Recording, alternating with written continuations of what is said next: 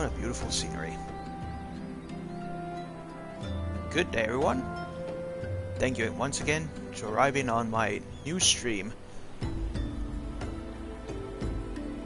Last time we managed to save Holy Eorzea from the evil clutches of the ultimate weapon. And now we're gonna figure out the mystery of a certain roar that happened during our celebration. That somehow everybody remembers it as Bahamut. But he was defeated. How can he be alive? That's what we're about to find out. At the side story called The Binding Coil of Bahamut.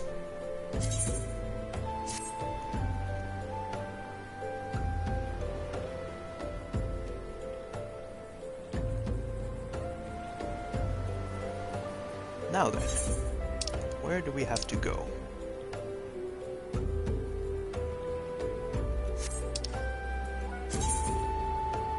Oh, right here. At the Waking Sands.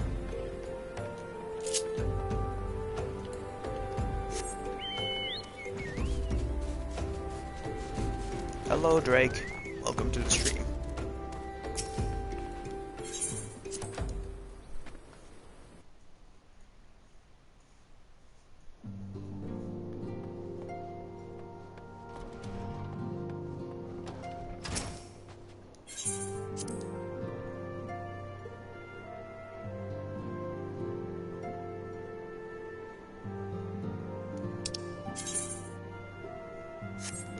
Oh, over there.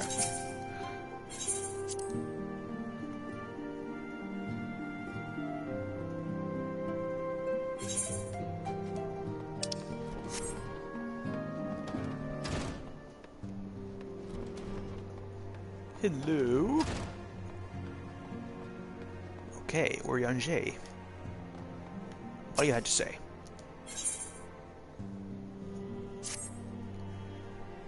When the Cenari moon did wane, there sounded a blood-curdling roar. A new primal had roused. The portents gave us to believe, one whose identity yet lieth beyond our ken.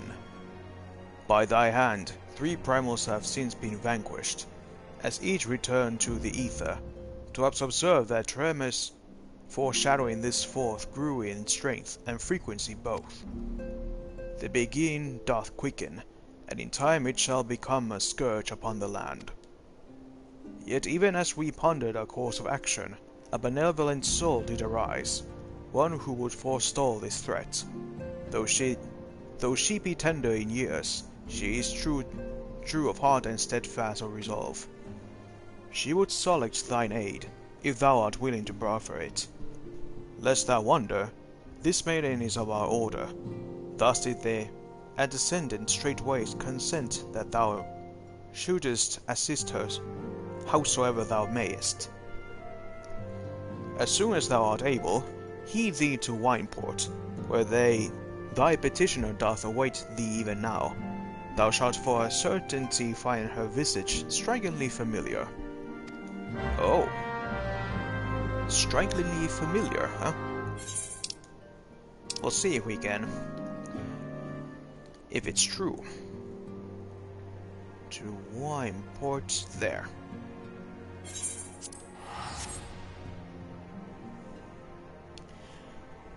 We must thoueth quicketh thee to that placeth it.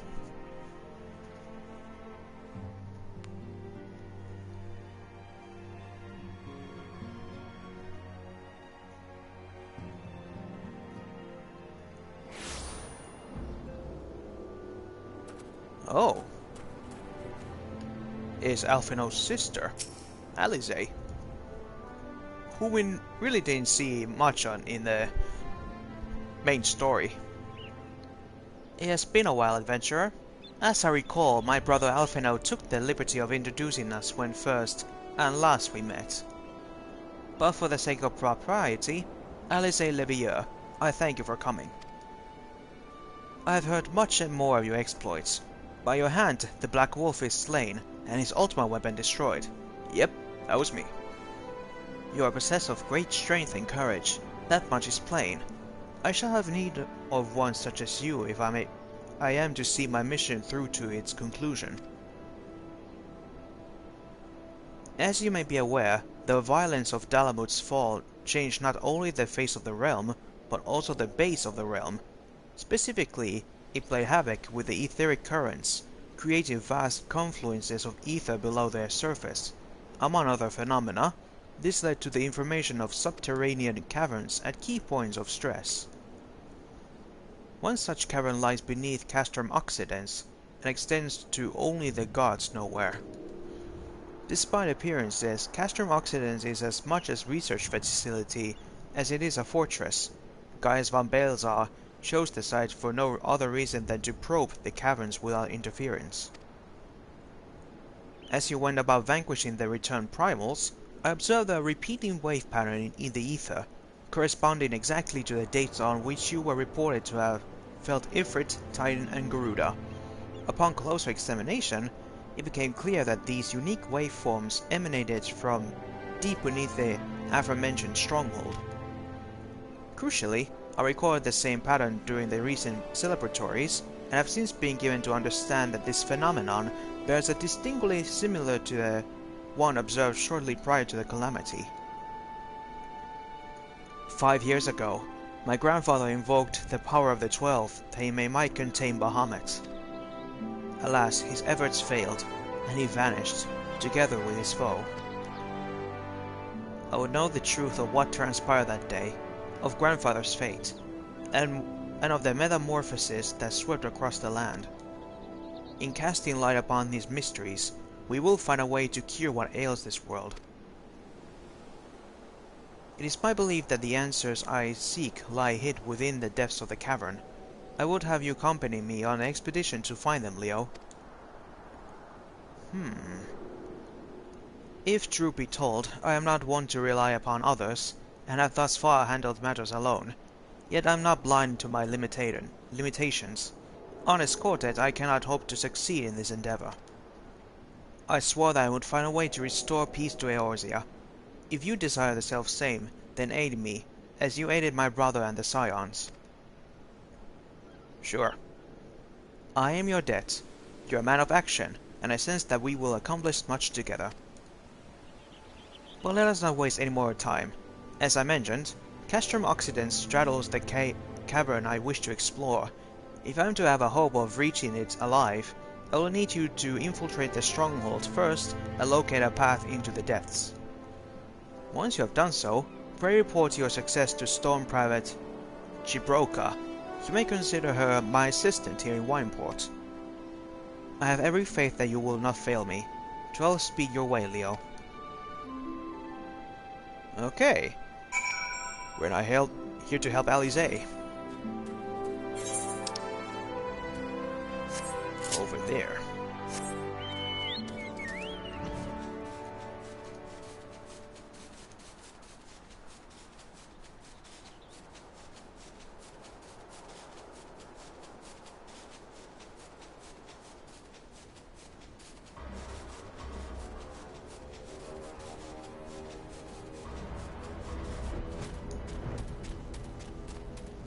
Excuse me, coming through.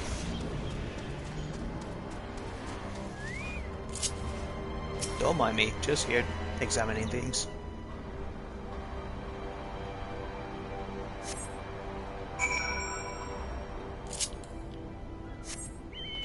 And I'm off. Thank you.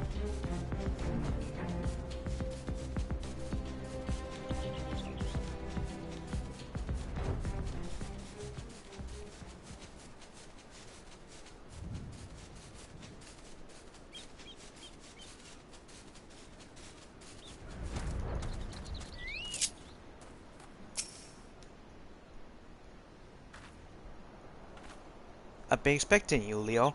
By your coming, I take it you have successfully located the cavern entrance inside Castrum Occidens? So that's where it's to be found. Marvelous! Oh, but allow me to properly introduce myself. Gibroka is my name, and it's my honor to serve Lady Alize. Though of reasons of convenience, at present I also serve the Maelstrom. This uniform accords me certain privileges, you see. In particular, ready access to the Maelstrom's regional scouting reports. They provide a wealth of local knowledge, including information on secret passages. But enough about me. I shall notify Lady Alice of your discovery, that she may prepare for the expedition. Though I don't doubt your abilities, none can say what dangers lurk beneath a castrum occidens. For my lady's sake, as well as your own, please spare neither preparation nor caution. Pray choose your companions as well. Well, don't need them, because I can do this. Now then. Situated upon Wilbrand, Castrum Occident is more akin to a research facility than a fortress. Even before its first pillar was driven into the ground, Legatus Gaius von Balthasar had ordered his people to probe the fragment of Dalamut, which fell at that precise location. The impact resulted in the creation of vast caverns pervaded by corrupted crystals. Though unknown dangers lie in wait within, you must brave them at all you to learn the truth of the calamity. We'll see what we find.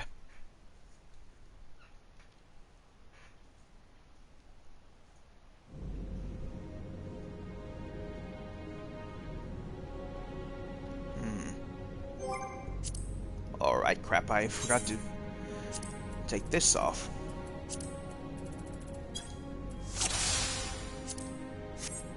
Well, no matter.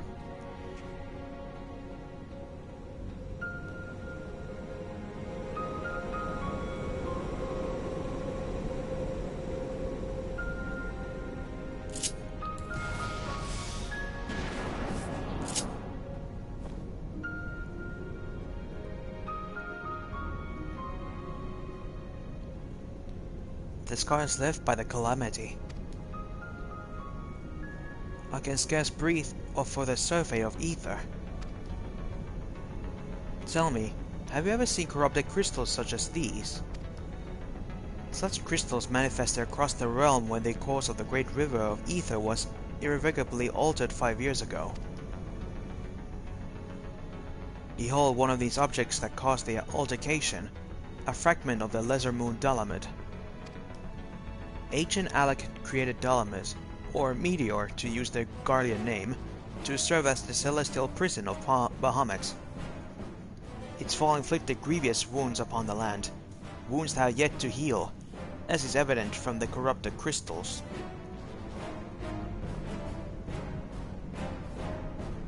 Oh. What's that? Amazing! Dalamud's internal defenses still function in spite of everything, a testament to the ingenuity of the Allegans. The Guardians seek to appropriate their advanced technology, I'm certain of it. We're about to come to face with the secrets that have long lain buried within the sands of time. Great dangers may lay beyond, but we have come too far to turn back. The truth of the calamity is within reach.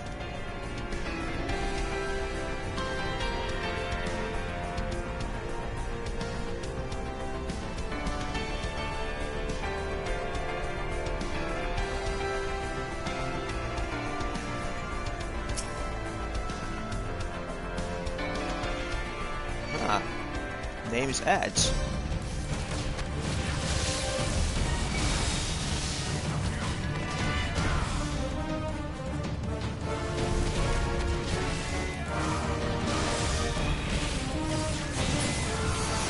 Huh. He can hold a punch. Nice.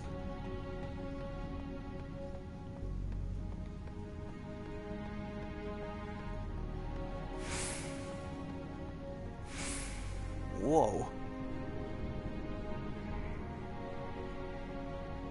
It's bigger on the inside.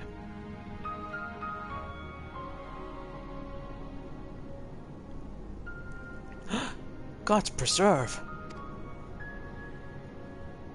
Dark wings that would engulf their very heavens. These could only belong to Bahamut, the primal who laid Eorzea to waste 5 years ago. At Carteneau, my grandfather sought to imprison Bahamut anew by invoking the power of the 12. Alas, the dread worm proved too powerful, and he soon broke free of his confines. Yet instead of resuming the destruction he had begun, Bahamut vanished, whither to no one knew, until this day. But I do not understand. If Bahamut is truly a primal, how is it that he retains his physical form? Did grandfather defeat him? Or is there some other explanation? We must press on if we are to learn the truth.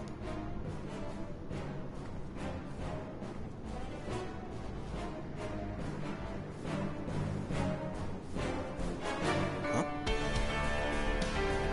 What are you looking at? Oh, nothing.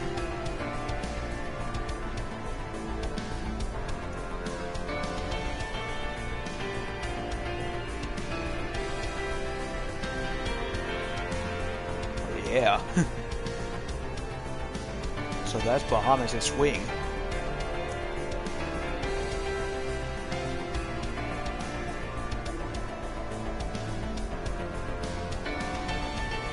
Really humongous.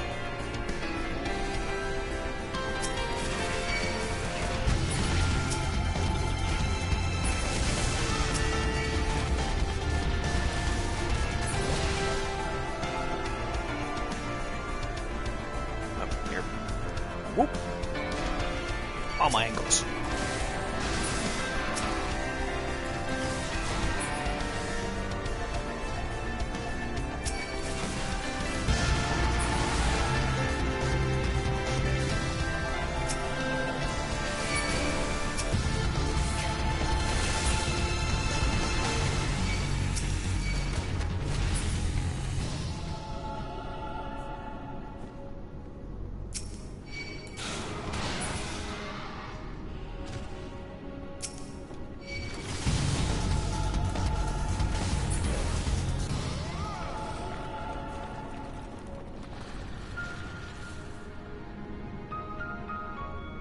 Not surprisingly, a lot of monsters here.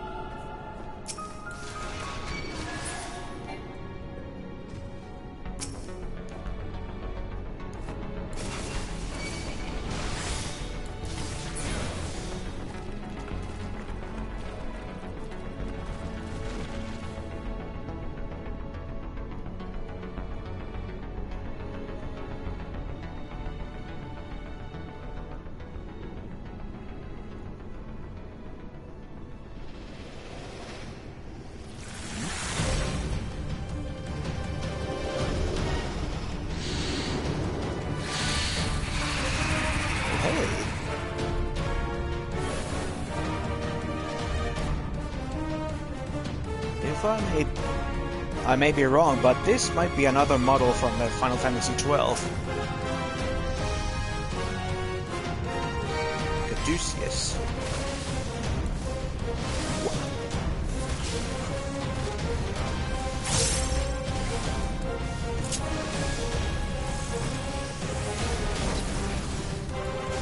Take this.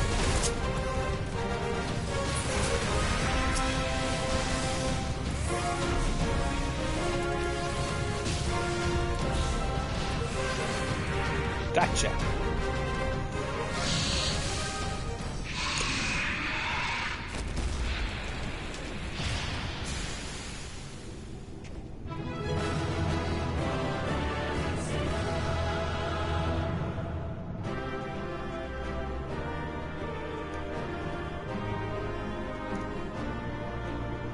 Oh, Jesus.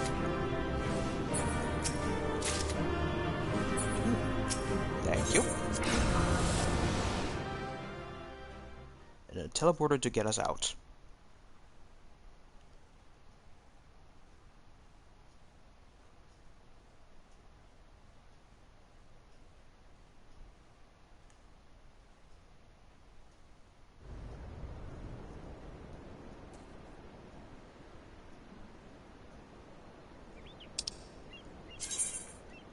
Right then.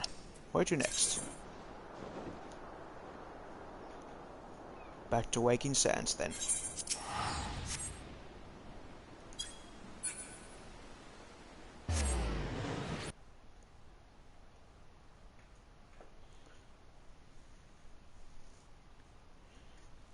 As Memphilia always liked to say, pray return to the Waking Sands. Yeah, I will pray, alright.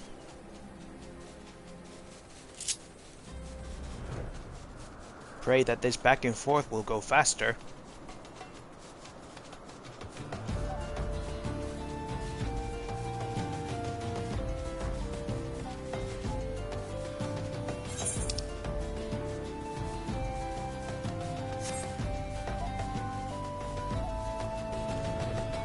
I'm kind of surprised why they haven't added a teleportation crystal here.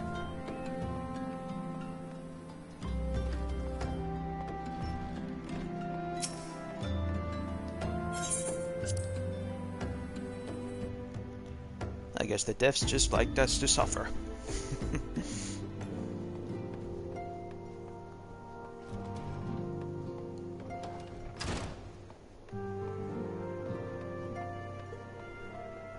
I'm back.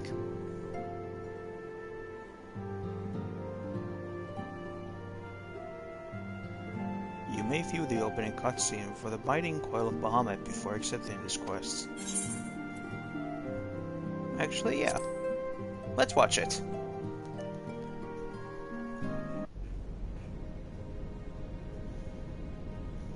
Oh, it's this one. Never mind. Skip.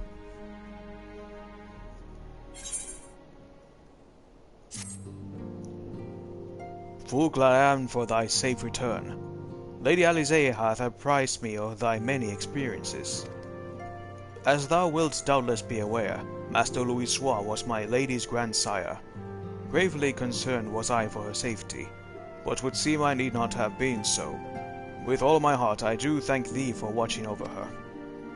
But come, thou must speak with Mistress Alisaie upon that which transpired within the binding coil.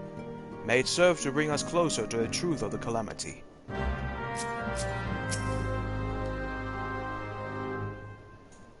What do you want to say? Shall we begin then? Urianger, I understand you have a report of your own to share with us. Aye, my lady.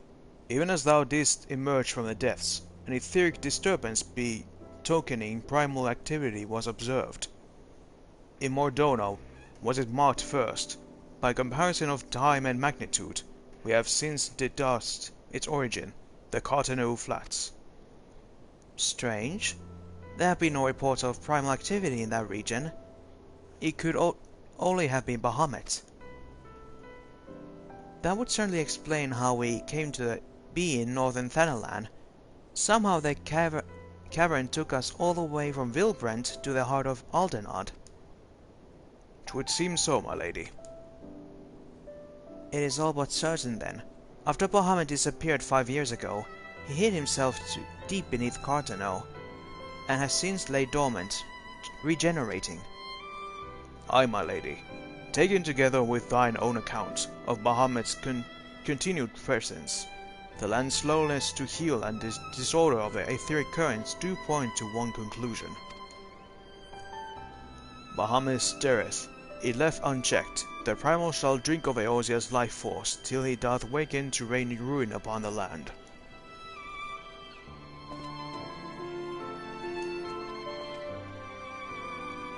Rest assured, I do not mean to give up, Leo. Bahamut may still live, but so too does Grandfather. For the past 5 years he has been keeping vigil over his nemesis, making certain that the primal does not escape. Master Louisoix, doth yet live? I durst not hope, but thou art certain 'twas no mere manifestation of thine all too sorely felt grief. I know how desperate this may sound, Urianger, but I saw him with my own 2 eyes, as did Leo. But he vanished deeper into the labyrinth before he had the chance to speak. 2 more like fragments of Dalamut pierced the earth when the lesser moon fell. one we have seen. If we can but find the other two, I'm certain that we will find grandfather as well. If thou so believest, my lady, then I too shall have faith. If it please you, I shall notify the grand companies of this development. All Eorzea must stand united if we are to avert a repeat of the calamity. That would not be necessary, Yuan-Jay. Being the great conciliator that he is, Alphinaud will seek to unite Eorzea of his own accord. If rumors are true, that endeavor is already well underway. So let us leave the diplomacy to the diplomat, while we continue our investigation of Bahamut.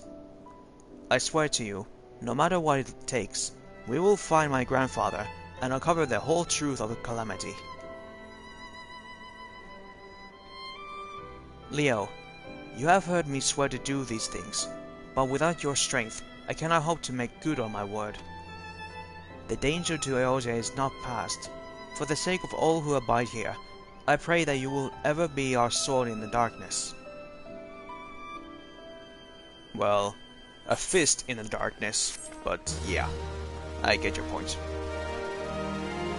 Yes, you know, I always use my fists.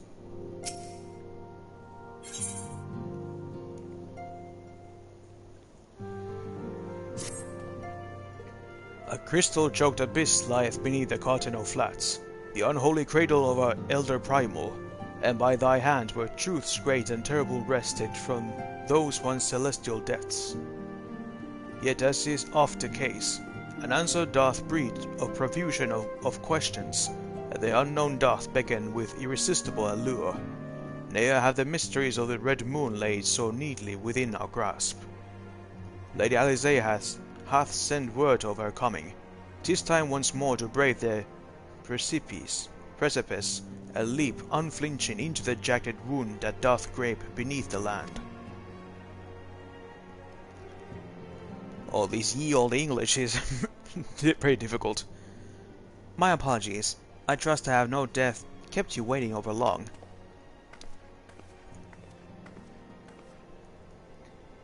Leo, I am both delighted and reassured to have you at my side once more.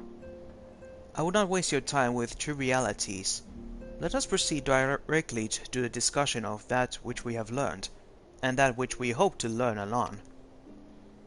Initially, I was evidence of a new primal that led us to delve into the cavern beneath Castrum Occidens, and to explore the subterranean scars left after the fall of Dalamud.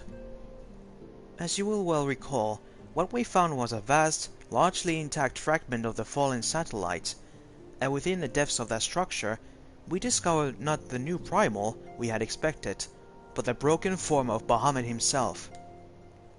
Yet even this great revelation would soon be overshadowed by the appearance of my own dear grandfather. I have since shared your sundry findings with Rambrose, pre-eminent scholar of the Sons of Saint Koinak, and he, in turn, did kindly furnish me with his theory concerning the Elder Primal's Allegan prison. 'Twould seem that Dalamud was constructed to gather unto itself the rays of the sun, and thence channel this radiant bounty onto the Crystal Tower. The ancients saw great potential in Bahamut's capacity to manipulate energies to otherwise unimaginable magnitude.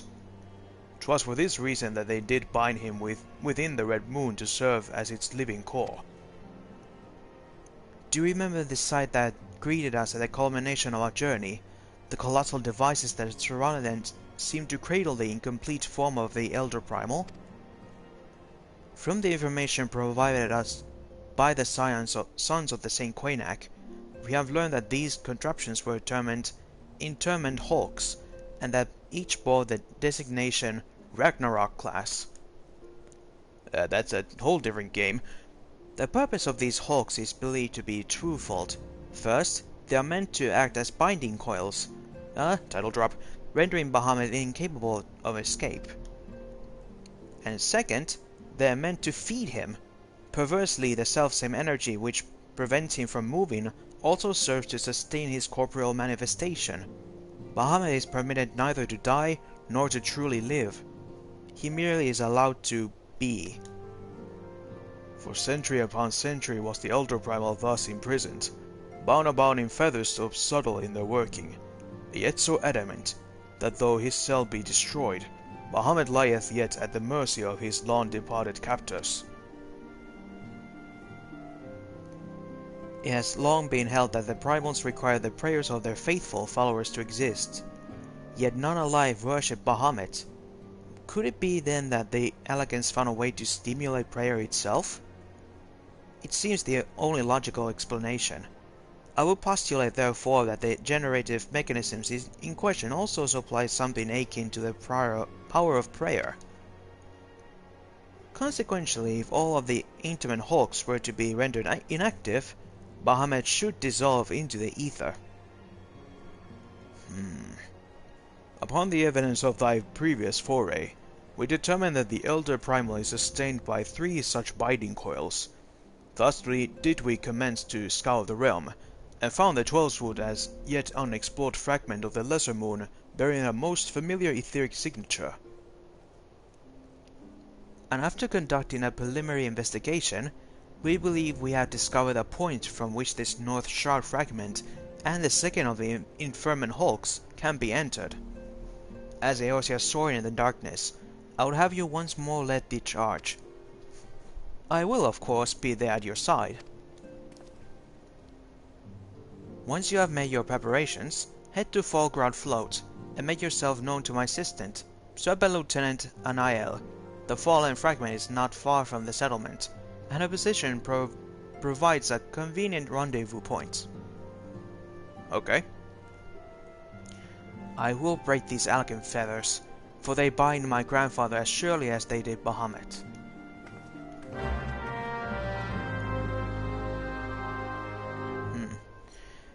Apparently I also skipped a whole story part in this. Oops.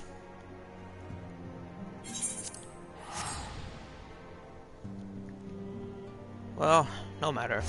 This goes a little bit faster like this.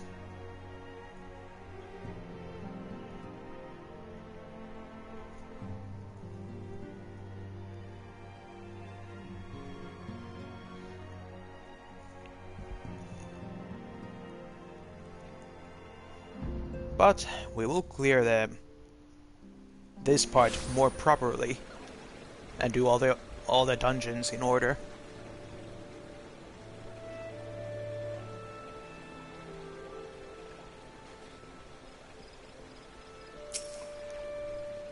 Leo Platinum, I'll be expecting you. My name is Anael.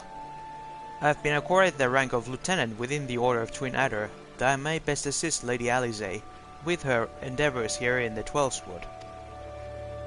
Such authority has allowed me to act without interference from the local soldiery, and to conduct a preliminary investigation of the Alder Springs fragment.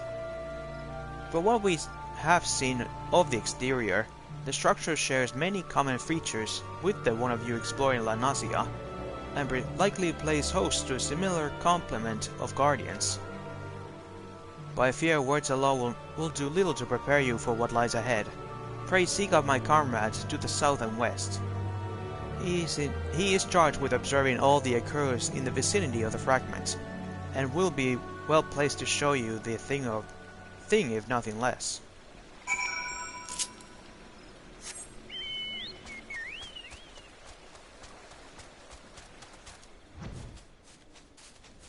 Oh.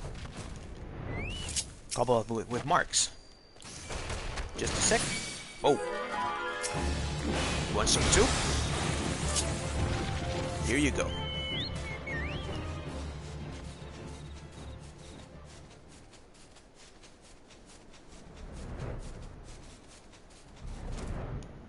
Hey, buddy.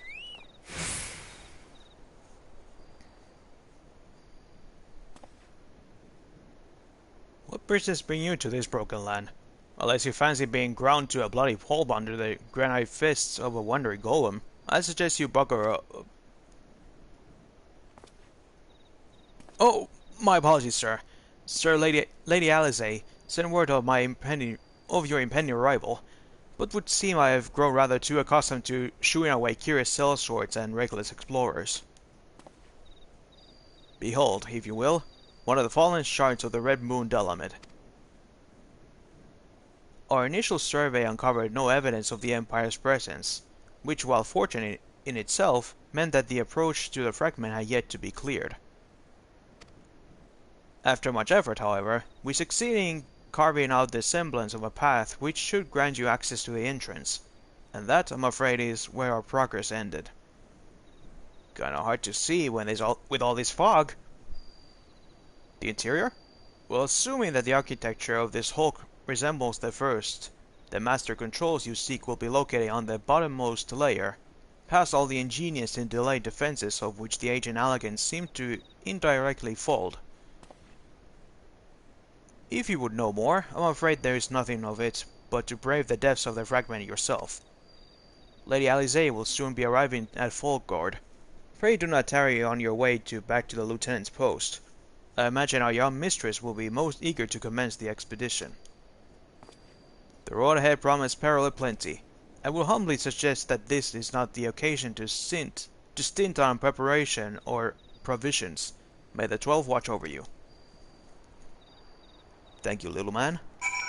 I will do just that. Little man.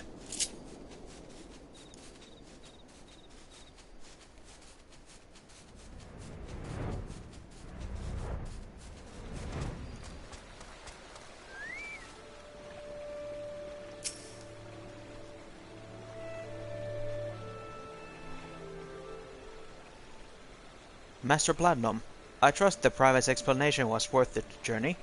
Yeah, but it was hard to see the whole thing because of the fog that was there. Simply securing an approach to the fragment's entrance proved a monumental task. I dare not think what defeating its inner defenses will entail.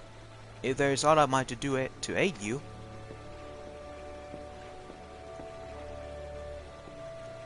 Ah, Lady Ali... Oh, my apologies. Master Alphino, has there been a change of plan? Urianshe informed me of the impending expedition. I merely came to exchange a few words with my fellow scion before he disappeared into the depths of the second coil. Leo, though I would strenuously deny it were she present, my sister's admiration and affection for our grandsire exceeds even my own. Upon the matter of his legacy, therefore, Alisaie is wont to go above and beyond the call of duty. In our grandfather's absence, she has made the salvation of Eorzea her personal crusade. 'Twas that which prompted her to brave the perils of the first coil, yet the fact that she risks her life in this matter is not the greatest of my concerns. No, it's her subsequent fixation upon my grandfather's shade that worries me most. This quest to rid the world of Bahamut must not become a quest to save a man long dead. My sister must needs have a better reason to fight. A time will come when the fate of the realm rests upon our shoulders, and when it does, we must be strong in our resolve, and certain of the stakes of which we will risk all. There is a wide difference between fighting for the good of Eorzea, and fighting for the love of a man who died for the good of Eorzea. Alisaie must choose her own path. She cannot rely on grandfather to choose it for her, for he is gone. That's very mature of you, Alphino. I'm glad that it's with you with whom she makes this journey. If Alisaie is to discover a deeper purpose, then where better to find one than at the side of Eorzea's greatest champion? 'Twas there I found mine, after all. But 'tis past time I was gone. Fair fortune in your endeavors, Leo. Ah, Lieutenant Anel, was it? I would appreciate your making no mention of my presence here to my sister.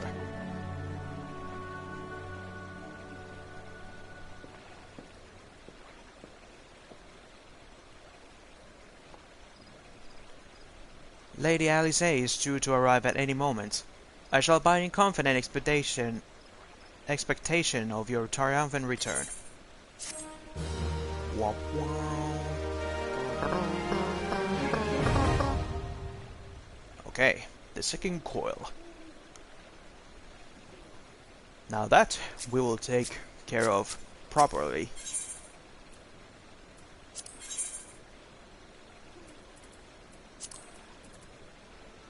Yeah, we were supposed to do all 5 in order. My bad. Let's do it properly this time.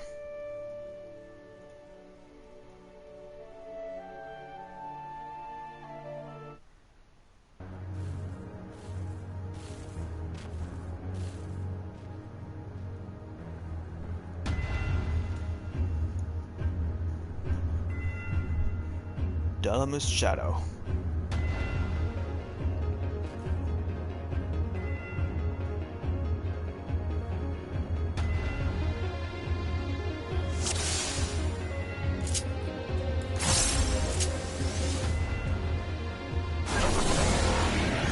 Whoa, whoa, whoa, whoa, what is this? What the? Changed.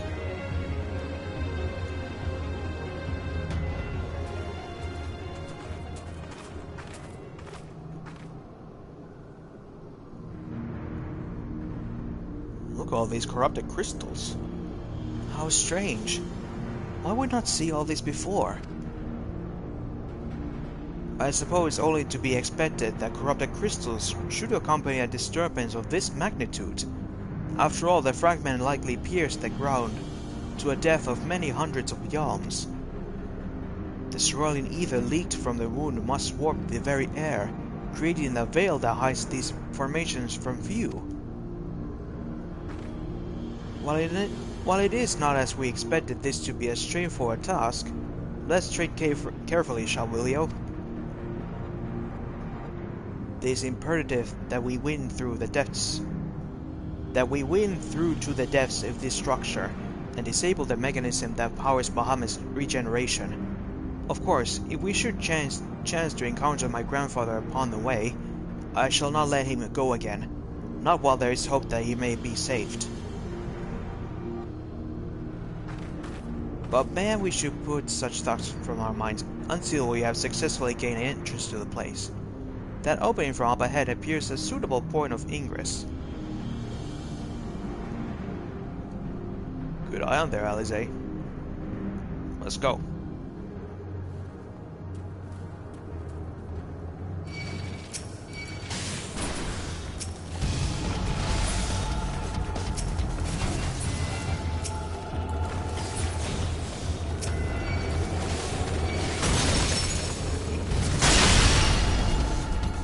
Ooh, that was nice.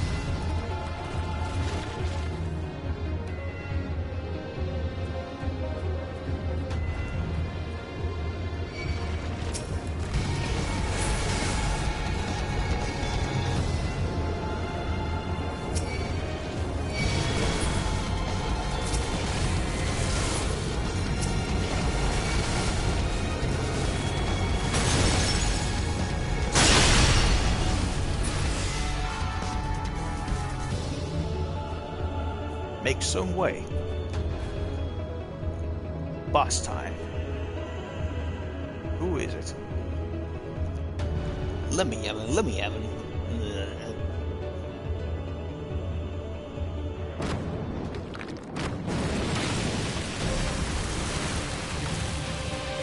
Oh, it's a big plant.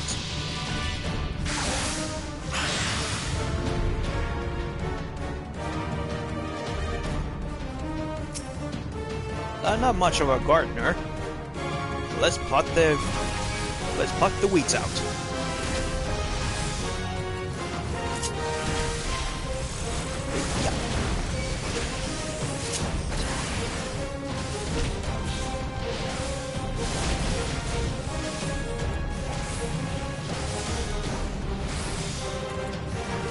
Let's do it.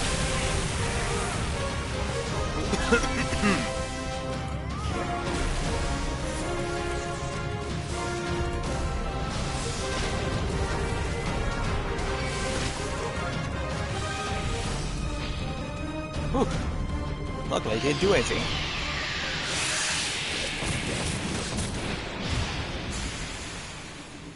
Gotcha.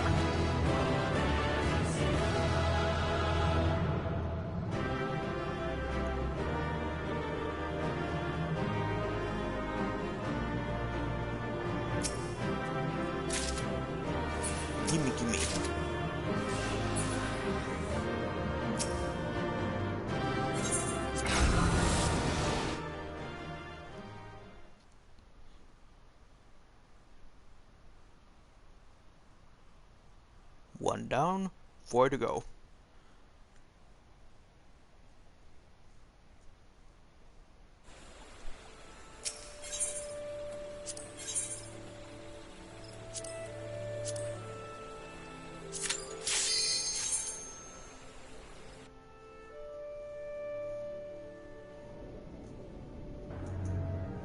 Now further down we go.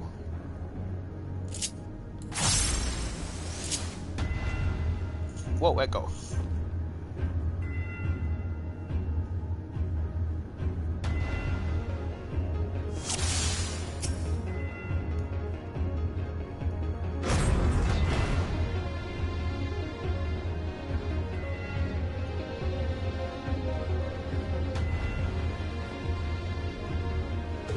Open sesame. Hey, it worked.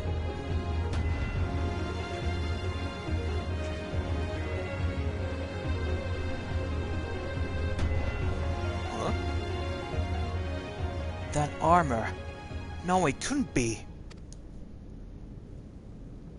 Be on your guard, Leo. Though it defies all reason that he should live, I know of only one who wears such armor. They whom the Empire raised as high as the Black Wolf himself, the legatus of the 7th Legion. I speak of the madman who brought the Meteor project to fruition. We face the White Raven, Neil von Darnus, harbinger of the 7th Umbral era. Neil von Darnus? Ah, that was the name of the fool who perished upon the eve of the promised Age of Glory. I should not be honored within these hallowed halls.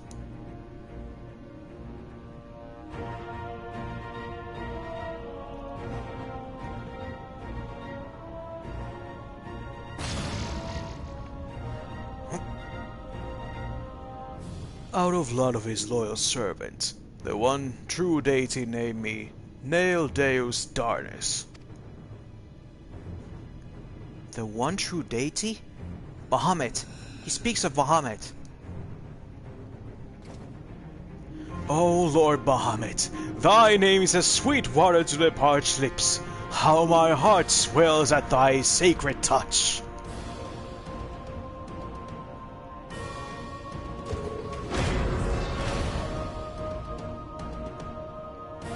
This blessed sanctum is the domain of my God and his beloved children. See to defile its glory, and you will answer to me.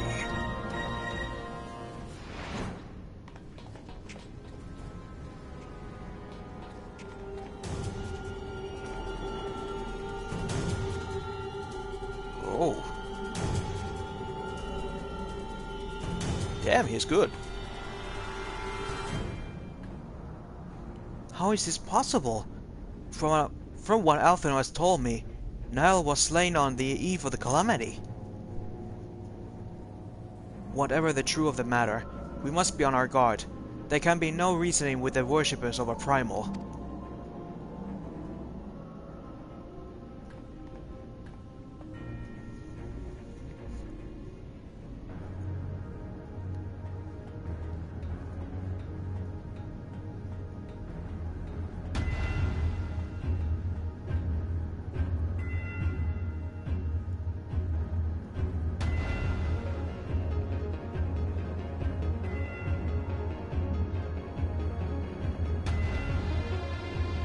Outer Coil.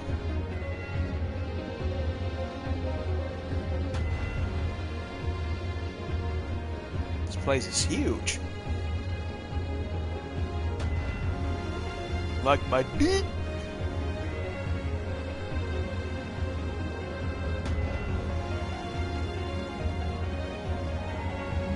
Hello.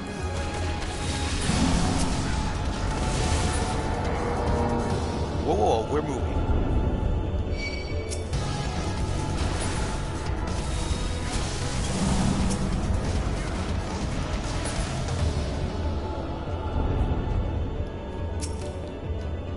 Oh. A more smaller chimera.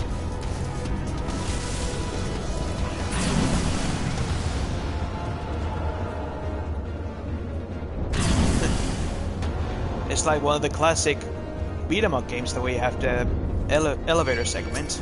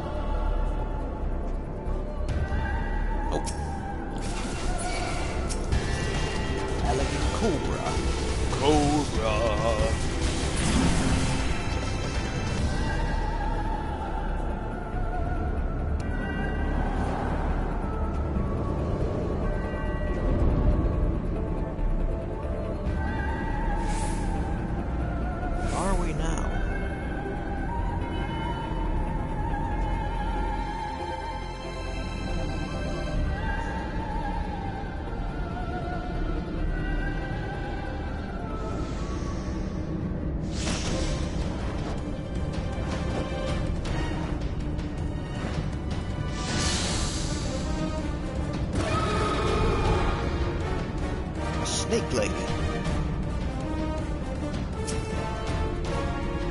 Bring it on.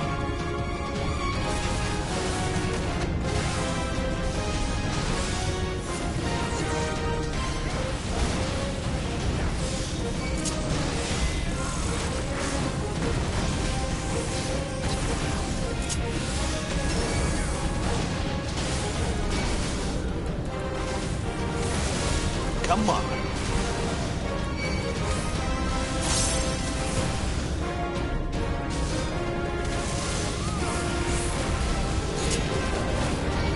Come on, that's the best you got. Oh crap.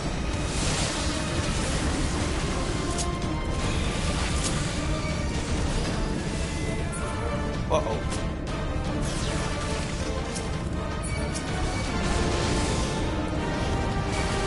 Wow. Gotcha.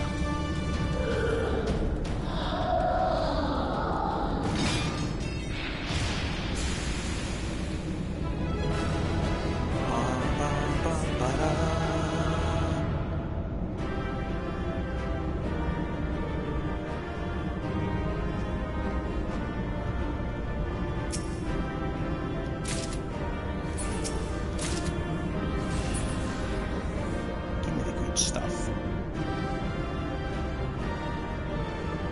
It's some cool stuff.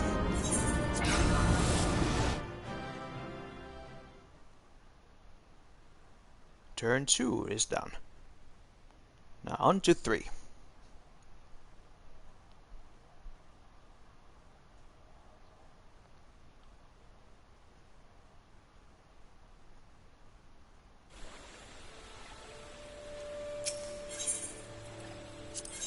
Turn 3.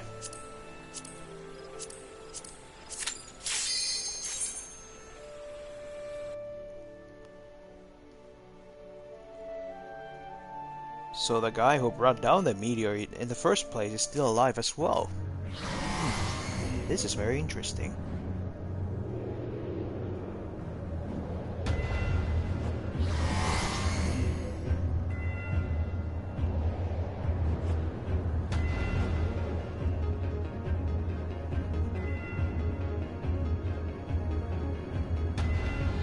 Security robots.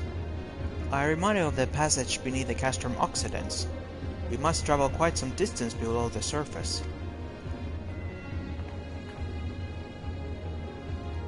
More of the same tunnels. 12 be good. Surely they cannot continue all the way down from the upper floors. It is difficult to see inside. I have a terrible feeling those corridors house more of the dreadful guardians you have already faced. It is said that the Allegans excelled in the creation of chimerical beasts, and that the Red Moon teemed with a thousand fantastical monstrosities, all to prevent the enemies of the ancient empire from releasing the Elder Primal.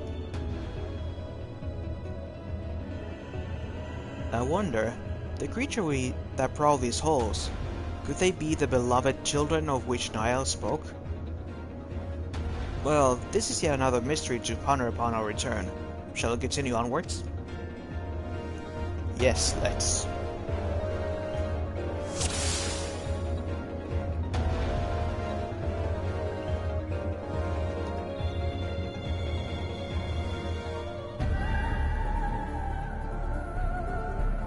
Now, if I remember correctly, this was the den. Kind of a maze.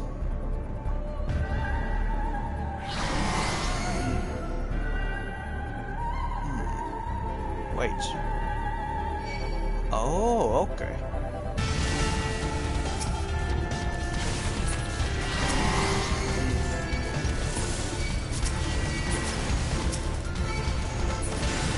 Robots.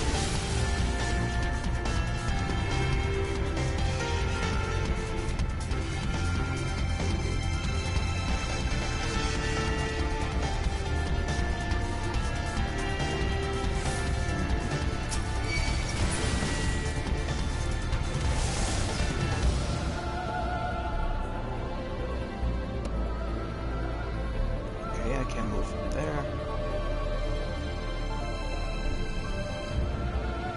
Must get up there somehow.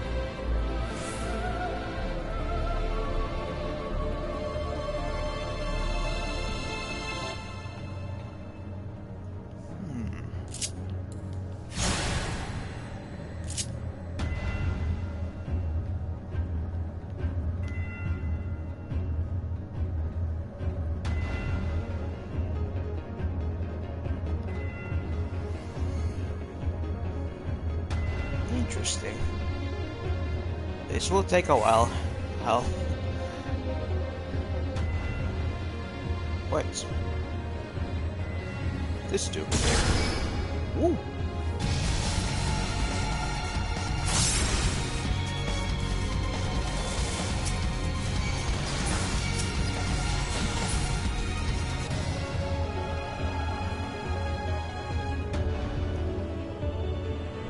Aha, now I get it. There we go. Woo!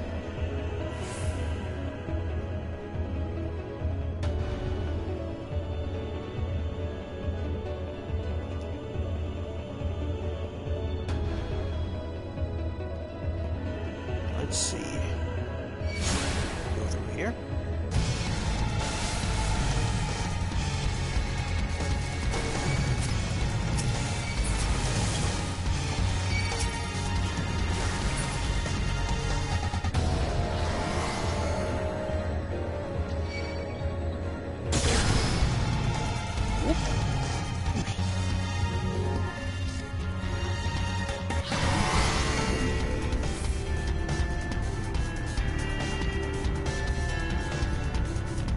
Oh, some treasure. Nice.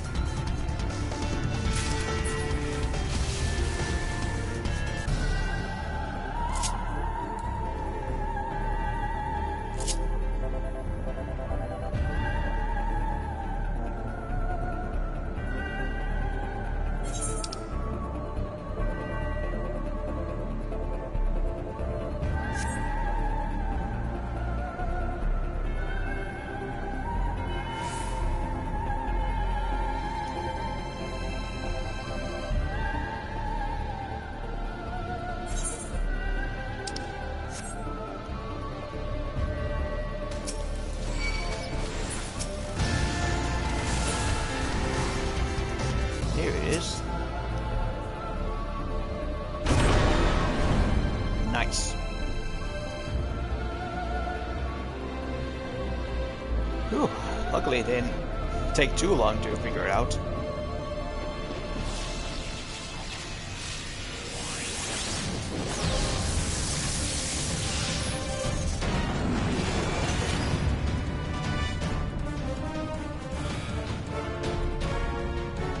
That's a guy with multiple hands.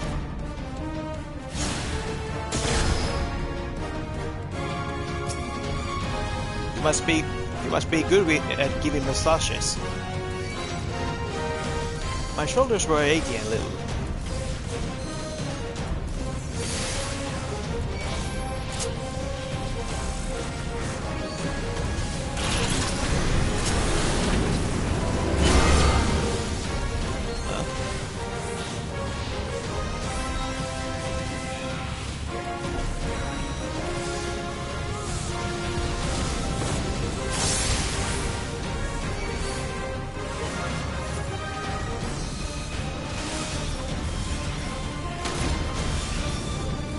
Youch!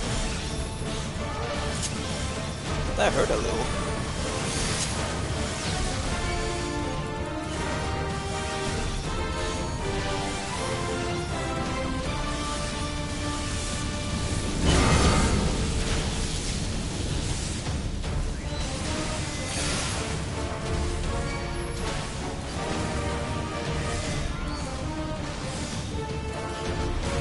Red hut? Where? Oh.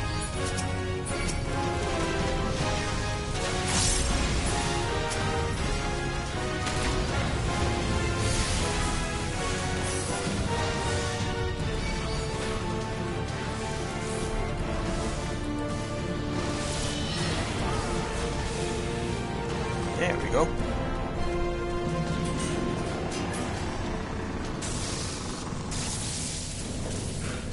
Oh, thanks for the massage.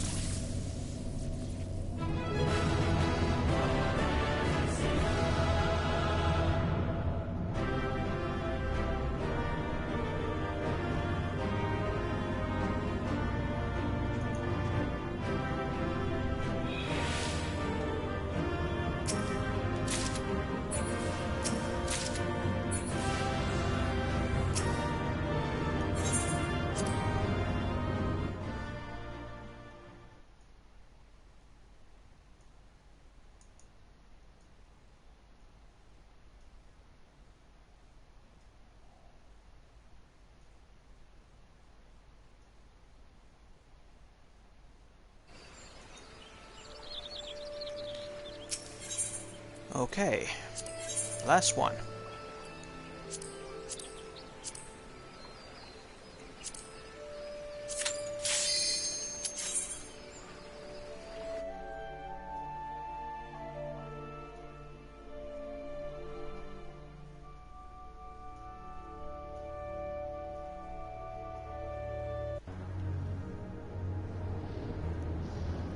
The holo charts.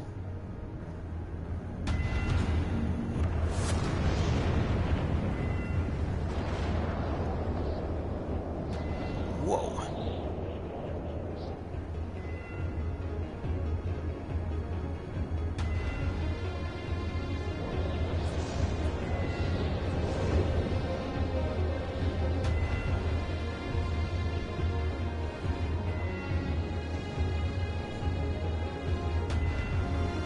Why is there a whole sky in the underground?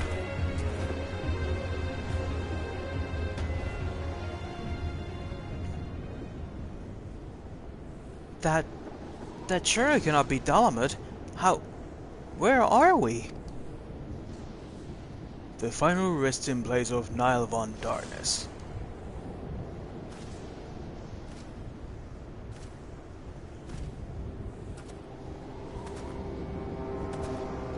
This is a grave for the undeserving. And for the crime of trespassing upon my god's sanctuary, this place shall serve as your grave too.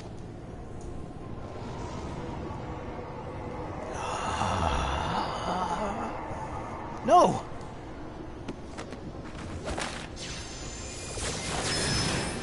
Read this line!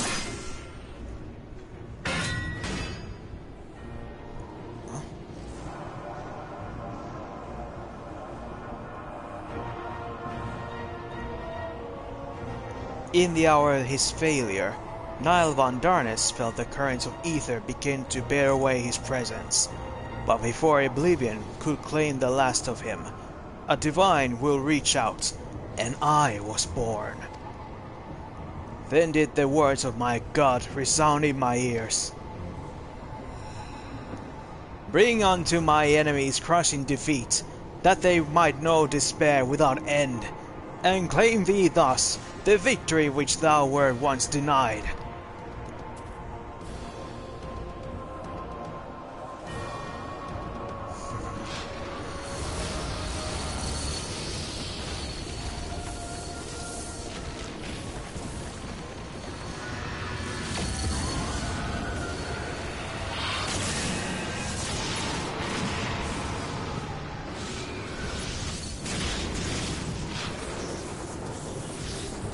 Whoa.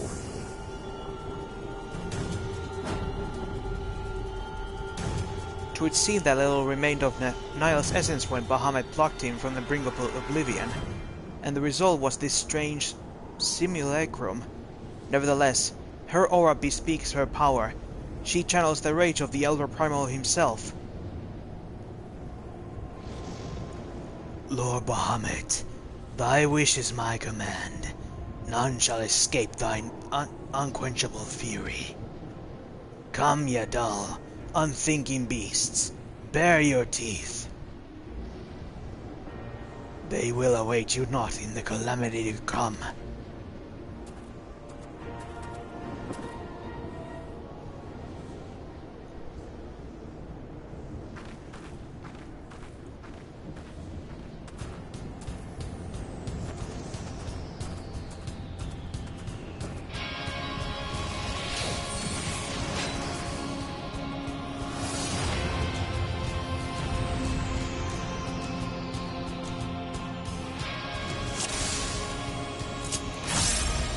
Okay, let's go!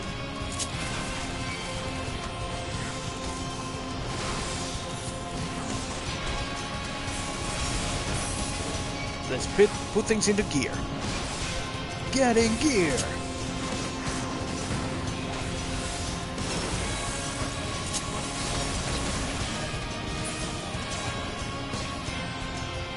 Where'd you go? Oh.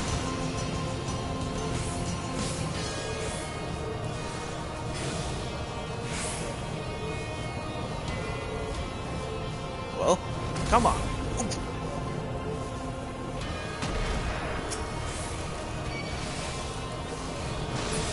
It's like this, huh?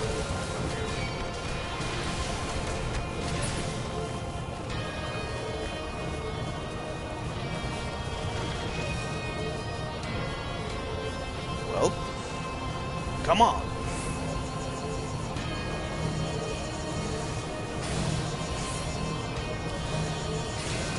This is gonna hurt. Oof. Oof.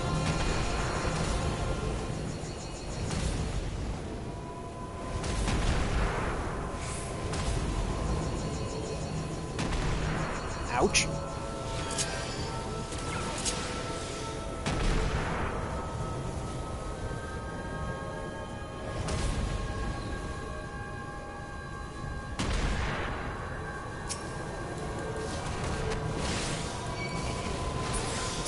Okay, this is a little bit bad.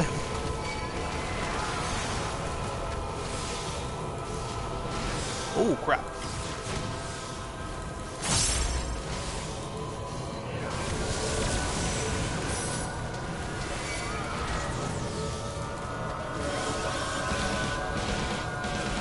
Uh-oh. Ouch.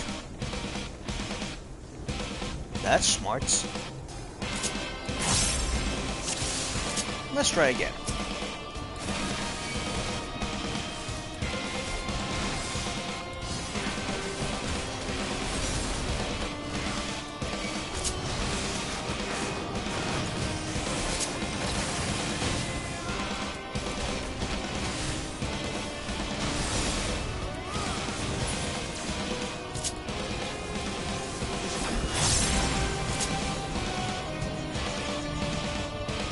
Oh.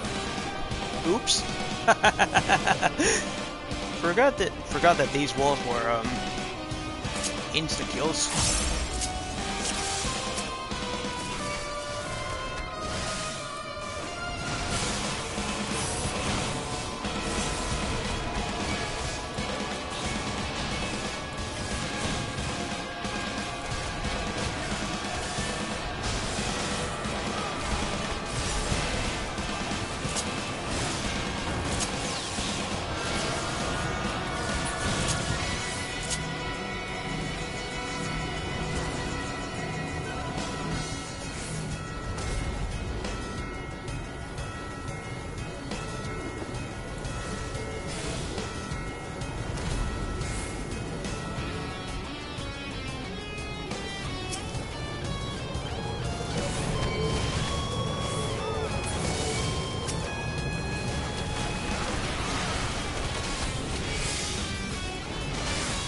Oh, crap.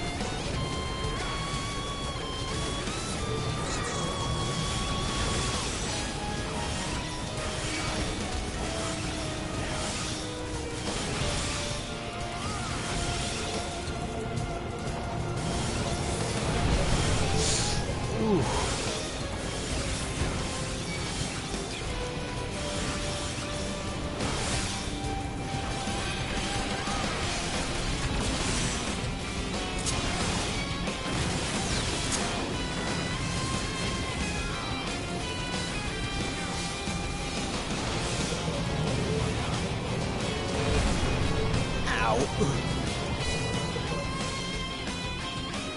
Okay, I must destroy them quickly before they fuse.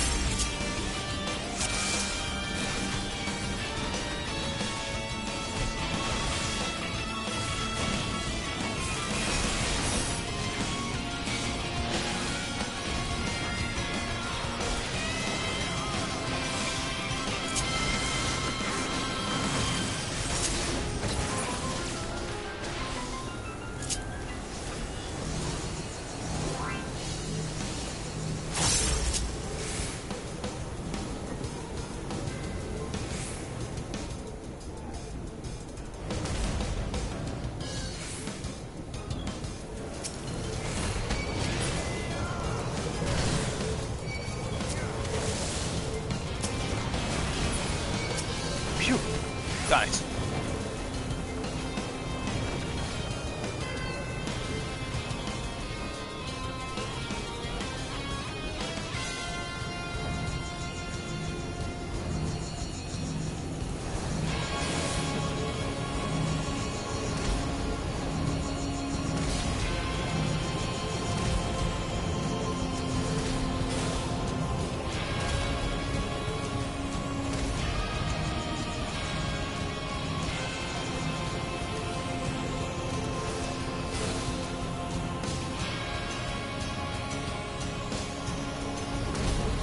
Oof.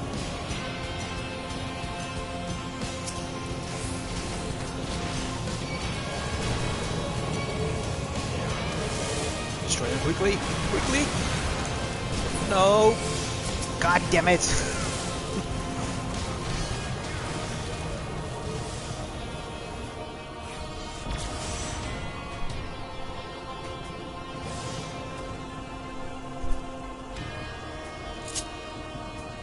It seems I need to...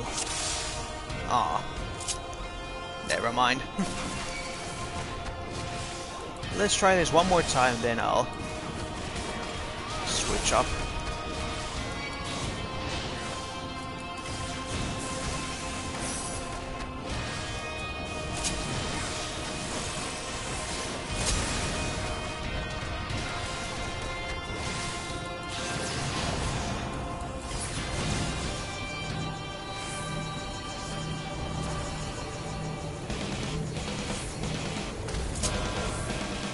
I think it should be good to use this.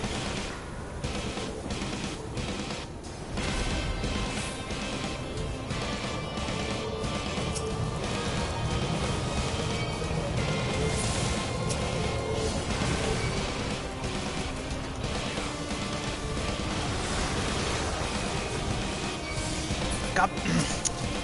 Come on. That's stupid.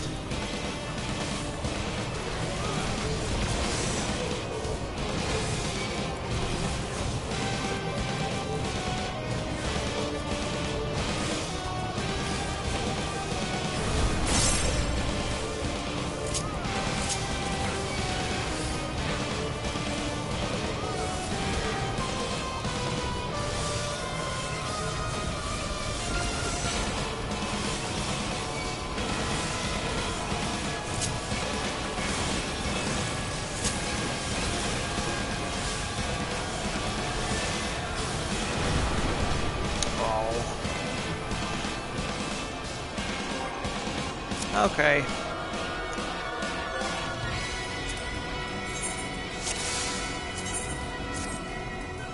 Timeout.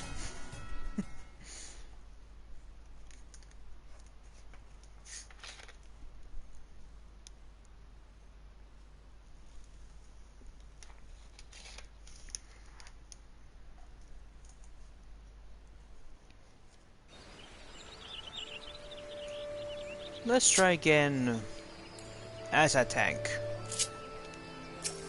If we could. be any less. Can be a little bit better to do.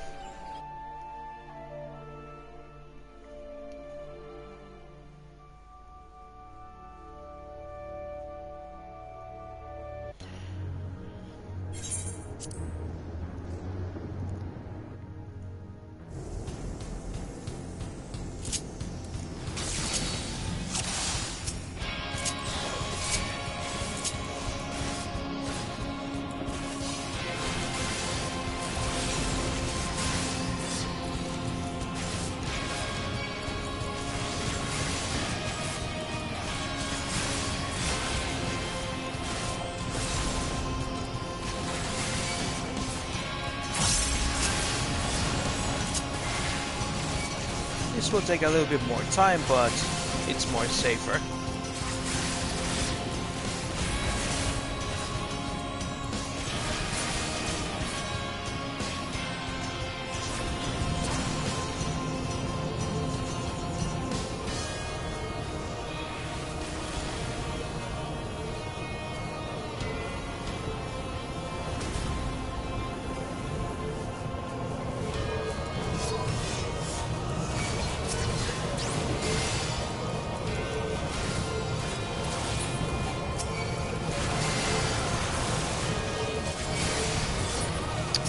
I didn't able to make it in time.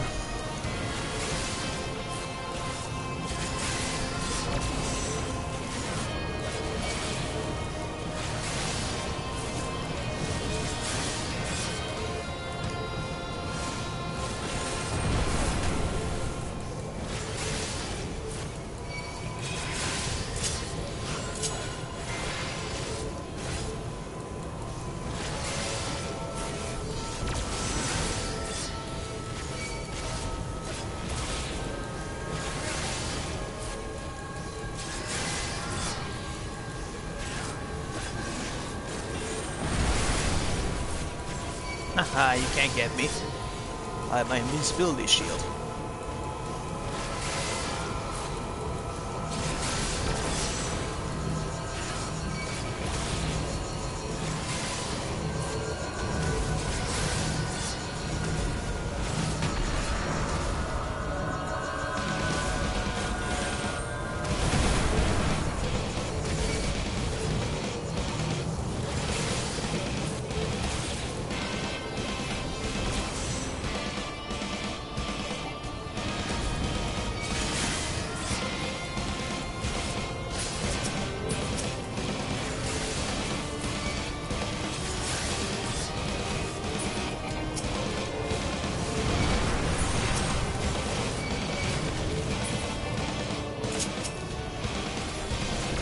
I have two of them.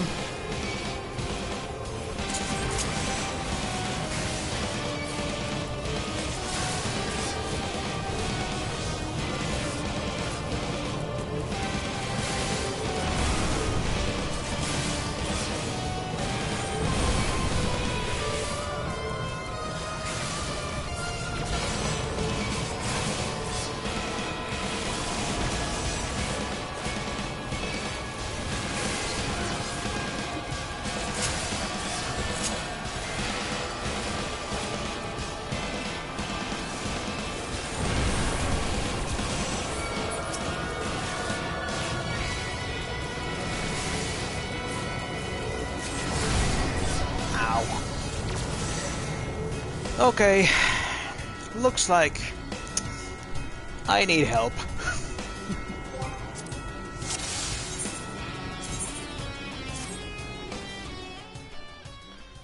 I cannot do this alone.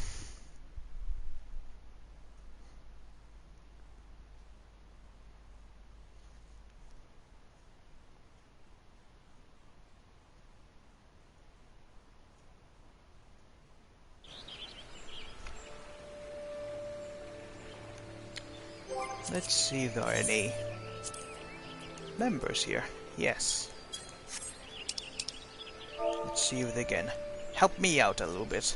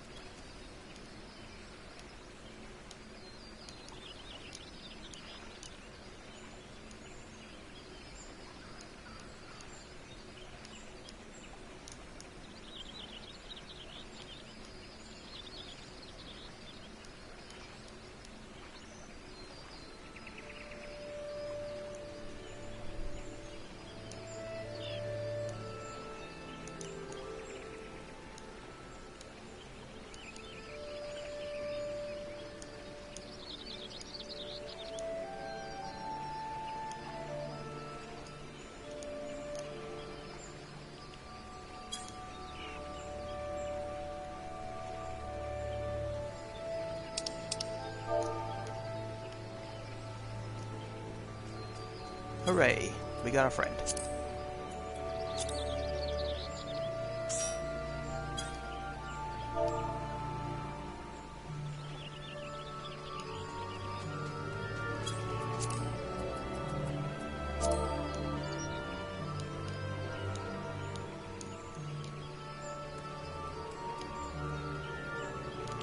Ready?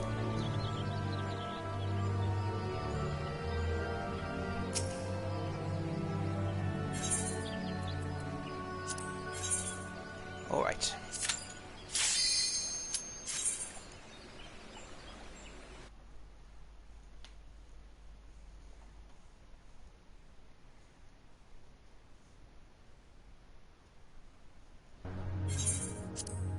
We can now skip this.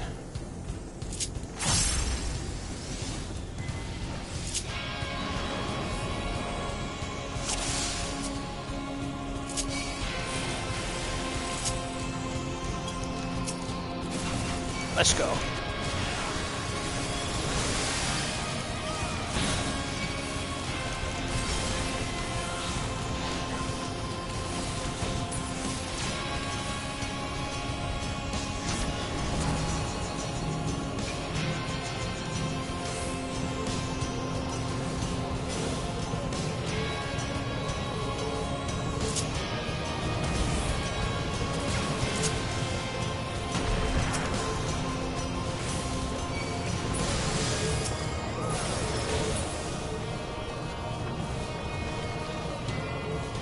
Oh, it just gave us 2.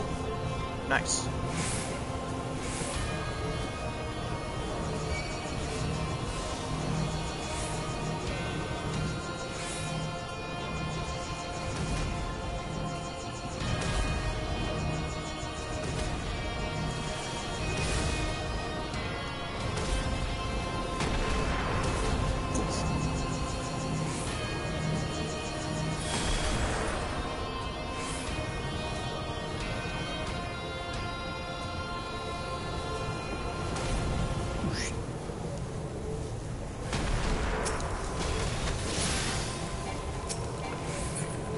Alright, good.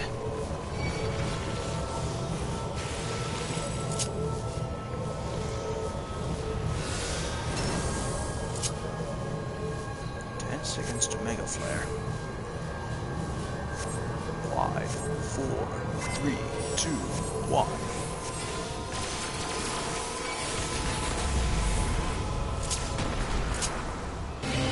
Ouch.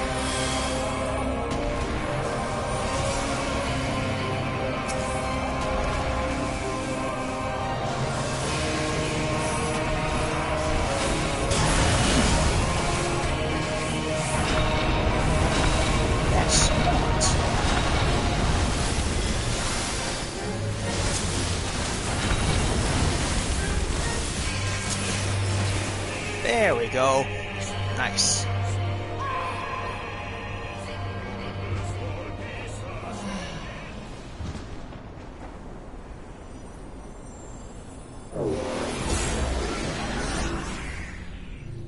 No, it was just a simulation.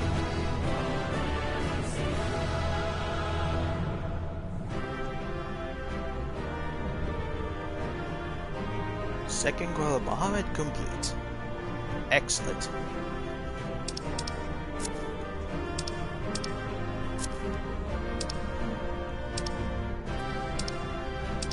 Now, there we go.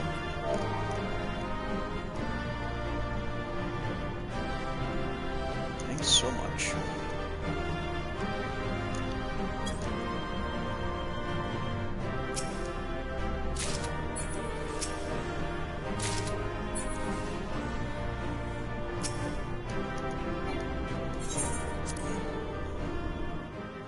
Shout out to Neriel Scarlet for helping out.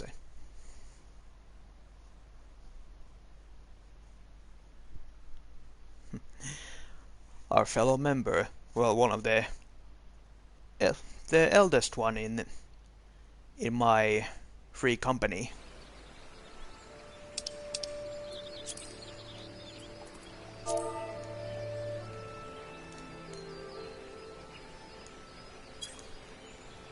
Okay. I guess we have to go back to... yes. Back to the Waking Sands.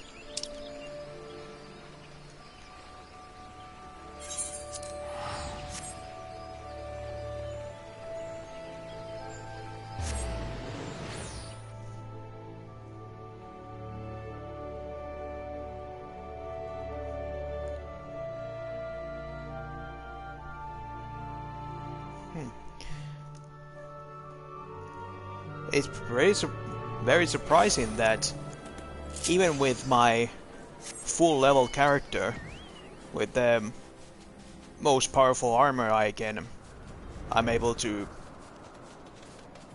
have able to acquire, it still packs a punch really greatly, that boss fight.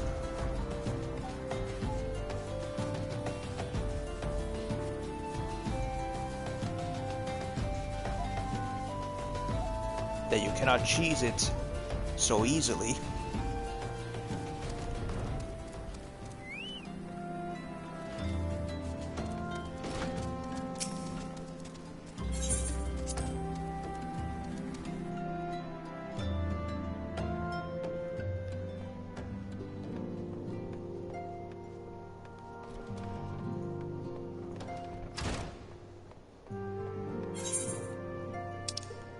Oh.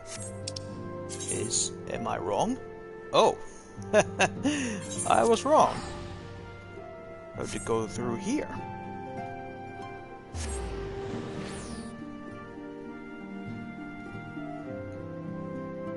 It was an automatic process to go directly to the Waking Sands. But nope. The actual meeting place was here. Alright, because when we return back to the surface, we arrive here.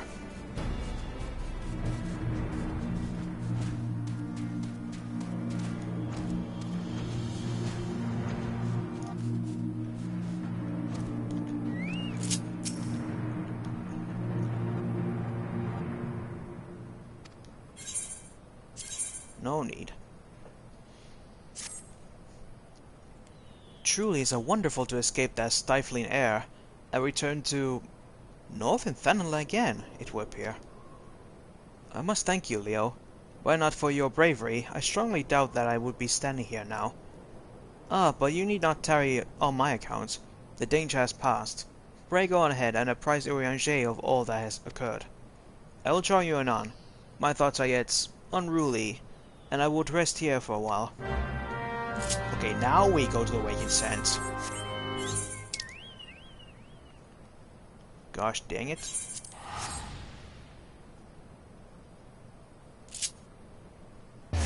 Gosh darn dang it.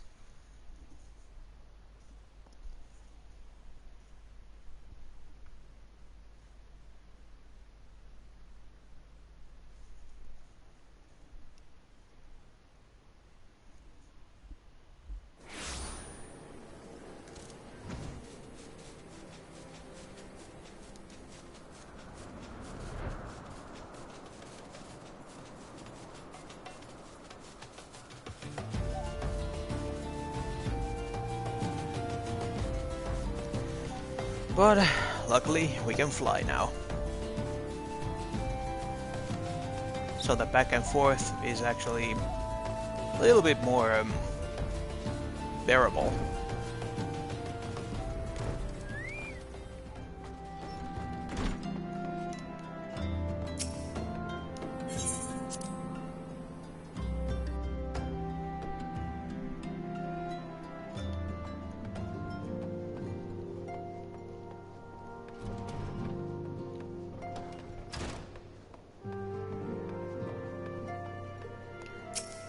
Hey, Urianger, we are thou returneth.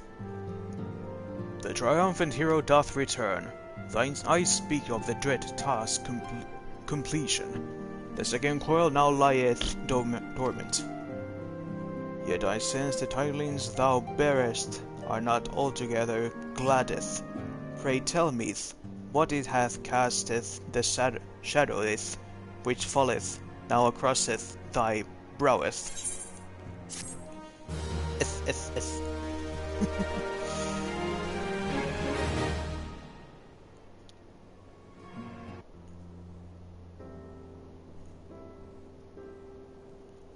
An old foe and an old friend. So 'twas but the ethereal shadow of Master Louis Soix that Lady Alisaie beheld, an unnatural conjuration enthralled to the elder primal. That the fiend should deign to choose him of all men, even in full knowledge that the shade's true nature, I would be hard-pressed to weather such confrontation. Yet what agonies must the young mistress have endured! Such torment did she ne'er deserve. Mayhap 'twere better if the Lady Alisaie did absent herself from future forays into the coils. I have come too far to surrender to grief, Urianger. Huh? My lady? I am resolved to defeat these fiends, and naught shall sway me from my path. Now let us peer more deeply into the well of our discoveries. As you wish, my lady. By your leave, I would speak first of the Coil's late guardian, Niall von Darnus. Von Darnus was a legatus of the Garlean Empire, who strove to bring about Eorzea's final destruction, only to fall even as the sixth sun did set. If thou hast heard tales of the White Raven, then it is he of whom they speak. Aye, he, I say, for Niall was for certainty no maid. The noble house of von Darnus, as well discovered all too late, had long safeguarded the wisdom of Agent Alec. 'Twas thus that the legatus came to learn the true nature of Bahamut, and to seek the employ the Red Moon as a weapon against Eorzea. But the crystal tower and the mechanisms required to command the satellite yet lay hidden beneath the ground, compelling Niall to construct a far less subtle mechanism, and in this first faltering attempts to communicate with Bahamut, he did likely rouse the satellite's slumbering prisoner. Thenceforth did the White Raven's soul belong to Bahamut. He was fortunate indeed to acquire so powerful a thrall by chance. 'Tis little wonder he was so loath to part with him, why he let a simple thing like death deprive one of so useful a spawn.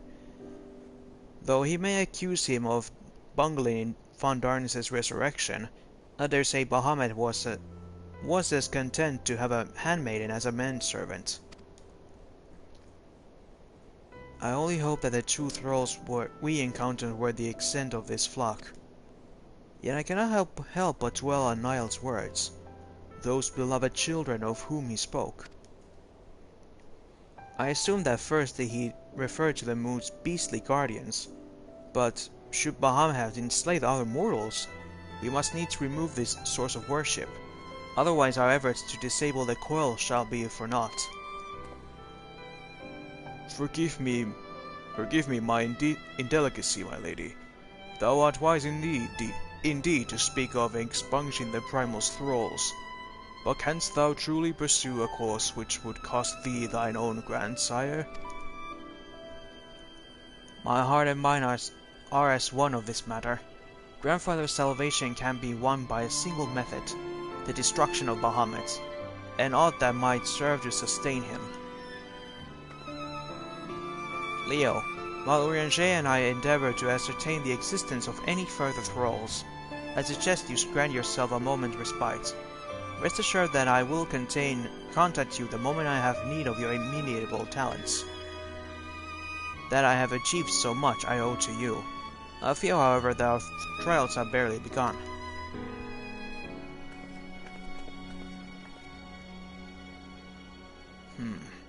Though time had dulled the pain of thy passing, I find that I am wounded afresh. Master Louis Soix, what good shall come to this unceasing search for the knowledge and truth? Long have I believed this pursuit of such treasures to be duty of every true Charlian. Yet when each new revelation serveth only to heap further anguish upon those whom we would fain protect, must we truly reach for more? So you have found your resolve, dear sister. Will you now find a use for this secret? for the key that only you and I hold. Given our familiar propensity for curiosity, you would do well to remember that keys may serve to seal doors as well as to unlock them, and Bahamut is a most unwelcome guest, to whom the door should never have been opened. Okay. Let us continue. Man is one to cast light whensoever secret lie hidden in the darkness, though that which he illuminateth seldom bringeth him joy.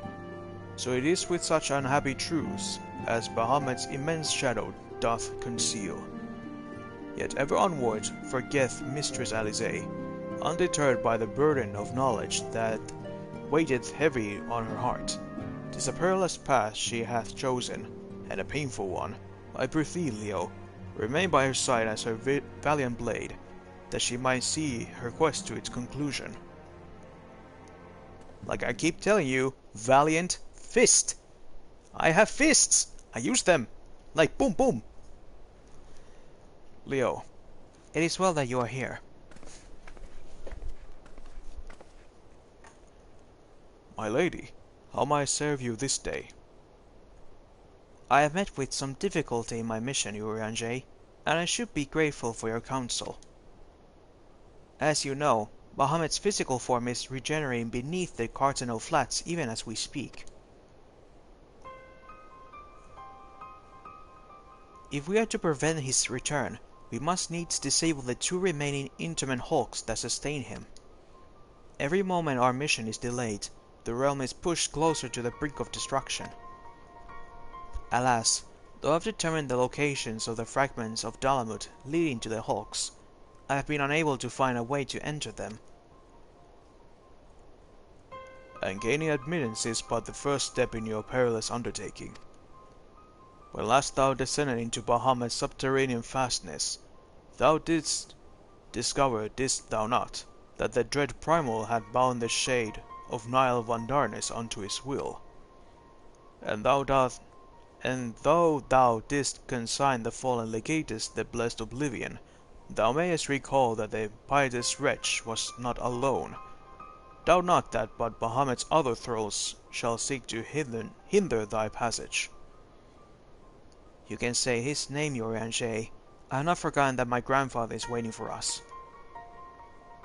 My lady, I will remind you, as I must oft remind myself, that the man whom we both loved and revered is no more. What remaineth is but a shade which defileth his memory. The vile verbiage that spilleth from his lips must not be heeded, for it cometh not from your grandsire, but from Bahamut himself. You need not worry, Urianger. Come what may, I will not stray from the course. I will not let grandfather's sacrifice be in vain. But mere words will not take us whither we must go. As I said, I have been unable to find a way to enter the fragments of Dalamut. My lady, might I suggest that you visit the fragments again in Leo's company? Full oft hath the Warrior of Light set events in motion by virtue of his presence alone. 'Tis possible that he may do so again. Yeah, I have a knack for everything happening in my stead, so you know. I, the while, shall search for answers of mine own. By our efforts combined, full sure I am that the path shall be revealed to us ere long. Were it anyone else, I should question the wisdom of such advice. Yet I cannot deny that what you say about Leo is true. Very well, I shall do as you suggest. Assuming you have no objections, of course. Objection! No, I don't. Good. Now we seek entry to 2 fragments of Dalamut. One lies at the Burning Wall in eastern Thanalan, and the other at the Singing Shards in Mordona. I'll have the assistant at each location with instructions to continue searching for a means of ingress. It is not impossible that they could since have found something useful to us. Let us begin by visiting my man at the Burning Wall. Dex, I think it was.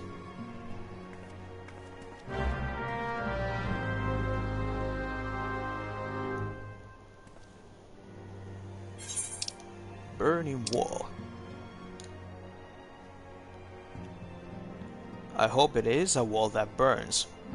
Oh, I'm very disappointed.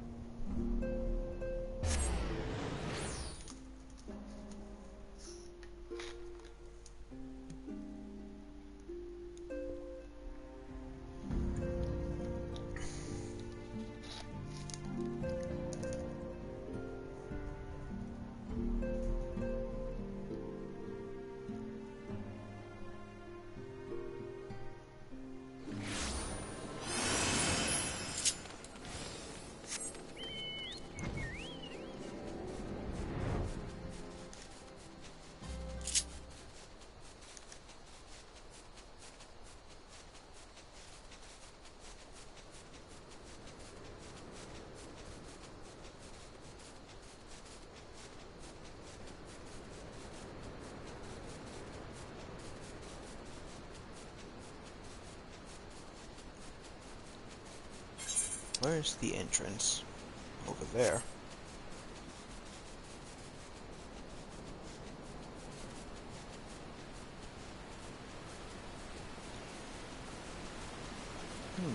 We'll see if I can manage to clear this Coil of Bahamut today.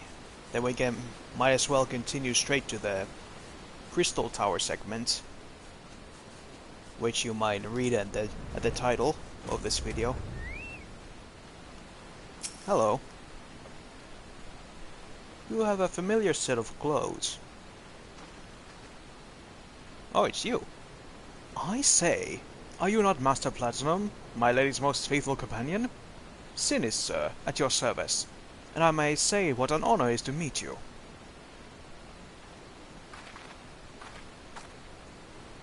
How goes the survey, Dex? Ahem, my lady. It shames me to say that I have found no viable path to the fragment. Though it stands there before our very eyes, the way thither has thus far proven impassable. When the fragment fell and pierced the land, it caused vertiginous amount of ether to spew forth. 'Twas this that gave rise to the land's twisted lay, which seems destined to thwart our efforts. Even were an opening to exist, I fear that we would struggle to reach it. We cannot give up. Keep trying. So near yet so far. Well, it avails us not to stand here and stare at that thing. Let's away to Mordona, and give the other fragment. Perhaps Sinis has fared better. Upon that note, my lady, there is something I must tell you. I am sorry to report that I lost contact with my brother just over a bell ago. As you know, the singing shards are home to many fell creatures, ogres among them. While I do not wish to cause you undue harm, I fear something unspeakable may have happened to Dex. What? Why didn't you give me strength? We must hurry to my assistant's aid, Leo.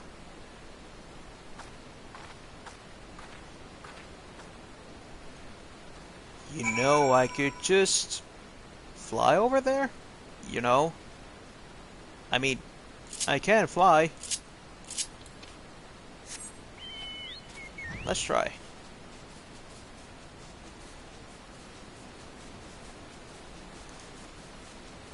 Yep, here we go. Of course, an invisible wall. Now, where to next? Mordona?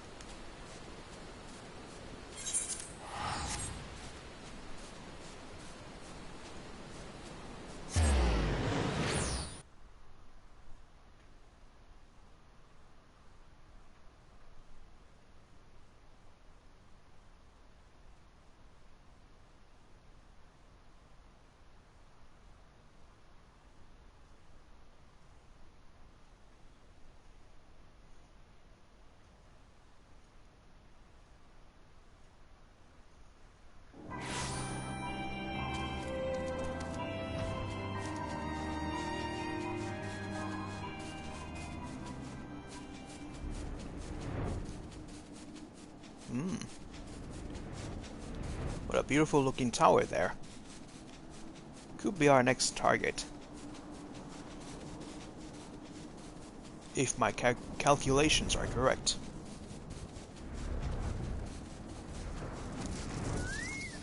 Hello. Here to help you, buddy.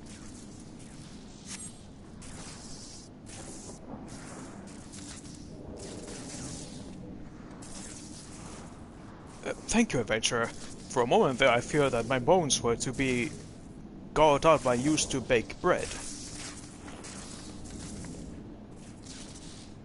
I am relieved to see you unharmed. Our throne wants me to press such a dangerous task upon you. My lady, your words are wasted on me. 'Twas nothing at all, I assure you.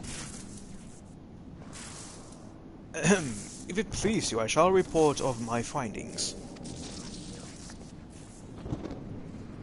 As you can see, though the tip of the fragment is exposed, the rest is encased in rock and crystal, rendering it impossible to enter the structure. We might try excavating the area around the fragment, but that is like to take time, and there really is no telling how deep we may need to dig before we find a suitable point of ingress. As such, I am forced to conclude that the gaining entry to this fragment is unrealistic. Forgive me, my lady. Confound it. We are losing precious time. What are we to do now? Huh? Hello. 'Tis I, Urianger. Glad tidings have I for thee and my lady. Through a blessing, a way hath been found by which thou mayest enter the remaining fragments of Bahamut. Pray escort Mistress Alizé to the cerulean processing plant in northern Thanalan. There all shall be made clear.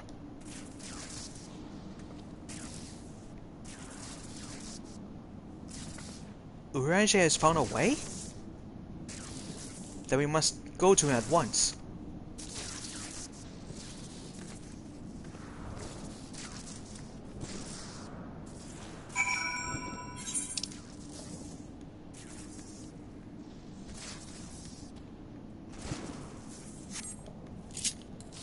Now, I could teleport there, but I think it's more, I say faster if we do this way.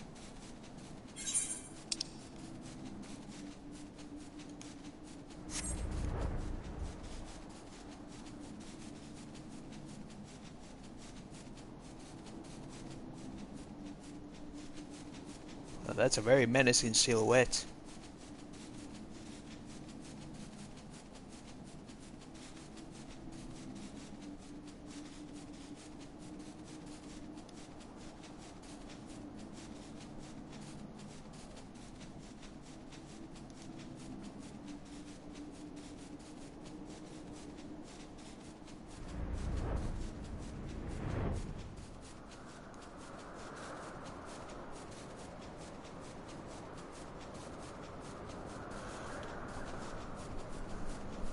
So, how is everybody doing? Hasn't been too hot or too cold for in your vicinity. For me, luckily, it's now the temperature is a little bit colder now.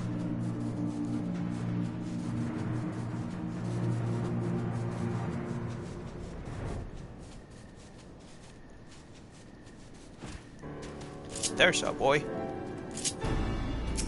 What do you have to say?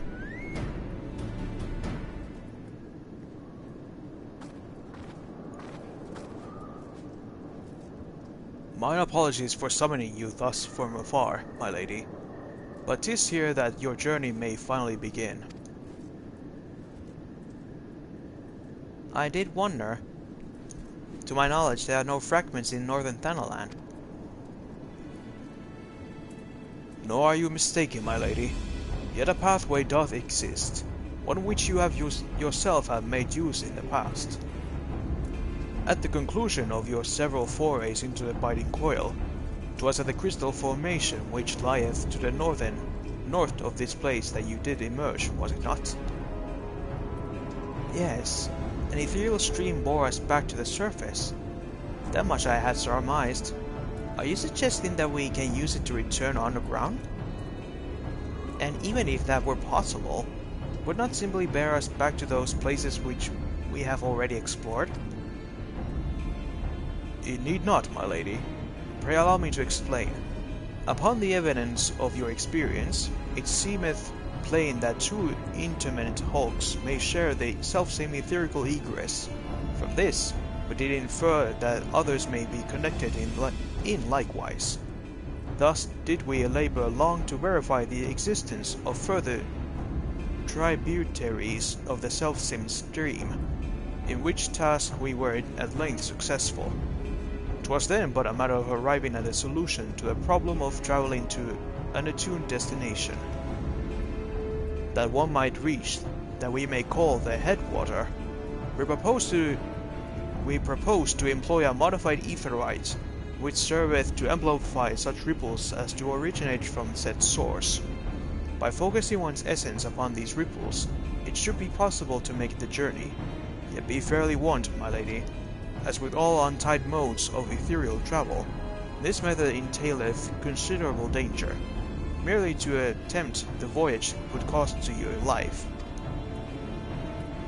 That is a risk I am willing to take. You are brilliant, Urianger. But I am curious. Did you have assistance in forming this plan? I could not help noticing your repeated use of the word "we," unless you have taken to using the majestic plural in our absence. Nay, my lady. As you have correctly surmised, I was not alone in this endeavor. Meaning there are others who are aware of our mission.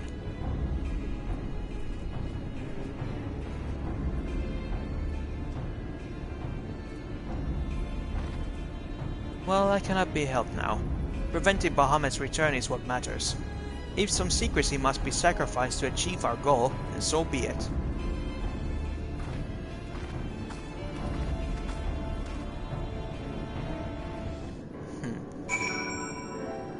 I guess someone would say, if I may, borrow this generation's language, Urianger is incredibly sus.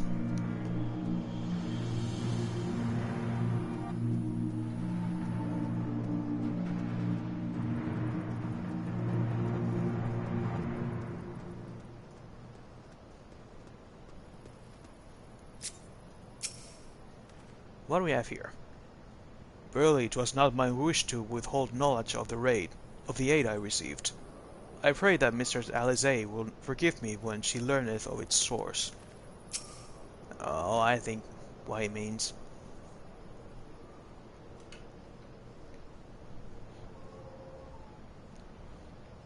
So that must be the modified aetherite. But what are the immortal flames doing here? Those men may be sworn flames of Ul'dah, but they are first and foremost faithful retainers of House Leveilleur.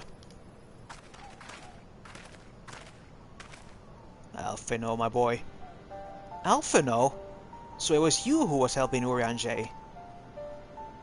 Who else could have been, my dear sister? Lest you worry, I have no intention of making the details of your venture public. Like you, I would prefer to avoid causing a panic. But given that which is at stake, namely the survival of the realm, one must be willing to accept help when it's offered. Would you not agree? At the very least, do not be cross with Urianger. 'Twas at my behest that he kept silent. We will speak later. Pray forgive me, my lady, but knowing full well your intent, I judged it meet that Master Alphino be informed. Though your grandsire hath become Bahamut's thrall, his noble blood courseth yet through both your veins, and if he must needs be struck down. Do you hear that, Alphino? I mean to strike down grandfather, and when I have done so, I shall banish Bahamut to the ether.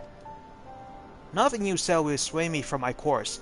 I will protect Eorzea, and I will uphold grandfather's legacy. Grandfather's legacy? So you still do not know what you desire. Your actions are still driven to borrowed resolve. Borrowed resolve? What does that have to do with anything? Protecting Eorzea was grandfather's goal, and we made it ours. Both of us. That is why we came here. Unless you have forgotten. Gods forbid I should ever forget, Alisaie. But you misunderstand. I do not question your resolve, only whence it came. If it were your own, you would be able to tell me precisely why you desire so fervently to protect Eorzea. Yet you cannot, for it is not your resolve, but grandfather's.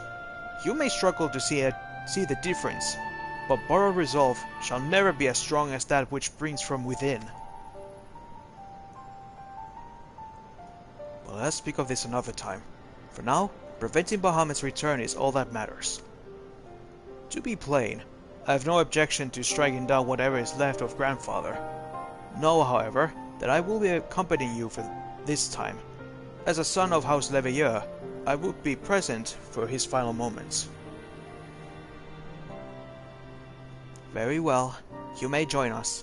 On one condition. I made the decisions.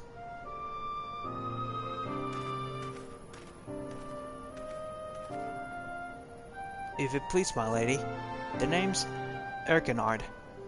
Our preparations are just about to complete. When you're ready to embark on your mission, just give me the word. I'll be waiting for you at the cerulean processing plant.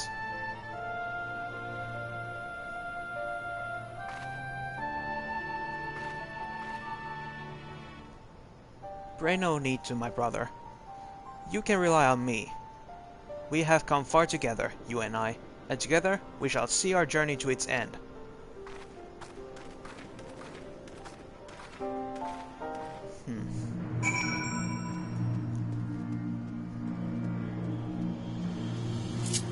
Seems Alisaie always had a beef with Alphino.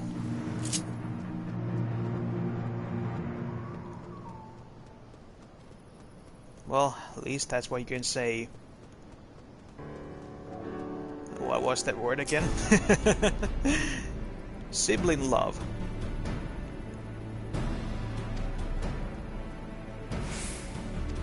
Yeah.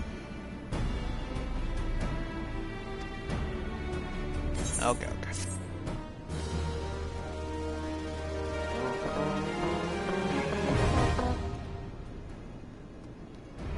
Final Coil of Bahamut.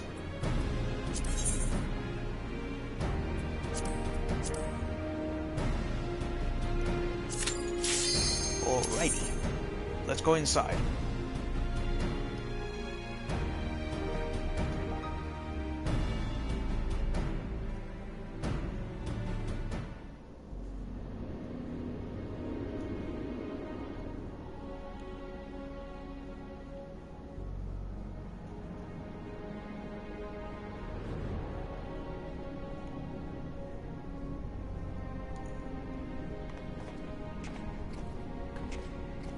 So this is how it looks on the inside. This intimate hulk still functions. The teleportation was a success. We have come to the right place. There is no telling how much further Bahamut has regenerated since we last beheld him. Let us make haste to the main bridge and deactivate the coil. Right.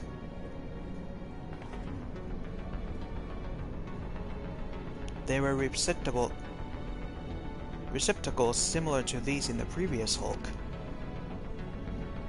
Those held chimerical beasts. Only the Elegants know what other abominations may be sleeping within. They may well be part of Dalamut's internal defenses. We must stay on our guard at all times.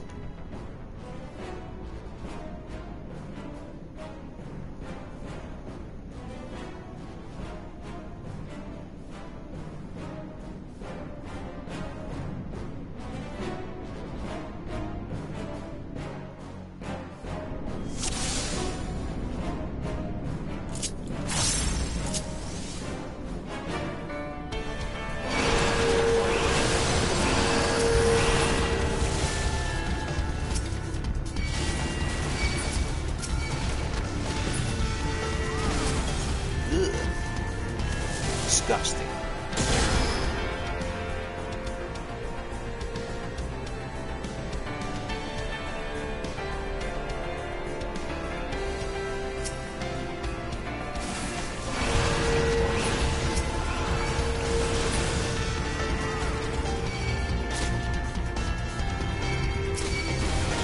You wanna piece of me, huh?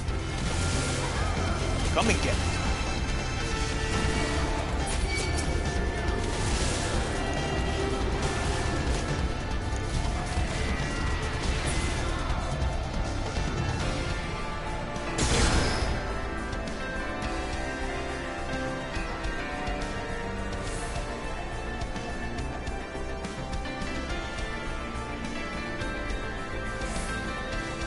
Be very, very quiet. I'm hunting spiders.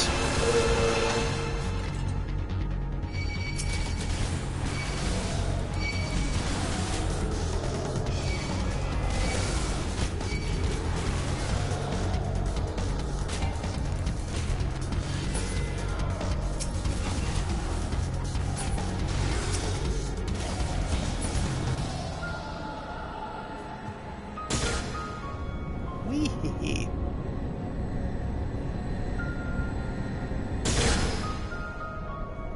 Boss fight.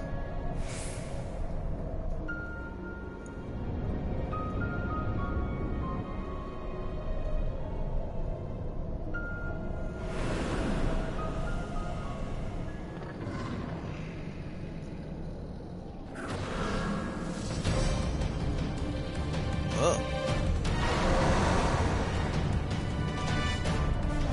Interesting looking beast. Him do good. I'm do good.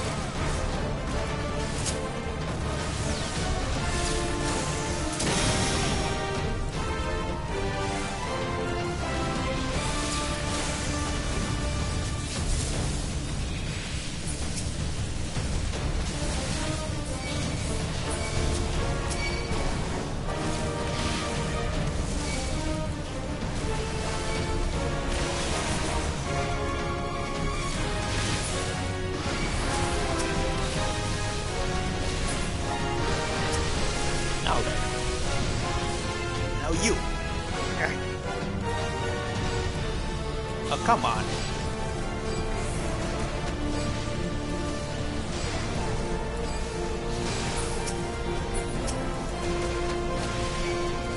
Took your sweet time.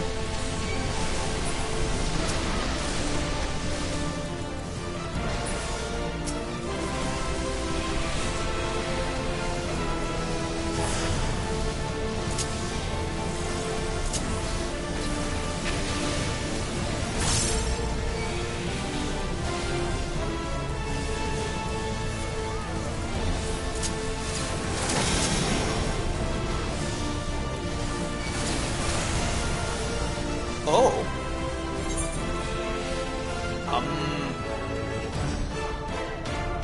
Okay.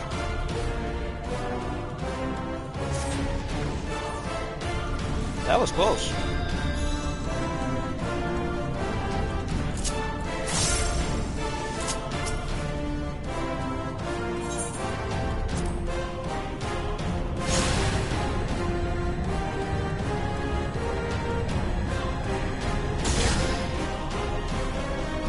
Okay,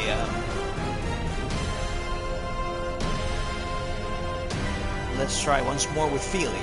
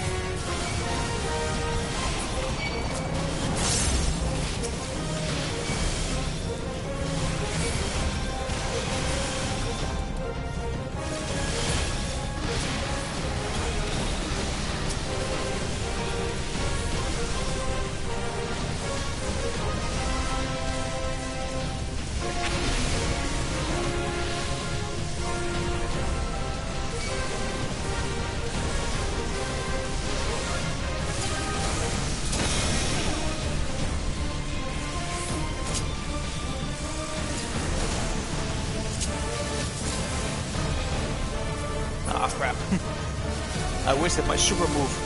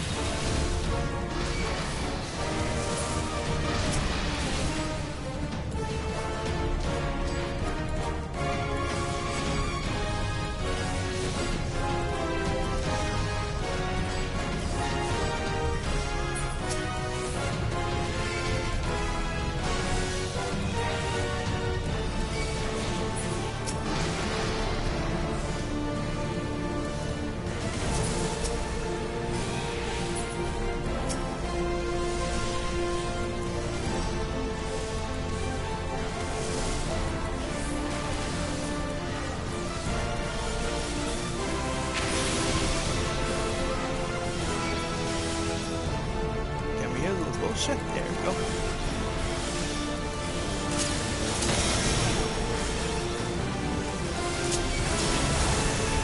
Ooh. This what? There we go. Haha.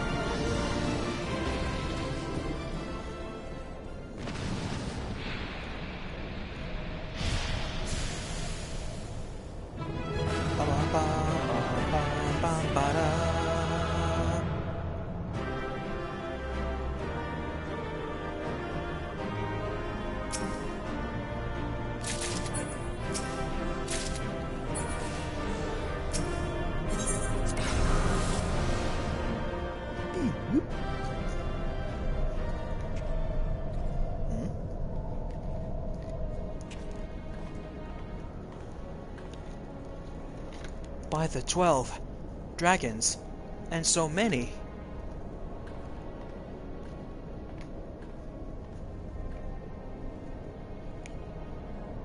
We were aware that the Elegans possessed the means to control the creatures, but to imprison them thus is barbaric. I would not wish such a fate upon my worst enemy. It is plain that no love was lost between the Elegans and the dragons. But was it truly necessary to keep so great a number here? Bahamut did not want for defenses. These we have been experienced firsthand. Such guardians as the Elegans created, both living and unliving, were surely no less capable of repelling intruders than these poor creatures. Tell me something, Alize. Have you now managed to determine by who this Will Bahamut exists? No, I have not. At first I assumed that Bahamut had not people of its own, that the Elegans had perhaps discovered a way to simulate prayer itself. However, Niall's words gave me cause to reconsider, specifically the Shane's mention of Bahamut's beloved children. From that, I inferred that the primal is given form by the will of worshippers, whom we have yet to... Oh. God strike me down for a blind fool! Bahamut's beloved children, right here before my very eyes. How could I be so stupid? Who else but the dragons of Eld would summon Bahamut? Who else but they could sustain him? And to think I wonder why the Elegans kept them imprisoned here.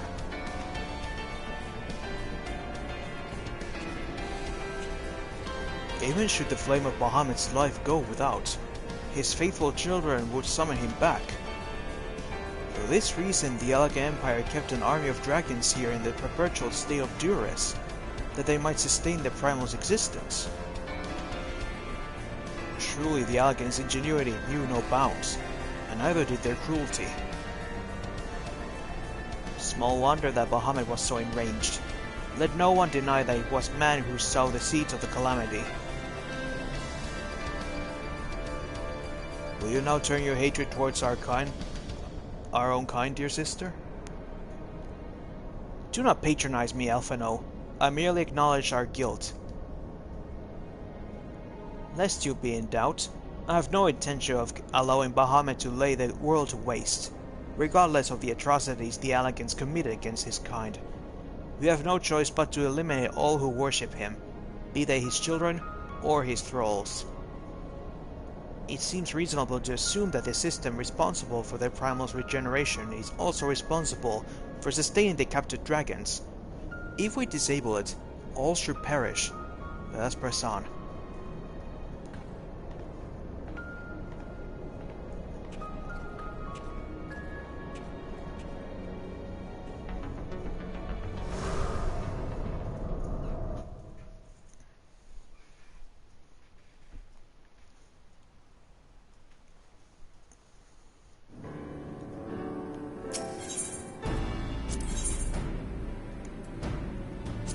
So then, on to the next one.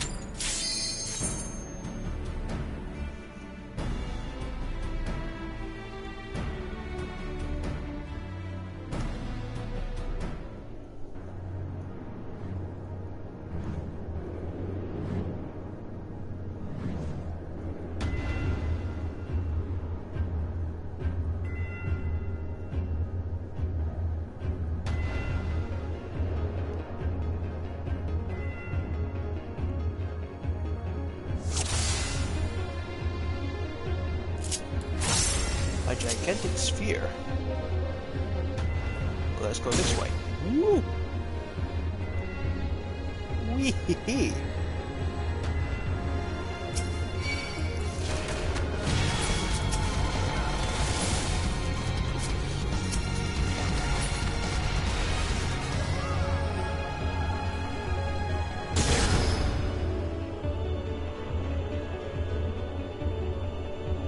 Wee!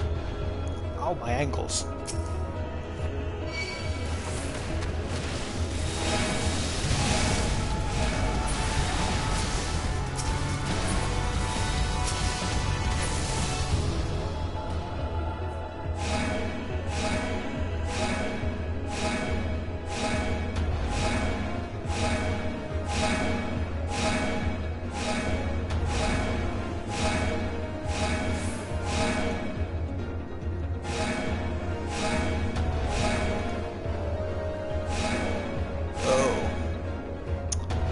Another problem. Can't go through without two.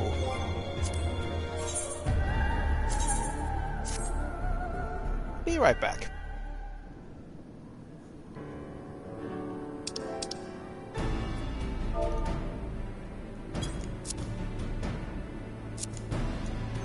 Let's see, is Scarlet's still here? Yeah.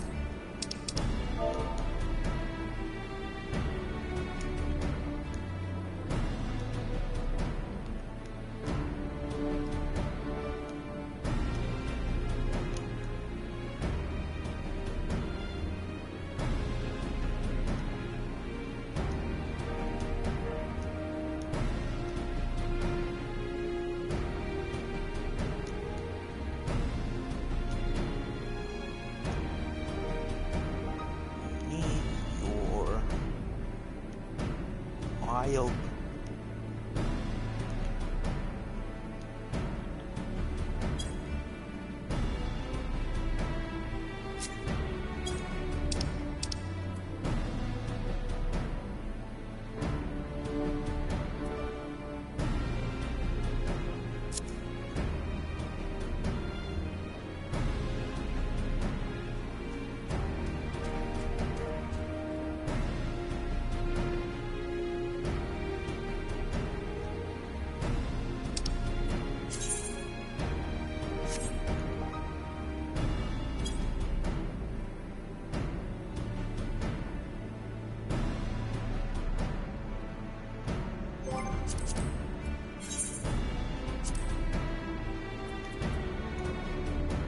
I guess Nuriel is out.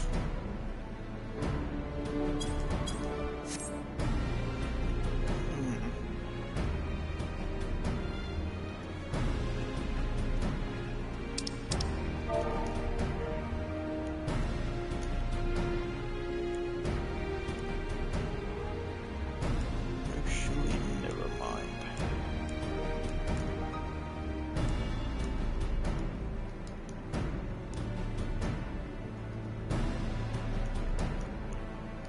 false alarm.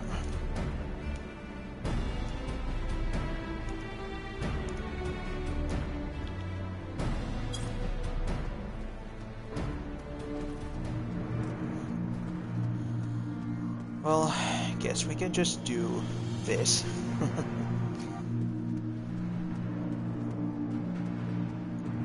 Wait.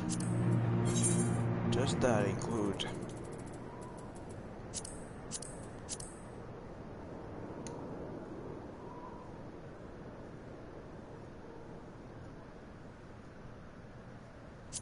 Okay, let's do this one.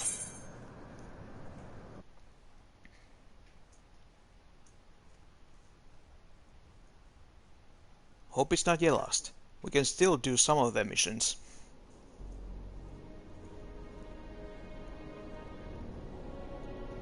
Gods, he is almost whole again. Oh, voice acting. Ugh. There he is. His size is staggering. I can scarce imagine how Grandfather stood against such a monstrosity. This cannot be allowed to proceed any further. Let us disable the coil and move on.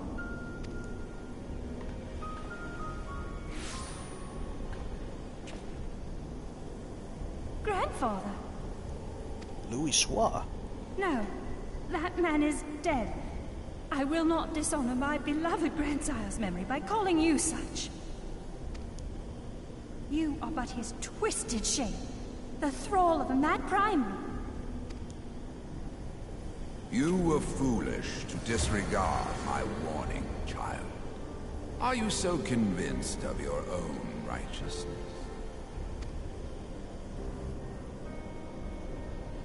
"'Tis the rightness of our path that led us to return. Eorzea will never be safe whilst Bahamut remains to threaten all we hold dear. What of the hero who gave his life in defense of the realm? Do you truly dispute the justice of our cause?" My poor, ignorant grandchildren. Your world is shaped by naught but recent conflict. Listen, and I will speak to you of justice. 'Twas in the twilight of the Third Astral Era. The southern land of Mericidia suffered invasion at the hands of the Alagon Empire. With no atrocity too depraved for their purpose, the forces of Alec were unstoppable in their advance. Desperate for salvation, the dragons prayed to one of their first brood, to their ancestor Bahamut. Infused by the power of their fervent supplications, Bahamut arose from the abyss of death and took wing as the Mericidians' newborn god. Yet this great miracle would only serve to further the maniacal designs of the dragon's imperial conquerors. The cruel fetters which bind my lord stand testament to the Alagon's boundless greed and hubris. I once summoned the 12 in an attempt to forestall the advent of the 7th Umbral Era. What then did the dragons of Mericidia do that I did not? Wherefore are they accursed and I exalted? 'Tis man's overweening belief in his own primacy that blinds him to the commonness of his condition and the truth of his own tyranny. As long as man is suffered to remain, the dragons shall never be at peace. Only when the plague of people has been expunged shall the children of Lord Bahamut be free. Then shall the world know true justice. Stop it! Grandfather would never say such things. His belief that people were worth saving never faltered. he had faith in their strength, that they could stand together and push back against the darkness seeking to shake them. A false hope. 'Tis folly to place one's faith in so flawed a race. Stand together? Huh. They would first need to agree on which direction to face. If history teaches us anything, it is that man cannot find common ground between his own 2 feet. That's unfortunately true. Even you, twins whose veins run with the same blood, struggle to fathom each other's reasoning. You hide your differing agendas behind the convenient banner of Eorzea's salvation. Given your obvious self-interest, can you truly claim no kinship with the Oligarch? And though I hope they might bring you closer, 'twould seem that the twin grimoires I bestowed upon you were a wasted gesture.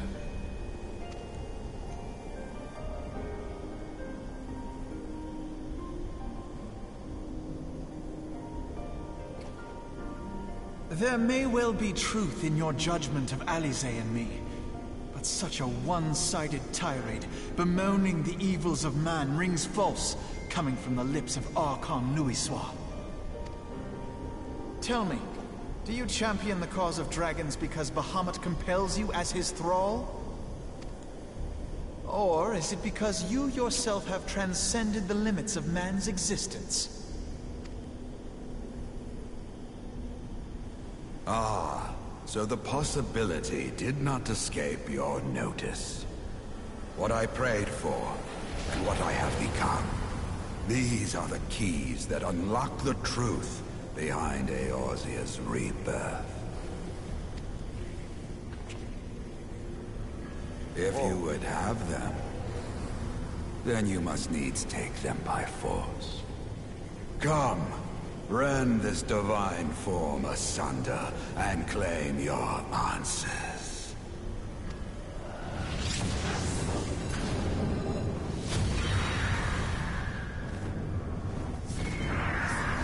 Whoa.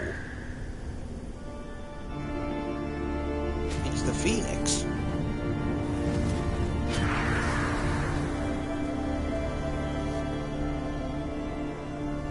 But I thought...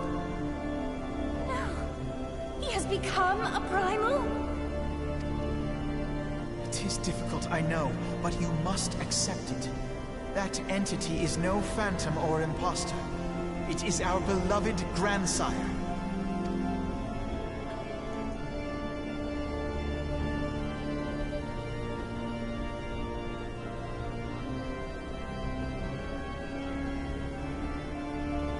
Please, for his sake and for ours, you must defeat our grandfather.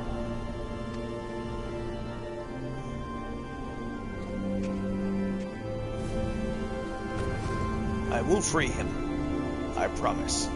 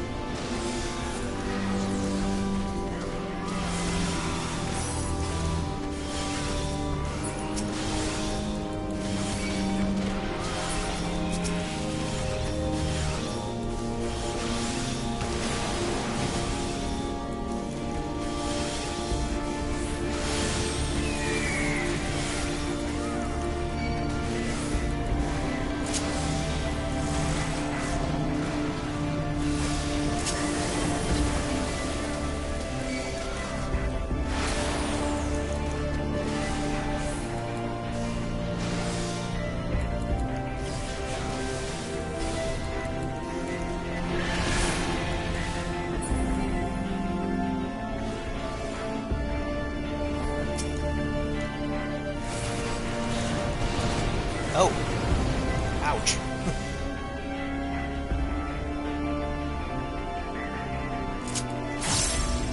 That's smart. Let's go again.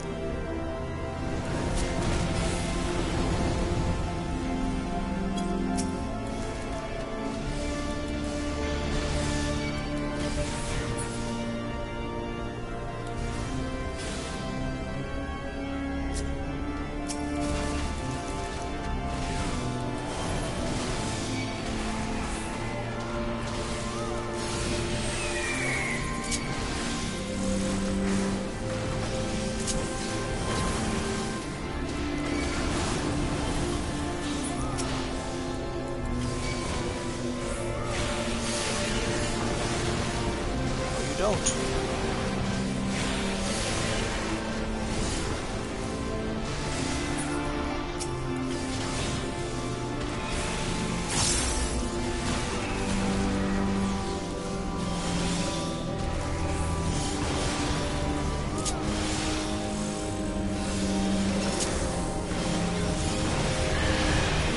Gotcha.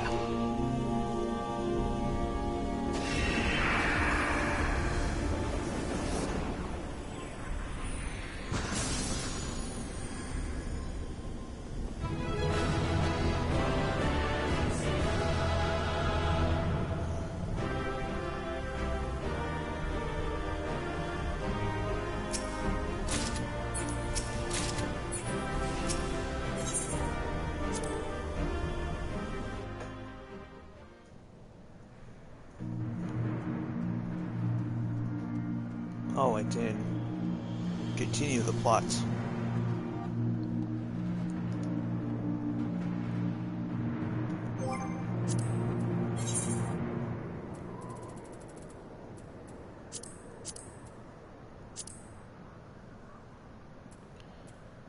Yeah, this will be the final battle between the Bahamut. But I still don't know if I'm able to do this as my own.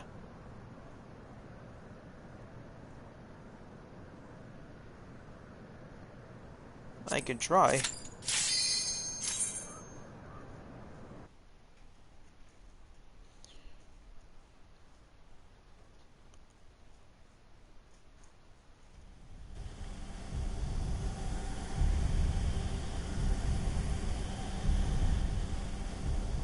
Okay, Bahamut.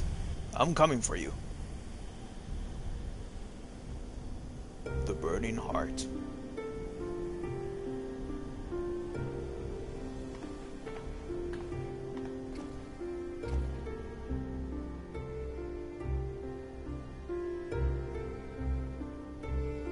"'Twas a long and arduous road, but at last we reach its end.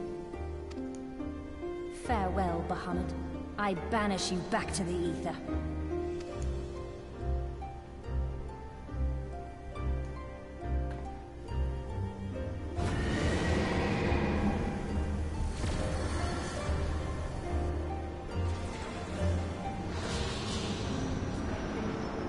He is not yet whole. I did not think him capable.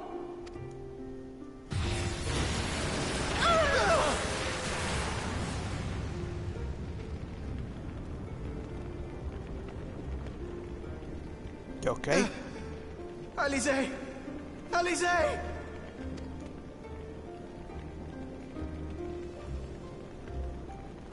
I had thought it finally over.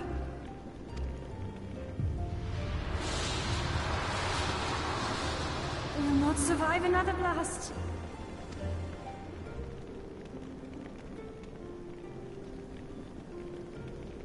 No. Is this how I honor my promise to Grandfather? You must needs find your own reason to fight for this realm. Your own meaning in this sea of chaos. Will you do that for me? I will, Grandfather. In fact, I believe I already have.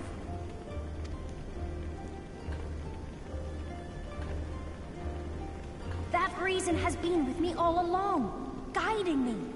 Eorzea's blade of light, shearing through endless shrouds of darkness. I have been shown the miraculous feats of which we are all capable, of which I am capable. Bahamut, you have wreaked enough havoc. I will not let your wrathful fires consume all that we know and love.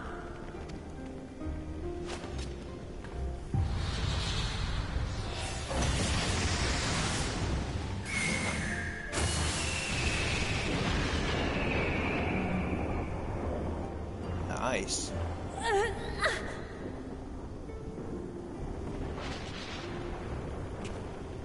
How long I have waited to hear you say that!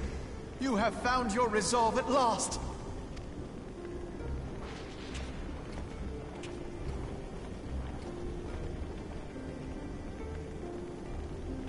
let me join my strength to yours.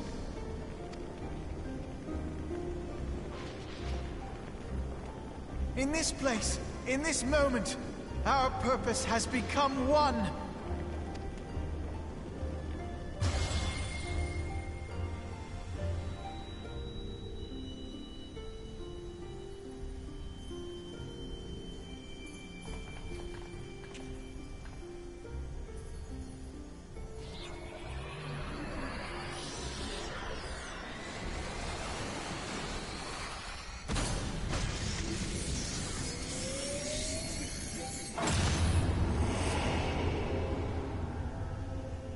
Hey. For the future of Eorzea!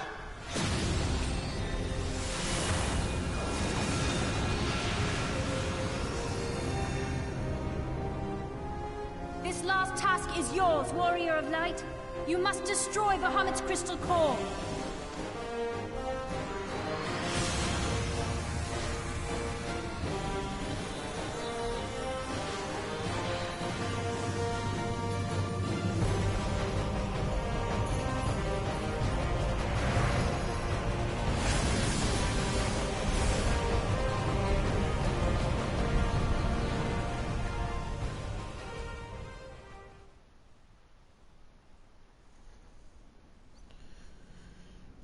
Okay, here we are, at his core.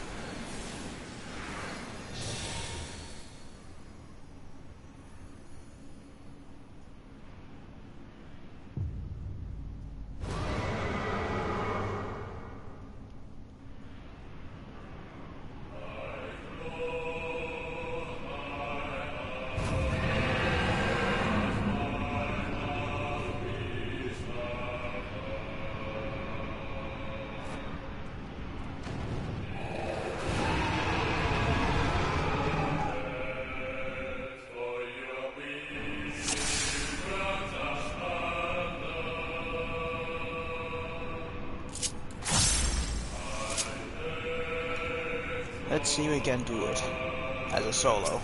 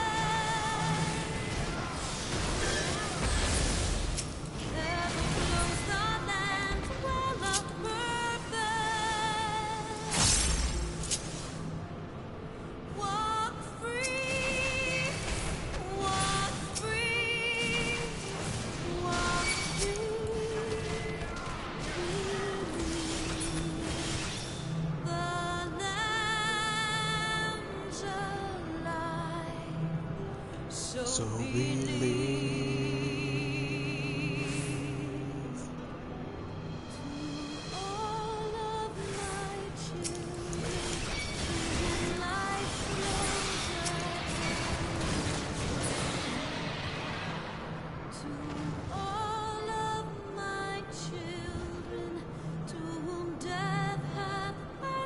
Judgment, the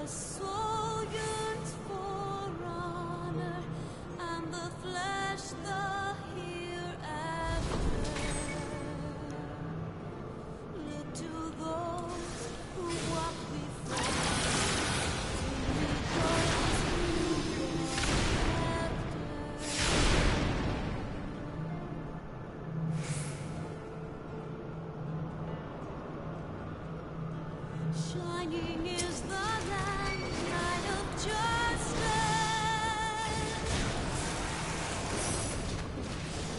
Ever flows the land full of purpose.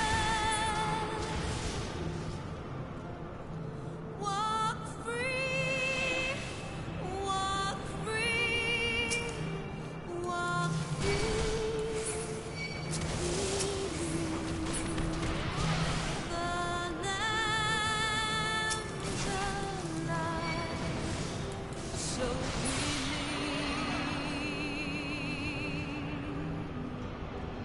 to all of my children, in whom life flows abundant. To all of my children, to whom death hath cast his judgment, the soul yearns for honor, and the flesh the hereafter. Look to those who walked before, those who walk after. Come on, man. Show up. There you are.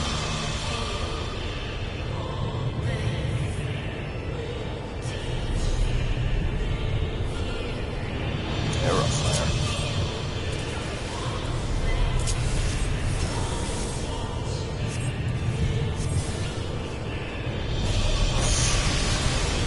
Ooh. That's smart. Oh.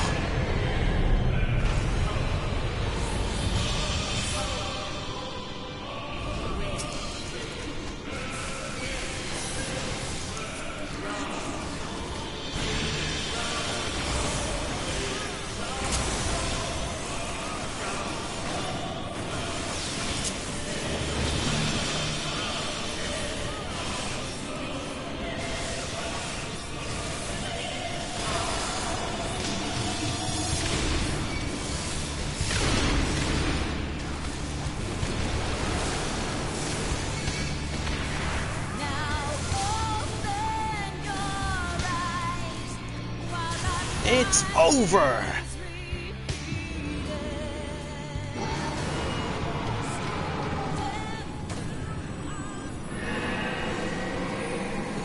Yes! Haha! Managed to defeat Bahamut solo.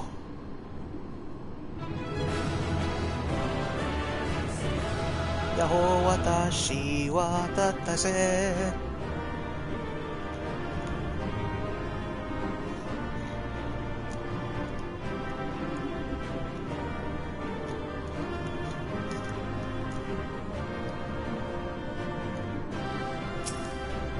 What do I get?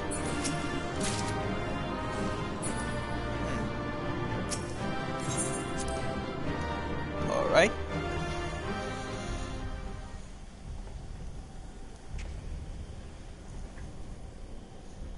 You okay?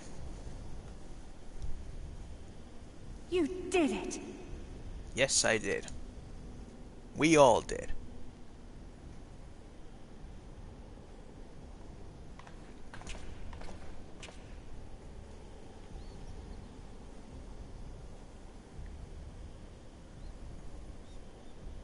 But Bahamut's still here.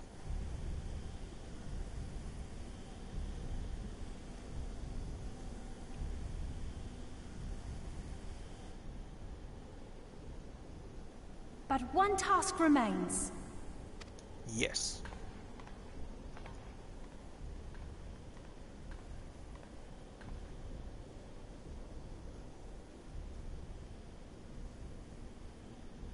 With this last coil disabled, there shall be naught left to bind Bahamut to this world.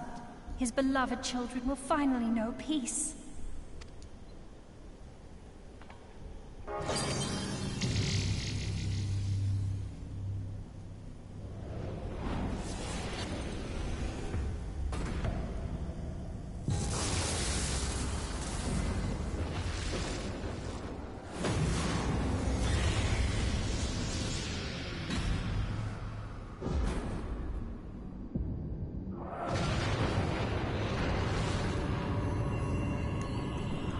Oh, that's bright.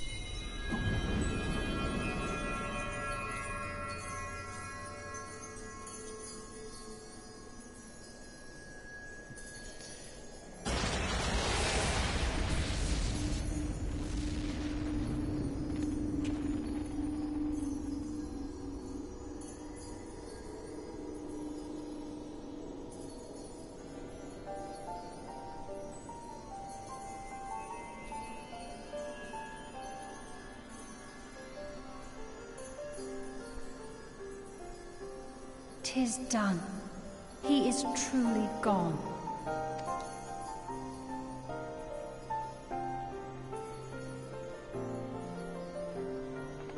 You knew, didn't you? You knew what Grandfather had become. I was not certain, but from all I had gleaned, it seemed a distinct possibility. The scene people describe of the Battle of Cartano was one of unimaginable devastation, and 'tis through the combined prayers of the desperate and an abundant source of ether that primals are born. I merely put two and two together. And you couldn't tell us why? And you consider that a sufficient explanation? Uh-huh. Well, however you stumbled across your theory, 'twas this revelation that made you wary of my attachment to Grandfather. You feared that in my obsession I would fall under his primal sway. Is that why you decided to join us? To pull me back should I show signs of wavering? Pray forgive me, sister. I wished only to protect you. Yet I see now that I needn't have doubted the strength of your conviction. May I ask you a question? What do you now intend to do with the truth you have uncovered?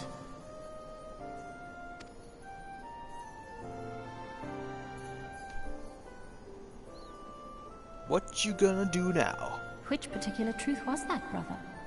The fact that desperate prayer gave rise to the primal phoenix? That this new god was responsible for setting Eorzea on the path to rebirth? Should such a tale become common knowledge, people would soon offer up their prayers in earnest. They would beseech Phoenix to complete the healing that was begun. Yet as you and I know all too well, the very act of calling forth this savior would do more harm to the land than good.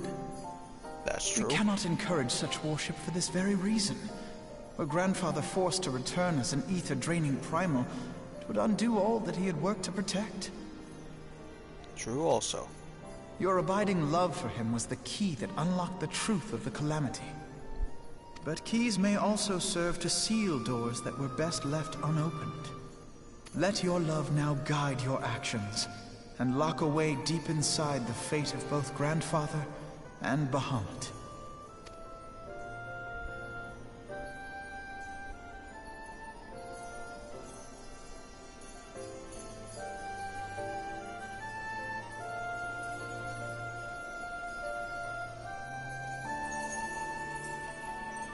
Fear not, Alphino. I understand what must be done. The realm need not know the truth for it to be saved. That the Elder Primal is banished, to return no more. That is enough.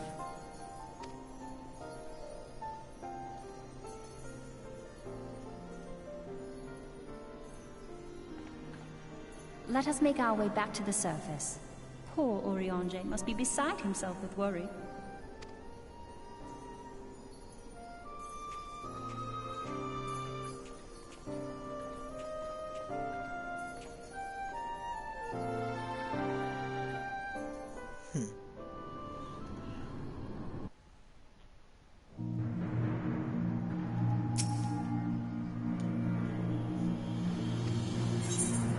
No need. And here we are again, After that descent into darkness, the desolation of northern Thanalan seemed paradisal. As promised, I shall reveal the truth of the calamity to a single soul. However, the nations of Eorzea will require certain assurance that the threat of the new primal is gone. Kept in dark over long, it is only a matter of time before they seek answers of their own accord. Let us recommend that the fragments of Dalamud are sealed off, that the truth may rest undisturbed. But first, we must go and report to Urianger. It would not do keep him in suspense. I dare say we shall find him pacing up and down at the cerulean processing plant.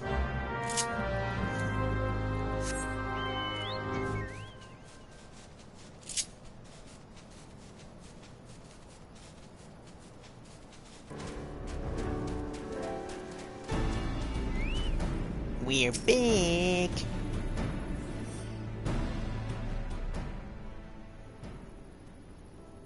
Ah, the warrior of light returneth, undimmeth from the depths of darkness.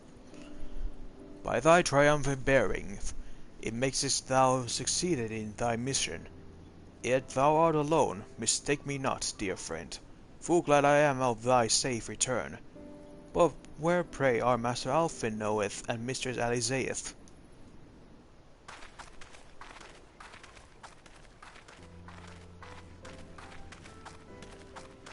Here, my Freyeth, forgive us for our lateness. We took the scenic route. Bahamut is no more. The realm is safe. By the heavens, look at you! What horrors your young eyes must have seen! What suffering our young bodies must have borne! Pray tell me, where are you hurt? Your wounds must needs be cleansed and dressed at once. I shall make you to poultice which draweth out. Be at ease, my friend. We are hale and whole, I assure you. We took a few tumbles, but the worst of our hurts are healed. I believe we have grandfather to thank for that. Master Louisoix? Then you met him once more. But wherefore? But wherefore should Bahamut thralls seek to ease your suffering? I promise to reveal all to you in due course, dear friend. But first, there is a matter which requires our immediate attention. Now that Bahamut is defeated, we deem it best to bar entry to all of the fragments of Dalamud. To this end, we will convince the nation's leaders that the danger is past, and invite their cooperation in ensuring that the fragments are never again disturbed. Come, let's depart and seek an audience with them forthwith. A moment, sister. You need not burden yourself with this task. Urianger and I will more than suffice. Might you not take this opportunity to rest? The gods know you have earned it. But I'm fine, brother. Besides, you have been through as much as I have. Oh, I see now. You will play your game of diplomacy and wish me out of the way. No, Naught could be further from the truth, Alisaie.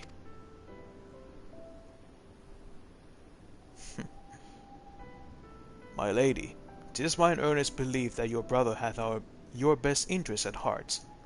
You have more than done your part, and he desireth but to relieve you of your burden he might easily bear alone.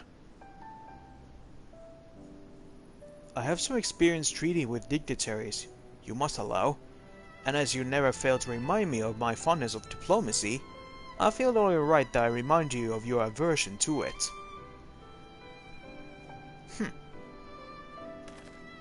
Then it's settled. Urianger, pray make arrangements to a chocobo carriage.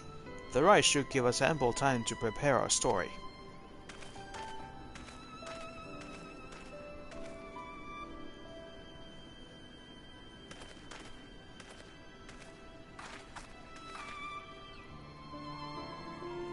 Alphino.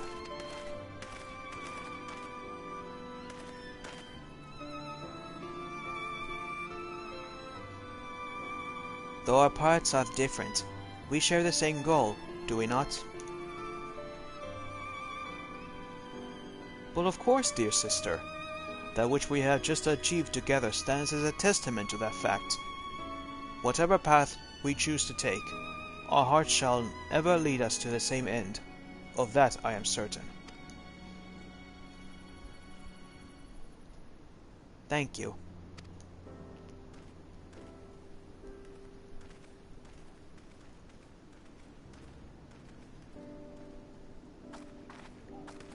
There is a place that I would visit. Might I ask you to accompany me? Of course.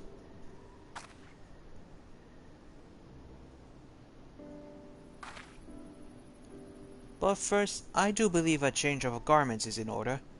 It won't take a moment.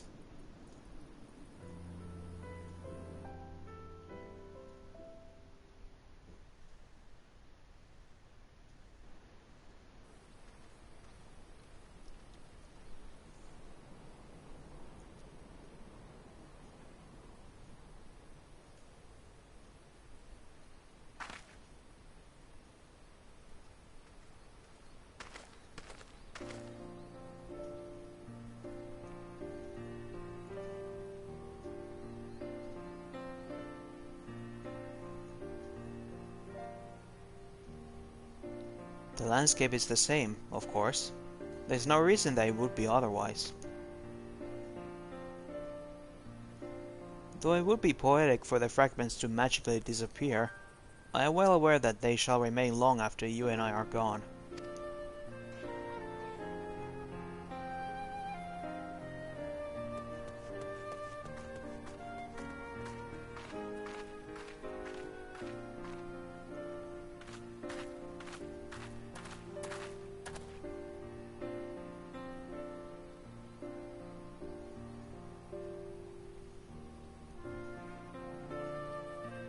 The world may change irrevocably, but life shall ever go on. Let's take a closer look, shall we?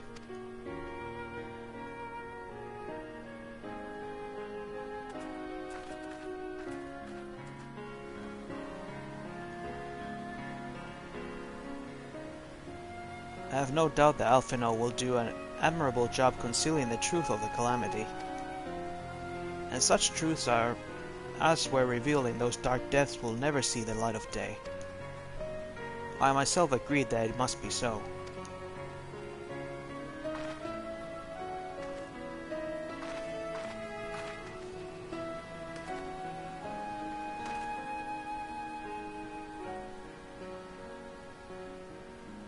But the thought that people of Eorzea shall forever remain ignorant of their savior, of your deeds, the injustice of it almost too much for me to bear. It's okay. How typical of you, Leo. Ever the hero. Even so, I cannot deny that I feel better for your reassurance.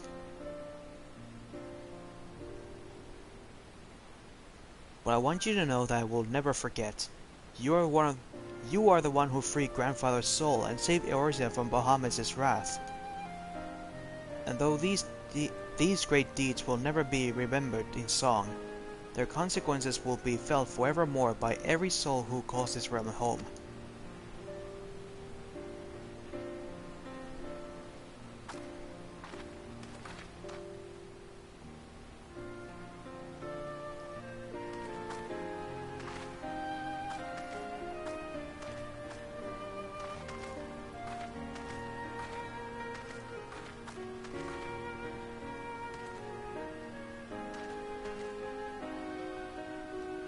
Yes, this spot will do.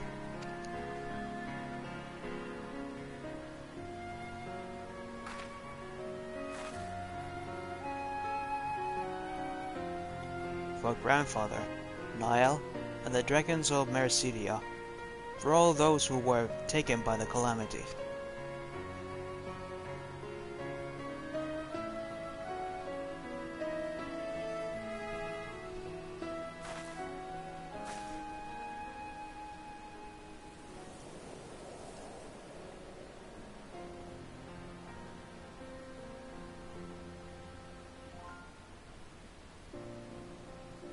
At long last, our struggle with Bahamut is over.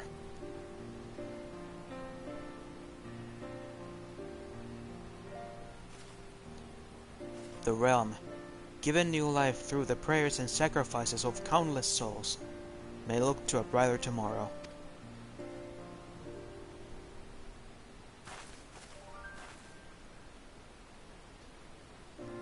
When the dust of our adventure has settled, I shall embark on a journey. I mean to find my own reason to fight for Eorzea. And when I do, I will fight with all my being.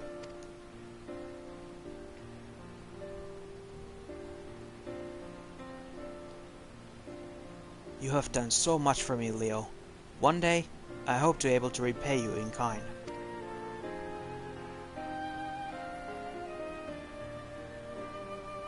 I have no doubt that you will continue to help those in need, and grow ever stronger in so doing.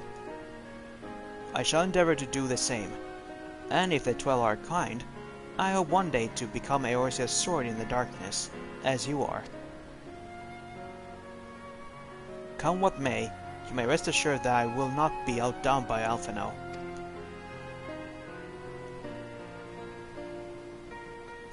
Yeah.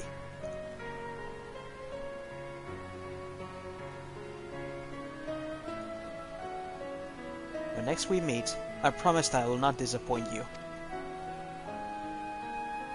Till that day, fare you well, my friend, and thank you from the bottom of my heart.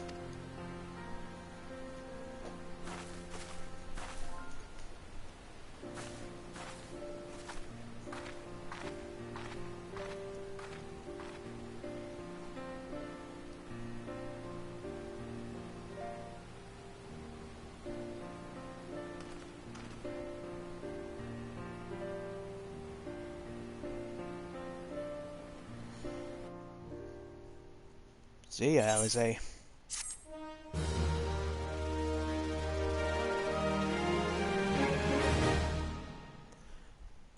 Now then.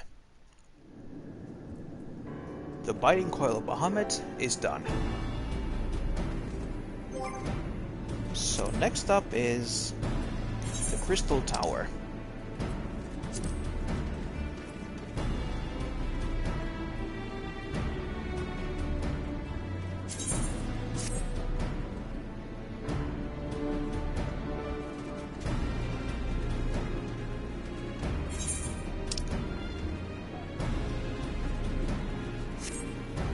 Guess we had to go to Mordona? Yes.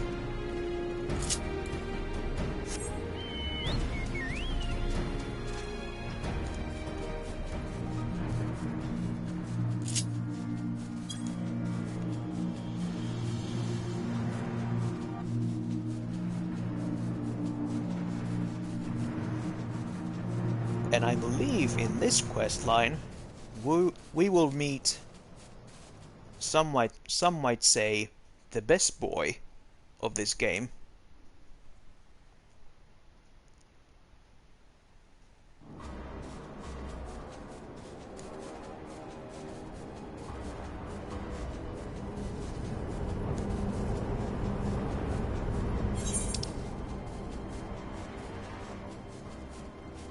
There it is.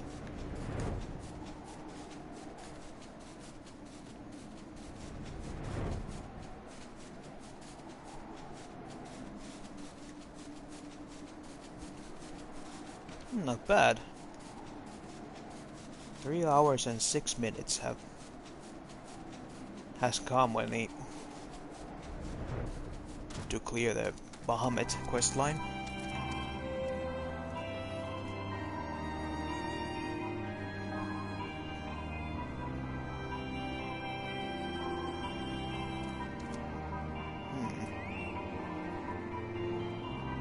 Oh, there.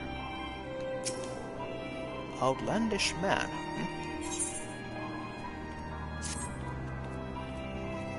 Do I know you? Ah, unless I am very much mistaken. You are the famed adventurer who bested the Gallian Empire's general, are you not? The great Leo Platinum himself. Amazing. I'm more than a little serendipitous. One might even call it fate. But I recently received word of a truly unique opportunity, you see. An opportunity the like of which none but one of your proven worth could take advantage.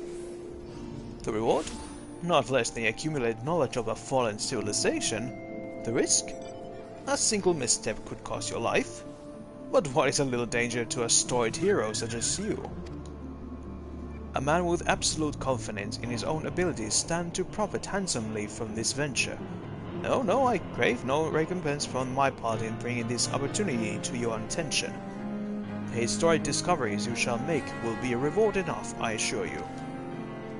If my words have fanned the flames of your curiosity, then I bid you seek a man by the name of Rambrose at the St. Quainax Find. It is he who stands at the doorway to untold marvels, awaiting the arrival of a champion bold enough to march across the threshold. Okay, man of mystery.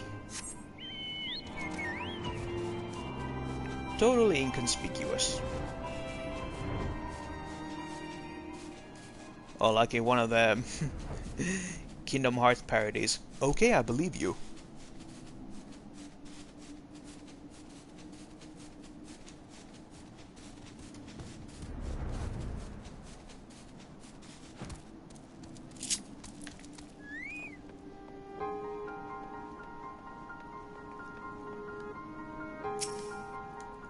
Hiya.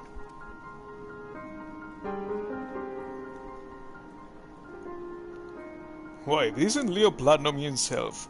I was not expecting such a celebrated guest. To what do I owe the honor of this visit? You were directed here, you say? By a man clad in foreign garb? Well, the opportunity spoke of must surely refer to our latest anthropogeographical endeavor.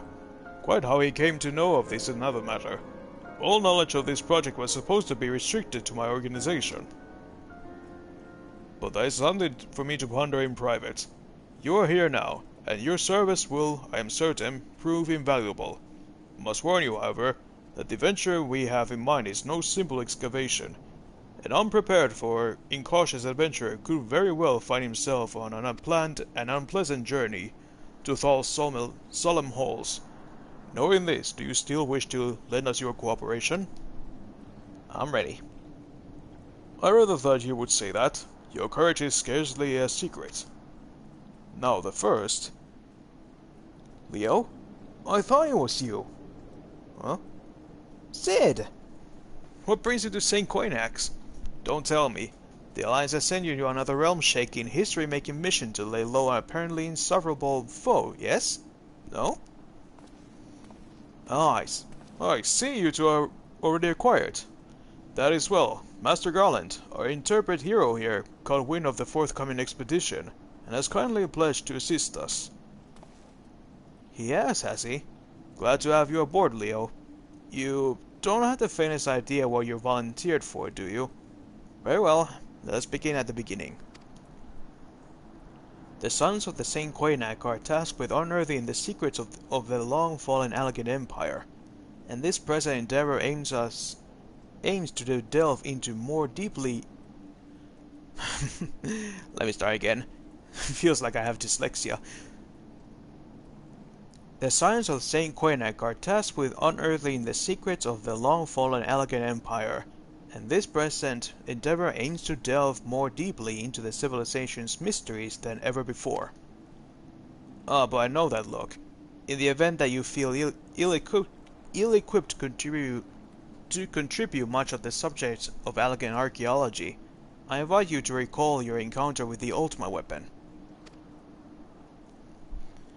The mechanical monstrosity represented a feat of engineering far beyond aught Golemald can presently achieve. Nerotos Geva simply awoke it.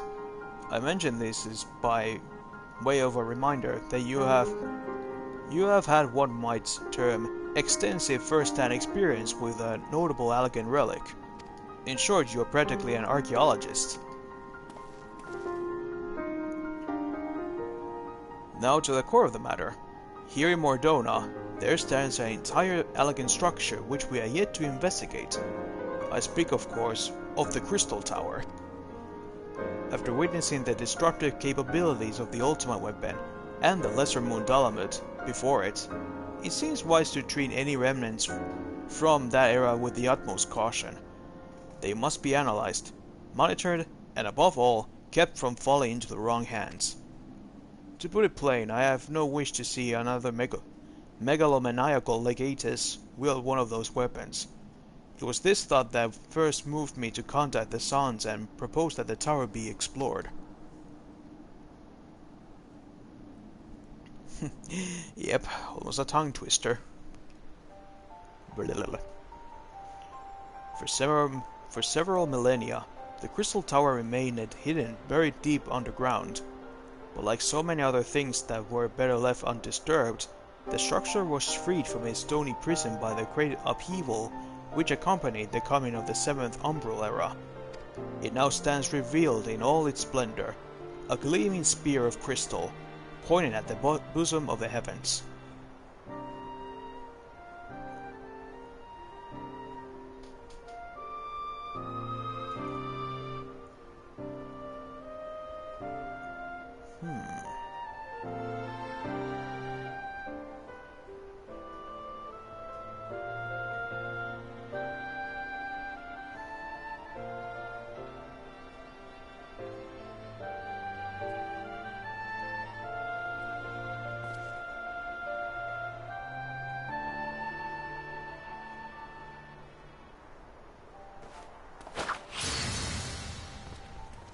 Oh. We believe the tower to be a repository of much of the ancient's wisdom. Unfortunately, its entrance is guarded by formidable defenses, and we cannot so much as peep through the keyhole, much less set foot inside. These defenses take the form of statues, carved into the likeness of giant swordsmen. The 8 Sentinels, as the Suns are wont to call them, is the first barrier we must overcome.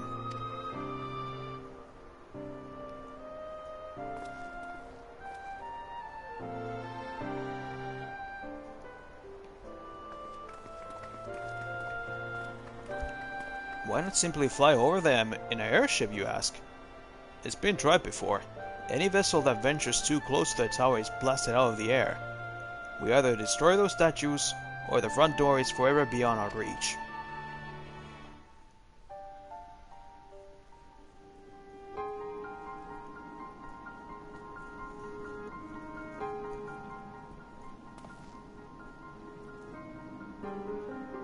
My colleagues and I are ill-suited to negotiate such deadly hazards. Thus, if we are to gain access to the tower's secrets, we must needs employ the services of an experienced adventurer. It will be difficult and dangerous, Leo, but I can't think of no finer man for the task. If I didn't know any better, I'd say you had a taste of these deadly escapades. I look forward to working with you again. There is much and more to be done before we can begin the expedition proper. Take some time to prepare yourself, and I shall explain the challenges that lie ahead.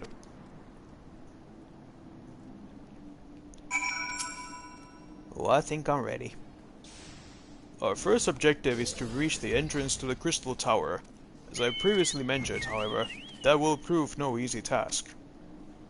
The entrance is guarded by powerful defense mechanisms, each utilizing one of the 4 elements of fire, water, wind, or earth. Anyone attempting to simply stroll past these unsleeping sentinels invites swift obliteration. Based on Master Garland's analysis, however, we are reasonably certain that the attacks of these lethal contraptions can be reflected using a crystal of the corresponding element. Naturally, these crystals must be of surpassing clarity, free of the slightest impurities, much like the flawless specimens used by the Beastmen in their primal summoning rituals. Maybe should I said exactly like the specimens they use. Were there any other way, we would not ask this of you, but we need someone to enter the Beast Tribe strongholds and liberate their perfect crystals. For the moment, I would have you focus on obtaining 2 of the 4 crystals we require. Pray make for Lanasia, where both the Sapsa spawning grounds and Gamaro mines are located. You may be certain that the materials used in the Beastmen's sacred rituals will be well defended. Whether you choose to venture there alone or with companions, I shall leave you to your discretion. But whatever you do, please be careful. I'll be careful. To La Nausea. La la la la la la. Oh, there.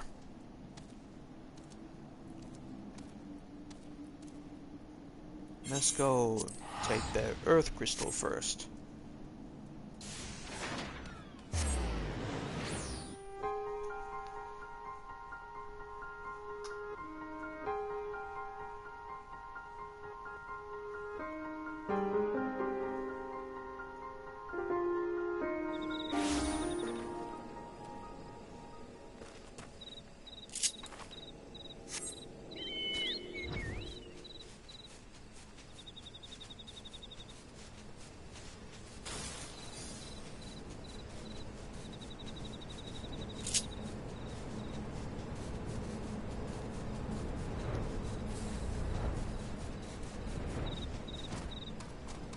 Excuse me, coming through.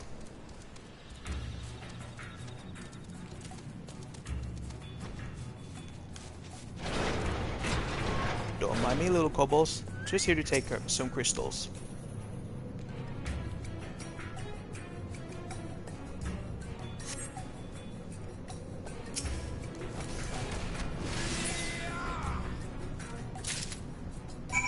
Thank you. Next up is airport.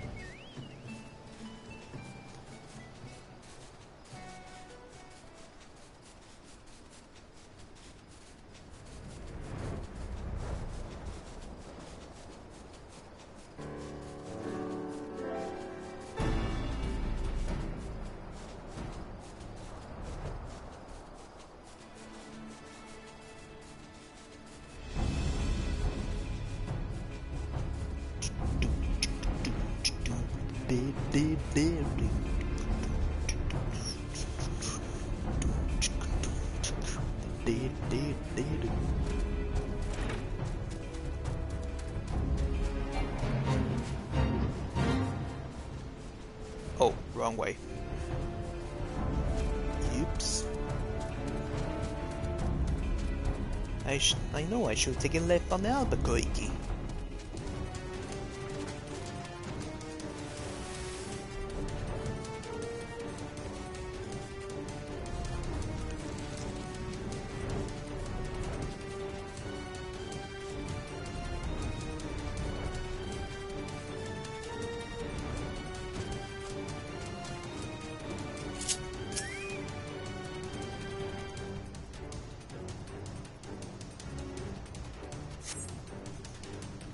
Hello, I'm here to take your crystal. Can you give it to me, please? I take that as a no. Must then perish.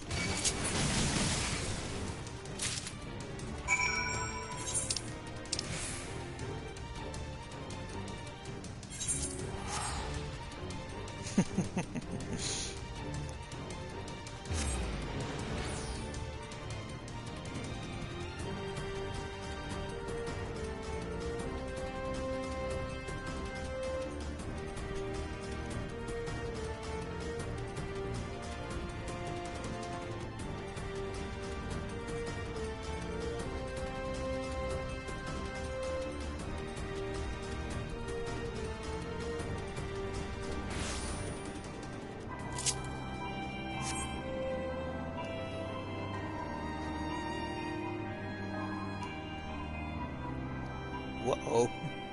Look at me, I'm invisible. Oh, never mind. I'll almost start to see in the Invisible Man.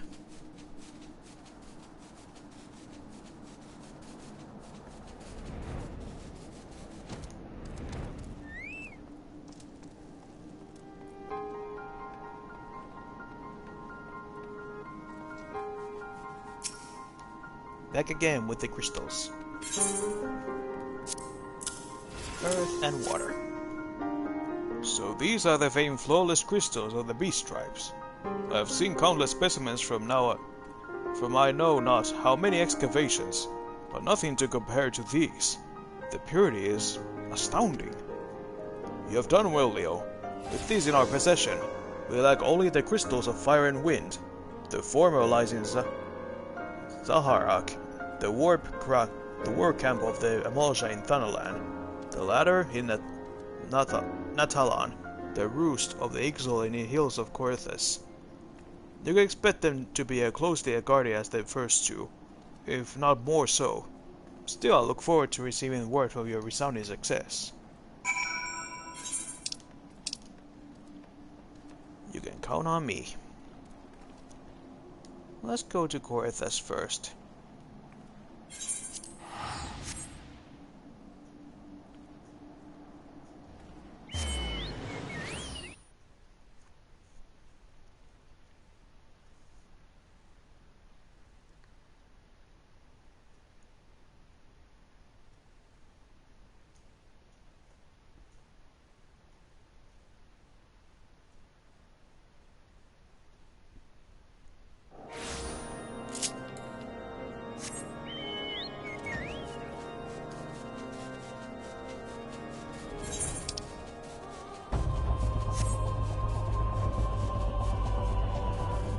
So cold.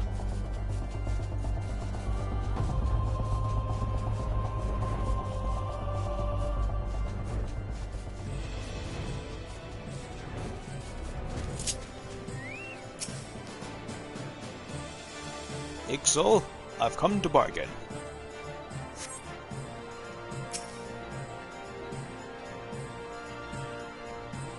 Hello. Can you give me your crystal, please? Come on, please, won't you?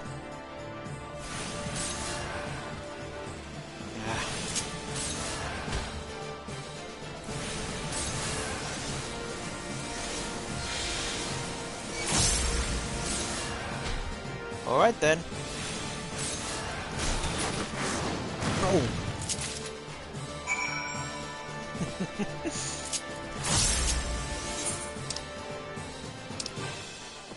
Hey, I asked nicely, but I didn't want to comply.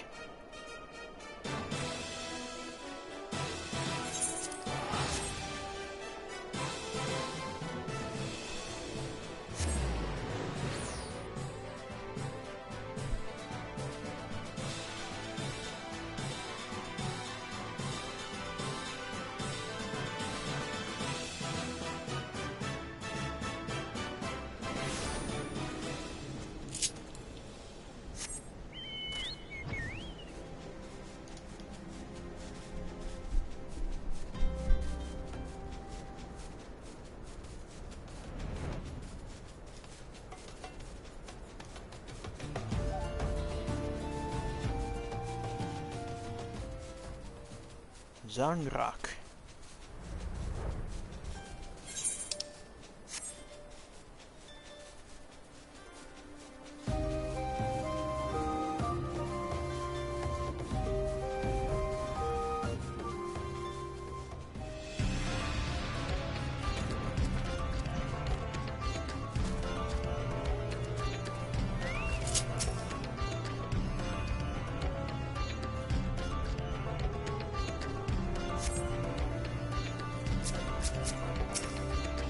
Drop down your crystal. You have 10 seconds to comply. 10, 9, 8, 7, 6, 5, 4, 3, 2, 1. Die.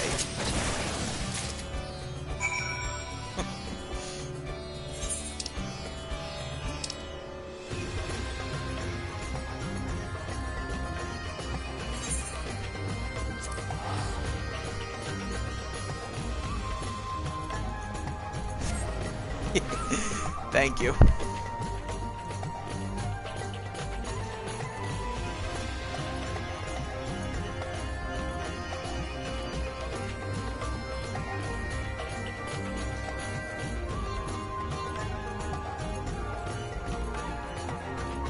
And that's the only RoboCop reference I know.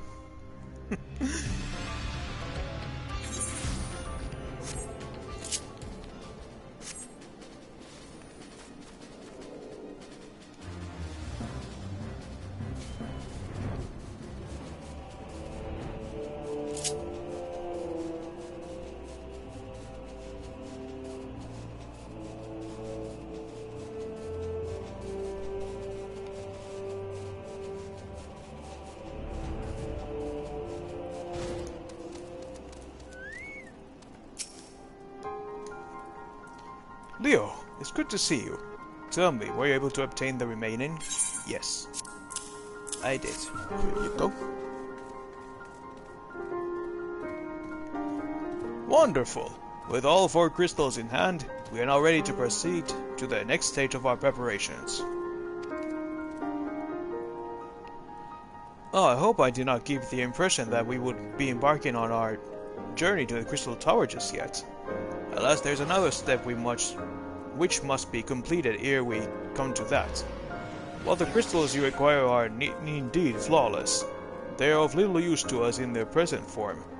If they are to reflect the elemental forces of the tower's defenses, they must needs be cut and polished.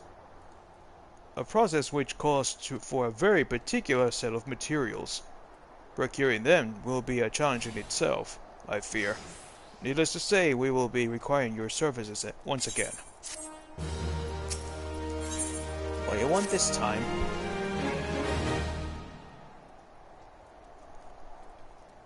If the flawless crystal you procure for us are to retain their elemental purity during the shaping process, the very specific set of abrasive substances will be required. Well, I say substances, but one might just call them one substance, namely ether sand, which has 4 elementally aspected varieties. Alas, ether sand is neither common nor cheap. Indeed, it is unusual for the abrasive to exceed the value of the precious stones it used to polish. Given the rarity of the materials in question, the goldsmith's guild in Ul'dah seemed the likeliest place to purchase the quantity we require. When I contacted the guildmaster, however, I was informed that no ether sand was currently available, though I request that the word be sent as soon as new stock came in. I have yet to receive aught but apologies. I should mention that at this point that I placed the order some time before you procure the flawless crystals. I am well aware that acquiring ether sand is no small feat, of course, and I am not an impatient man, but I fear the more we delay our investigation, the greater the risk that Tyro's secrets may fall into the hands of others, less savory parties. That is why I wish to entrust you with a payment for a purchase, and send you to speak directly to the guildmaster's serendipity. Mayhap the presence of such distinguished personage will spur the guild into action. In any event, it is my hope that when next we meet, you will have found at least one of the 4 varieties of ether sand we require. Yes, as my powers of context will be proven worthy.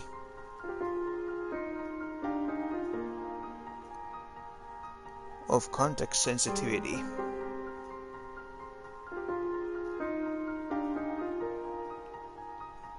Okay, that's another line.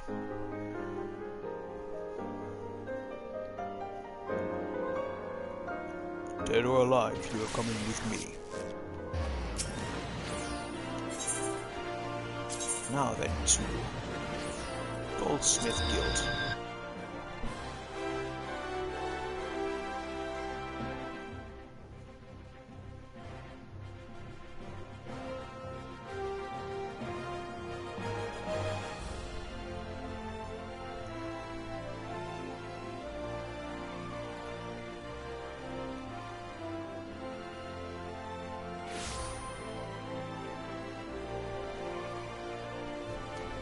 Now then, serendipity-doo-dah. Ah, Master Platinum. Welcome, welcome. What brings you here, if I may ask? Bulging Gill Pouch. This hefty sack of gill has been promised to the Goldsmith's Guild in exchange for any available ether sand.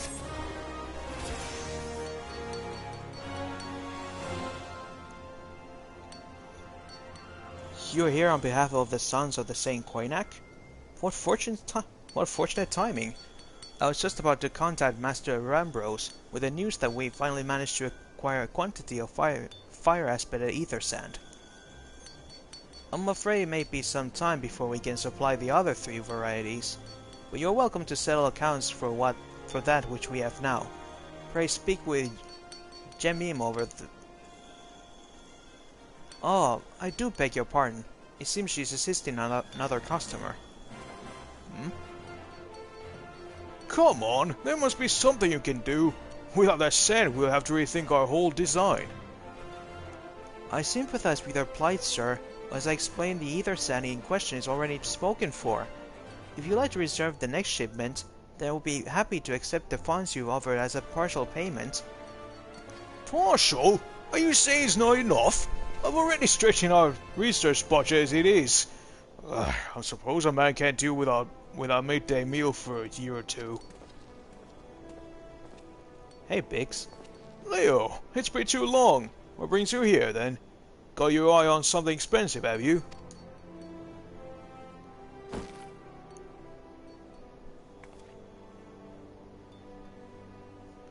Well now, that is quite a money pouch.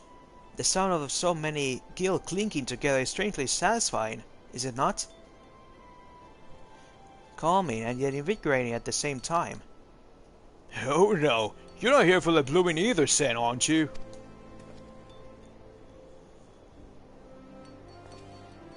Well, I can't deny the Algan civilization such subject worth researching. The chief say he was looking into something big, but we never thought to ask him that. Wedge and I have been too busy tinkering with a new airship design to think of much else, see? Well, I say tinkering, wrestling would be more like it. Still, after much wrinkling of hands and gnashing of teeth, we managed to put together a prototype crystal powder propulsion system. We've got an idea for it when we heard how you lot had used the corruptive crystal on board the Enterprise, as a matter of fact.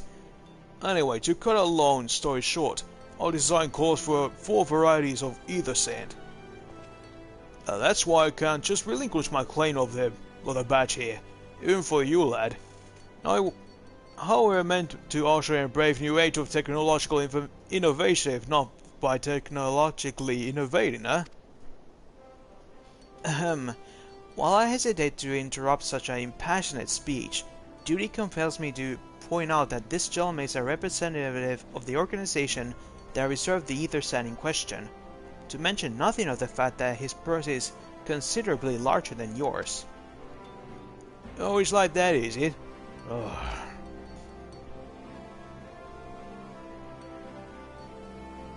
Alright, this pouch is yours. I'll let you have it. But if you're going to take my sand, it's only fair that you grant me a role in this project of yours. I'll take that as a yes. It's not every day you get a chance to experiment with the wonders of the ancients.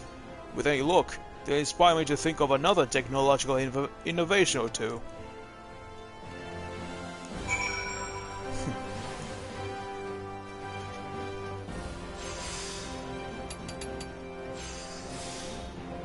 Okay, Biggs, you can join us. Now then, from what you've told me, I'm guessing you'll be needing the other 3 varieties of elementally aspirated ether sand as well, right? Then rather than sitting in your rump waiting for a shipment that you may never come, I reckon your time will be better spent looking for the stuff yourself, and I just so happen I know a good place to start. There is said to be a peddler in northern Thanalan who very occasionally handles the earth aspirated variety of ether sand, which is in the process of confirming the rumor as we speak. I know what you're thinking. When did my tiny little friend decide he didn't need me to hold his hand anymore? The answer being, just the other day. Seems he'd been inspired by a certain adventurous heroic example. I thought he was joking when he volunteered to go to Thenland without me. I just hope he managed to stay out of trouble. Head out to Blue Fog and you should find him poking out with his new bodyguard. Oh, did I not mention her? Aye, Wedge thought it'd be wise to hire an adventurer to accompany him, just in case your heroic example turned out to be less inspiring than he first thought. Okay. Let's go meet Wedge.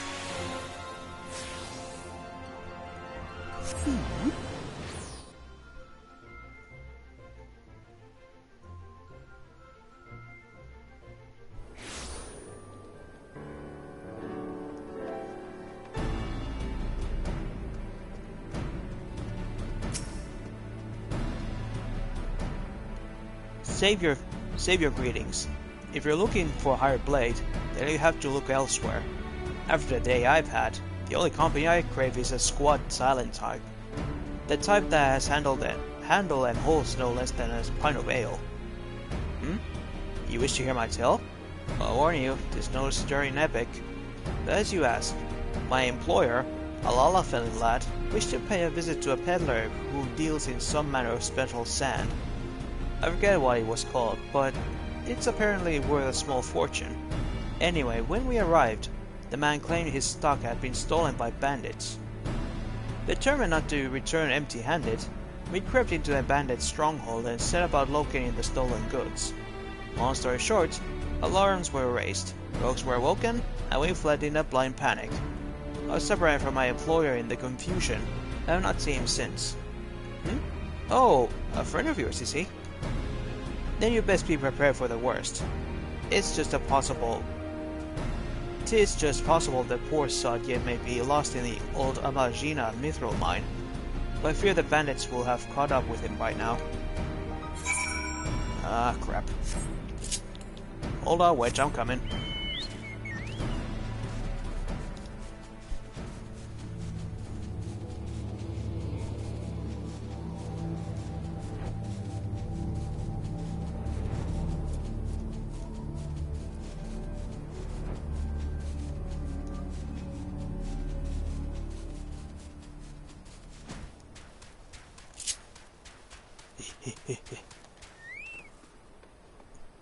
Don't worry, I am here.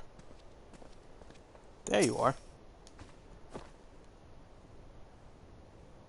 Hey, Wedge.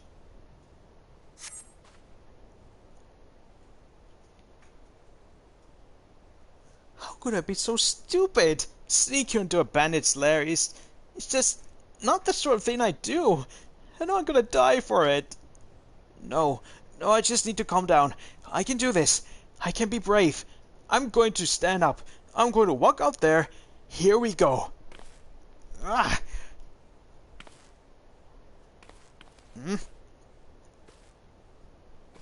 Yeah. I'm sorry. Please don't kill me. I promise I'll leave and never come back. Hey, Wedge. Leo, is it really you? But how do you find me? Can you smell fear? Actually, ignore the smell. I expect you're wondering why I'm here. Well, I was just in the process of retrieving some stolen ether sand which Biggs and I need for our research.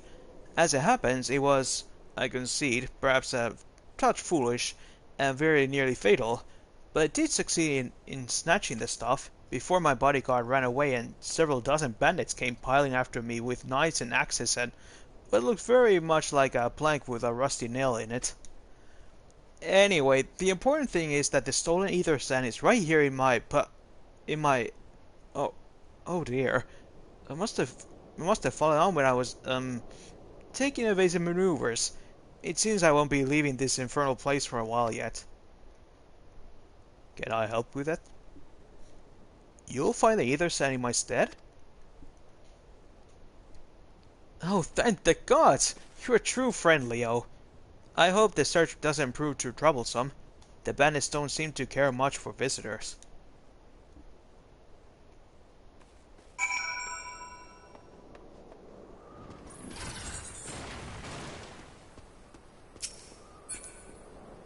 Ah, here's some.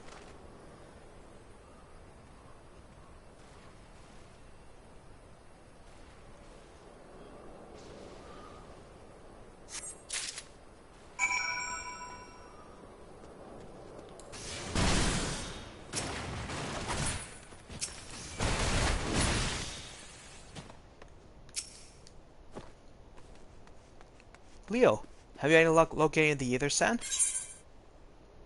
Yes. Here you go. Yes, that's it! I must return to a workshop at once and tell Biggs the wonderful news. What's that? You're also on a mission to collect ether sand? And you're working with the chief? A treasure trove of elegant knowledge, you say? I see. Then you should really be the one to have this. Biggs and I are far from exhausting all possible avenues of airship innovation, but it sounds as if your problems can't be solved by any other means. This expedition of yours sounds jolly interesting, I must say. I'm half inclined to join you. In fact, I think I will. Any adventure worth the chief's time must be worth a look. And hold on a second, my phone is ringing.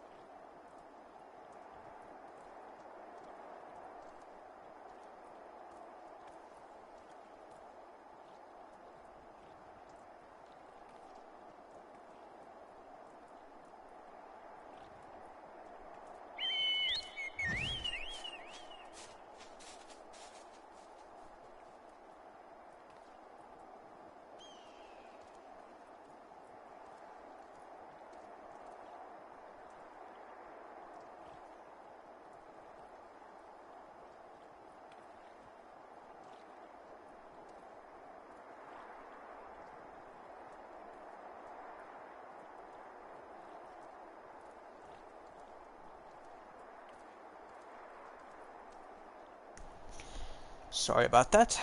Took a while. Now then. I found for you fire and earth.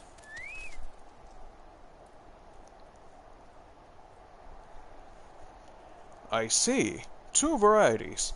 Well, that is 2 more than could reasonably be expected, and 2 less than I hoped you would say. Forgive my flippancy, but you have done well, truly. If all goes to plan, we need no longer fear death by fire or earth. Master Garland, you will be so kind as to prepare the relevant crystals. I shall set to work immediately. Truth be told, I've been looking forward to this. One does not encounter materials like these every day. Speaking of which, how in the 7 hells did you find them? Mistake me not, old friend. I know only too well how capable you are, but either sand isn't something you simply find gathering dust at the back of the merchant's rare gem cabinet. Actually, I found Biggs and Wedge to do the same. You are help from Biggs and Wedge? Trust them to design a revolutionary new engine the moment I turn my back. How's a genius meant to rest on his laurels when his employees are so damnably inventive? Huh? And now they're determined to join us, are they? Typical. I jest, of course. It will be good to have them around. Still, as a matter of professional pride, let's endeavor to procure the 2 remaining varieties of either sand before they arrive, shall we? Tell me, Ramrose, have we had any information on where the water and wind aspect types might be hiding? Not as of yet, but I have made certain arrangements. We shall soon see if my efforts have borne fruit. Forgive me observing, but you seem less than enthusiastic about that prospect.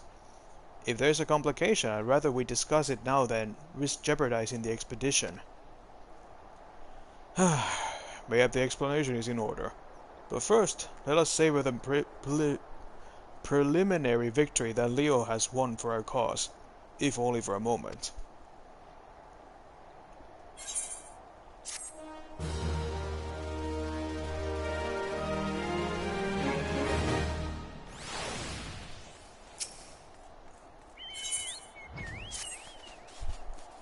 Yes, I must speak of the arrangements I made to acquire the 2 remaining varieties of either sand. Some days ago I asked a Charlie, an acquaintance of mine, to travel to Gridania, and there gather the necessary materials. Since that time, however, I have heard nary a whisper from him.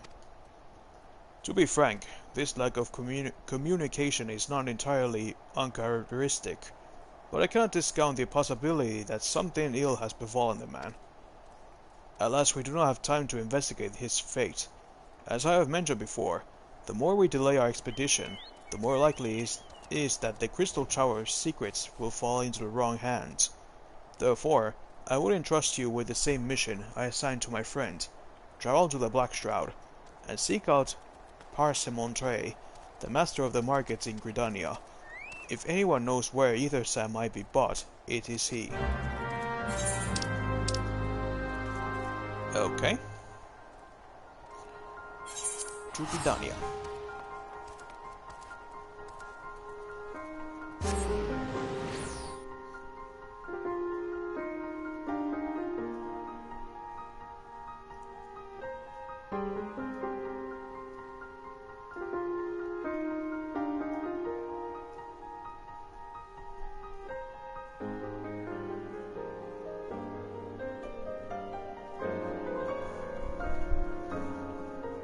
A Charlian friend, huh? Who could it be? Oh.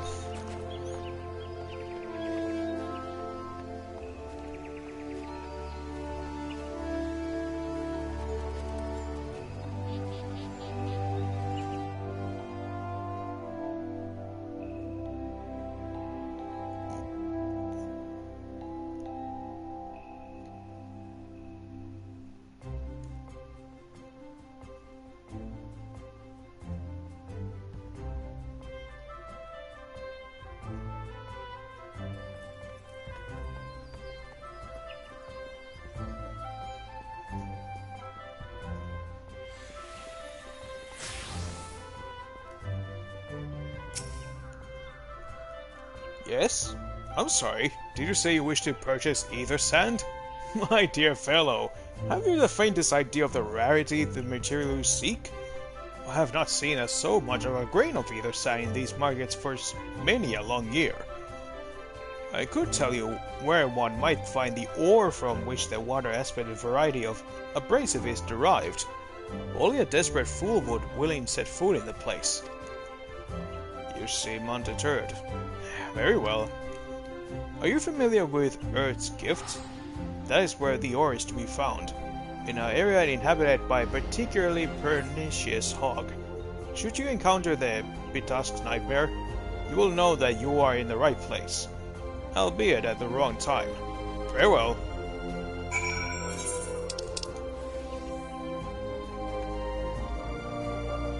Okay. To Quarry Mill.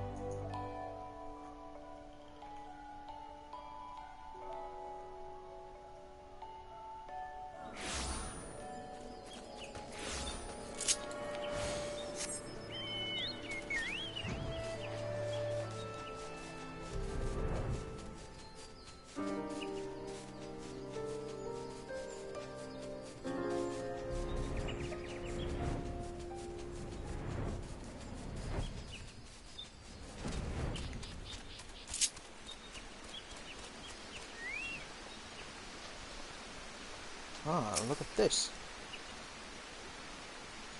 A carcass.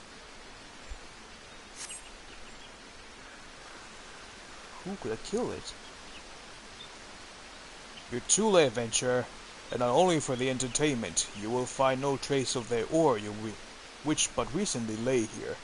Nay, not so much as a speck. Huh?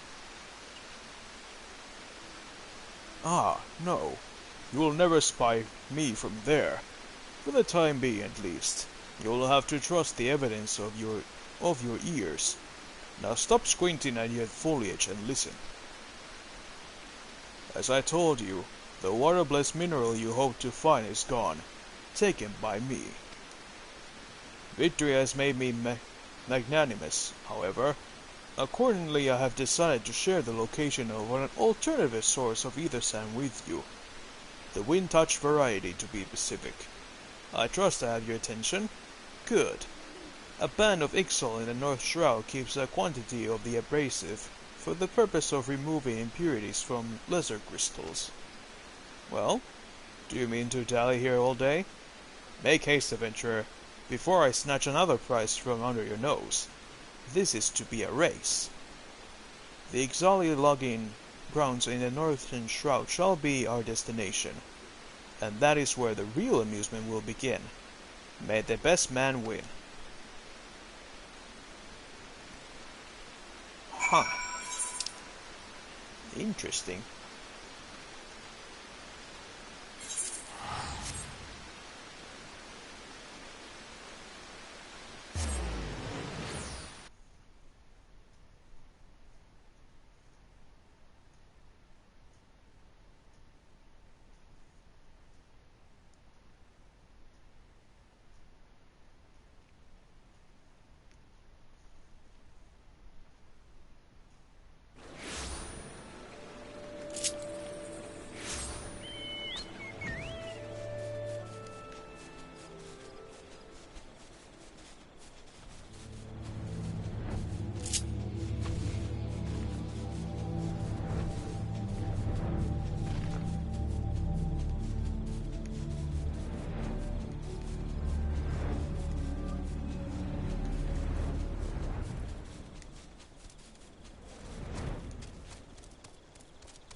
Make way.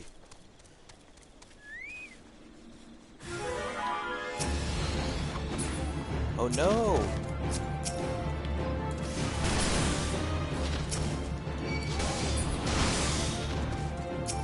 Gotcha. Now it's mine.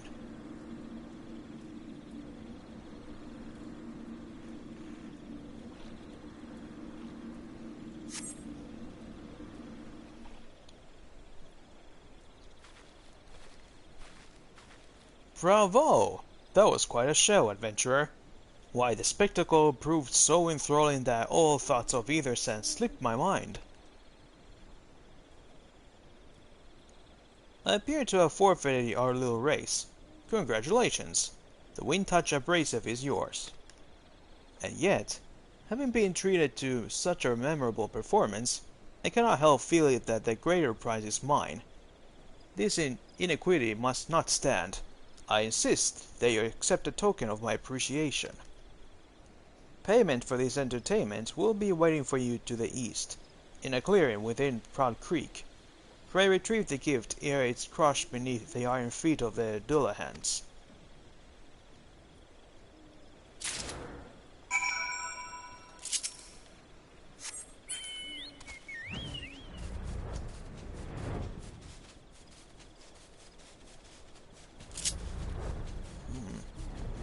Who is this guy?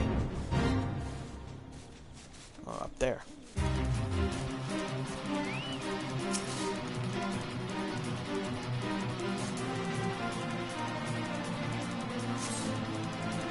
The wind has raided either sand. Not what you were expecting. I took the liberty of refining the ore from Earth's gift into ether sand. Do keep it safe, adventurer. Lest you accuse me of playing games, you should know that the thought of relinquishing my prize never once crossed my mind, until I saw you in action. Such deeds must needs be rewarded. It's my vocation, you see, to record history as it made by mortal men, and I much prefer to chronicle the accomplishments of the bold and the mighty. Thus it is my fervent wish that you continue your career with the same courage and zeal you have shown today. We shall meet again, adventurer, and sooner than you may imagine.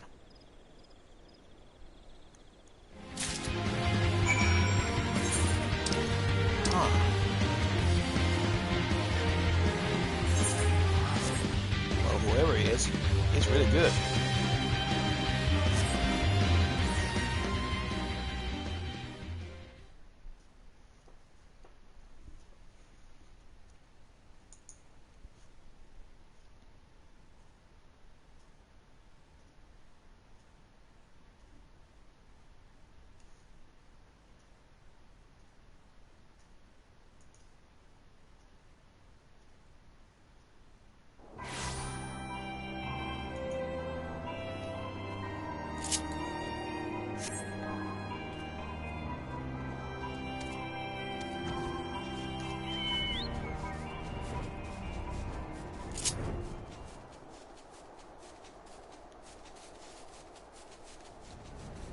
Sheesh, this fog is so thick.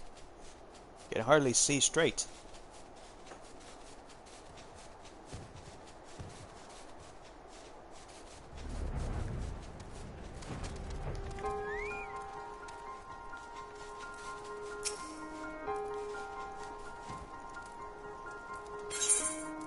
I managed to find wind and water based. You brought both? I shall have Master Garland begin work on the crystals immediately.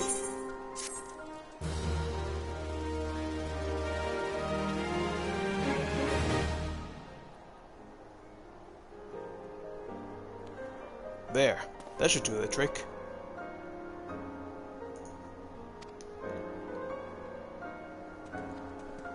Okay, thank you, Drake, for seeing. Excellent work. We now possess all 4 of the fangs, required to pierce the Crystal Tower's defenses. My compliments, Master Garland. Oh, it was a trifling matter, I assure you. Leo here is the one you should be thanking. Anyway, by my reckoning, there's nothing stopping us from striding up to the elegant's front door. You can't go without us, Chief. Biggs and Wedge. Biggs, Wedge, come to lend a hand, have you? Well, it's not every day you get a chance to study the wonders of the Alcan Empire, is it? The technology makes Golemods look ancient. I appreciate your enthusiasm, lads. I really do. But we're not here to take this knowledge for ourselves. Twice in the last decade, the promise of unimaginable power has prompted men to meddle with the technology they do not understand, and the realm has been dragged onto the very brink of oblivion on both occasions. We shall not be so irresponsible as to risk another. Wedge, do you recall our company's creed? Yes, Chief. It's, freedom through technology. Exactly. Freedom. When we first took our homeland, we swore that we would have no truck with machines that could be used to promote tyranny. That has not changed. Should you feel tempted to break your oath, remember this. The wonders of the all-knowing Alcan Empire could not save their civilization, and have damn near doomed ours, twice. That is why we must explore the Crystal Tower, and if it needs be, seal away its secrets.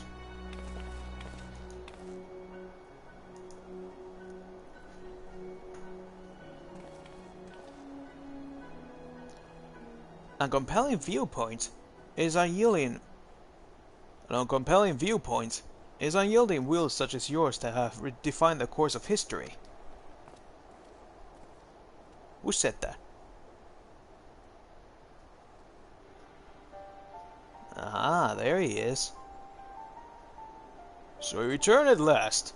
Pray tell, what pray tell has kept you so wholly preoccupied that you could not spare a moment to inform me of your progress or preservation? Why, the task you assigned to me, of course.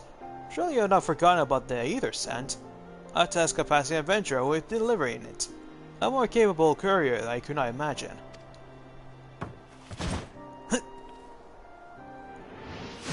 Yeah.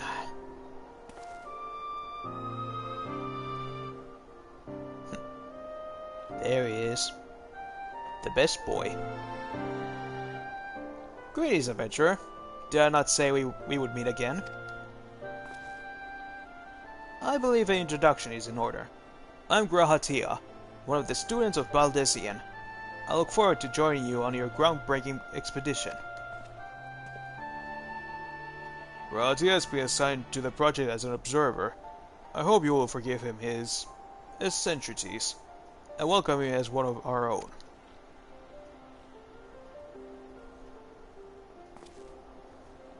So then, our fellowship is complete, and all stand ready to step into the unknown. 3 cheers for Noah!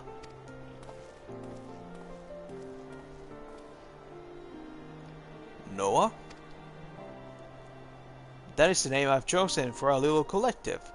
Given our differing backgrounds, we cannot very well call ourselves the Sons of Saint Quaynak, can we?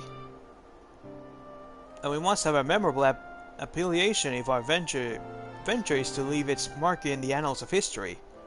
I will claim that NOAA stands for Nominated Observers of Artifacts Historical, and so it does, technically, but my true reason for choosing this name stems from the fact that it's shared by a vaunted elegant Archmagus. An Archmagus? I like the sound of that! Yay. Yeah. Very well. Now that the pressing matter of what to call ourselves has been settled, it is time we set forth to brave the outer defenses of the Crystal Tower. Is everyone ready to depart?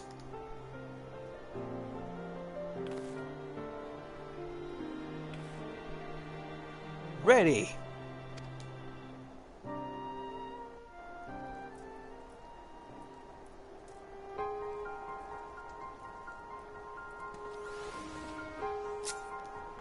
So, this is Grahatia. Gentlemen, the secrets of Ancient Alec begin. Let's not keep them waiting any longer. Adventurer, you and I will join the engineers at the Crystal Tower's main gateway, where we will endeavor to neutralize the structure's outer defenses. Rambros, meanwhile, will remain here and oversee the operation. Given my knowledge of Algan history, it seems logical that I should lead the expedition itself, though I admit the role does not exactly befit my status as an observer. Still, we can't but make our use of the resources at hand. Assuming all are in agreement, let us proceed forthwith to the large, lopsided gate found to the southeast.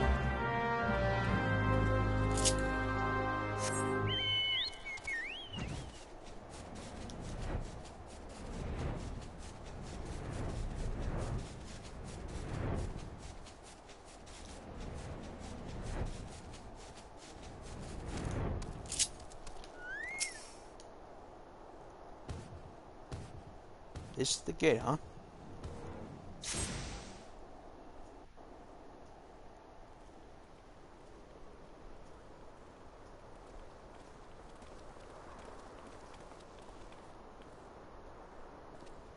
The Crystal Tower lies beyond this portal. Now comes the interesting part. Sid, you're the only one of our number who has ever crossed this threshold. I ask that you take the lead for the present.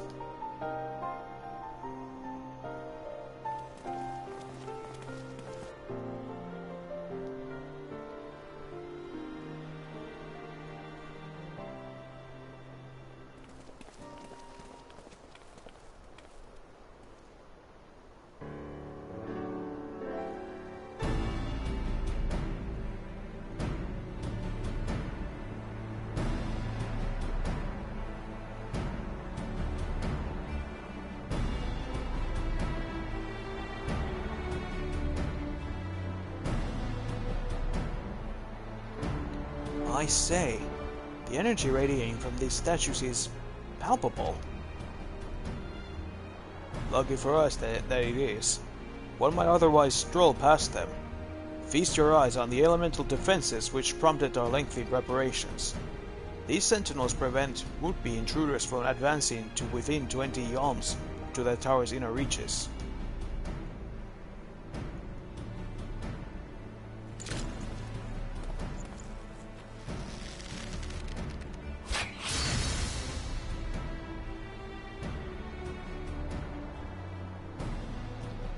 No matter how sweet they may be. Happily, the crystal fangs we took such pains to craft it should spare us the inconvenience of instantaneous annihilation. Here, allow me to demonstrate. But Chief, it's too dangerous to allow anyone else to risk this life-testing one? Quite right. I made the damn things. It's my job to see that they work.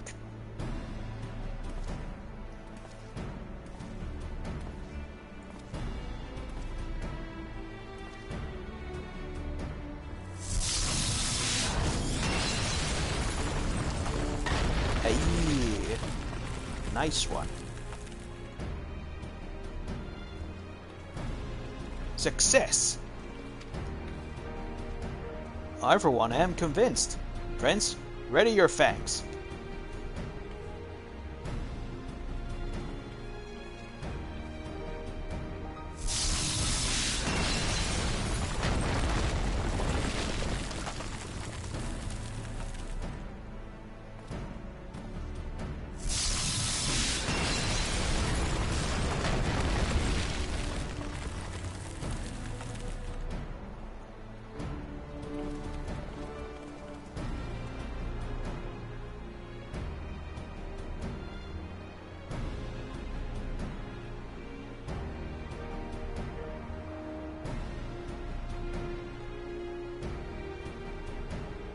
This last one is yours, old friend. It seemed only right.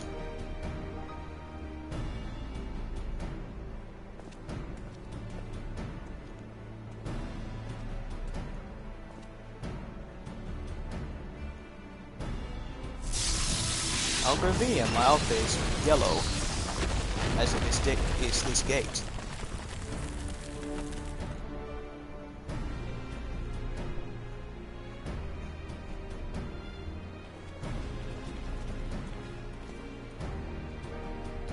Haha! We did it! So much for the outer defenses. Indeed, the entrance to the tower is near at hand. My blood fairly sinks with anticipation. Speaking of blood, I have a proposal for the next stage of the expedition. I suggest we wait here while Leo and the handpicked party of his adventuring companions enter the tower. What? Without us? I thought we came here to survey the entire structure. We did, and we will. But our investigations must proceed at a more measured pace. If the outside of the place is this well defended, can you imagine what awaits us on the inside? Only a true hero could reasonably hope to brave the hazards ahead and live to tell the tale. Leo here fits that description better than anyone I know. And it is not as if we shall be idle in his absence. While Leo and his companions are risking life and limb to beat us a path to the tower, we can set about analyzing this rubble for evidence of how its technologies function. Your knowledge of ancient lore will be invaluable in that endeavor, Historian Grahatia. Bah, do you ever tire of being a right, old man? Leo, as it seems I won't be accompanying you, allow me to at least to provide some instruction. The maze that surrounds the base of this tower is known as the Labyrinth of the Ancients. During this initial foray, I suggest you concentrate on ridding the place of hostile elements. When you are reasonably certain the maze is secure, contact me via link shell, and we shall join you post-haste, no matter what Master Garland says. Though we would prefer if any relics you encounter remain intact, you can leave to do whatever is necessary to securing ingress to the upper levels of the tower. Fortune go with you, Leo.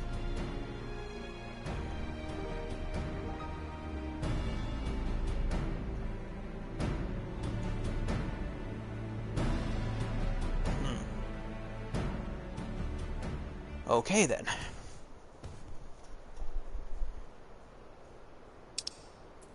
Oh, we got a new member for our company. Just a minute while I say welcome.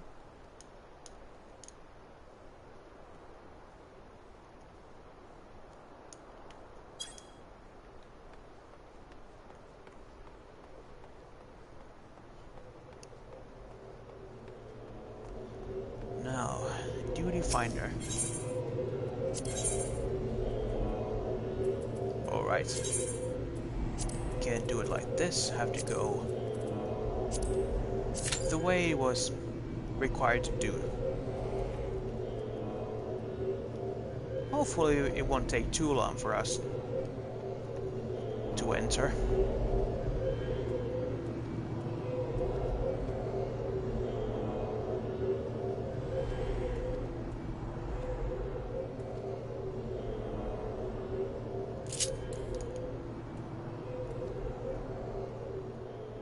I just need to sit back and wait.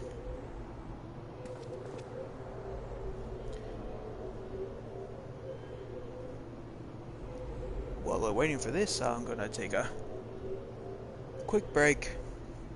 Well, of course, watching as the time goes.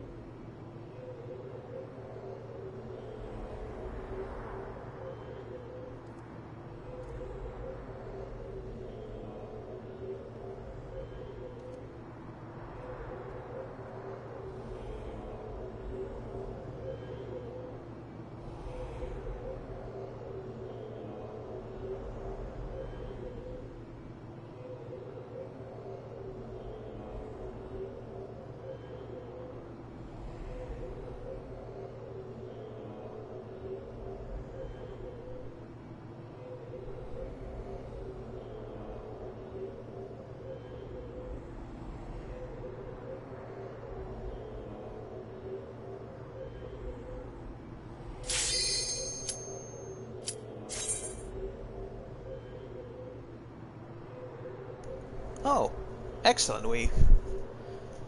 The full party is now ready. At least I think it is. I was just about to get grab a snack from the fridge. Frozen chocolate.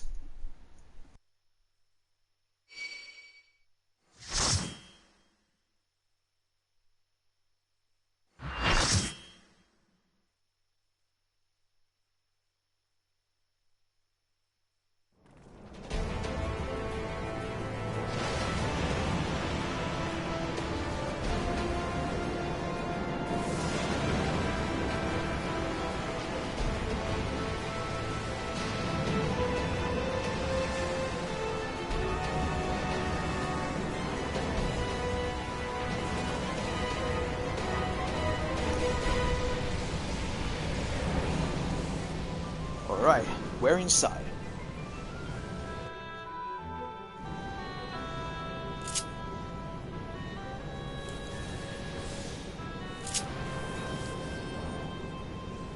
Look at all these people. Since I mostly did all the dungeons solo, it'll be a nice pace. Nice change of pace.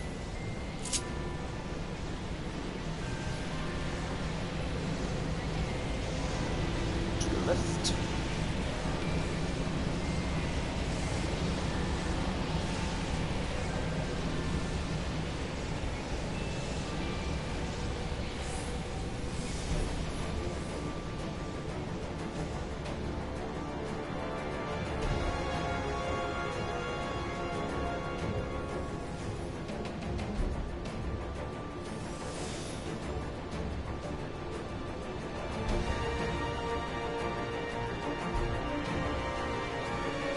Monsters.